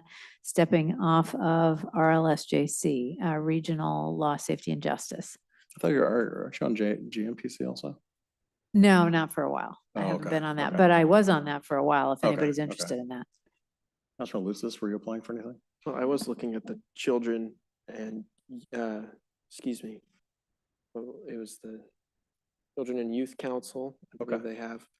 But I was also curious to hear if anyone else would be applying or not applying for one, so maybe I'll reach out offline. I don't think any, Okay, all right, thank you. Deputy Mayor, are you applying for any SCA appointments? I talked to Councilmember Shrubnik. Wait, you are applying or you're not? Did you say you are applying? I'm reapplying for good. Regional Policy Committee, RPC. I think, if anybody's interested in King Conservation District, I just don't have bandwidth. Yeah. But it's a good one. And actually RLSJC as well. Okay, that's what I thought, yeah, so if it's open, I'll give it some consideration.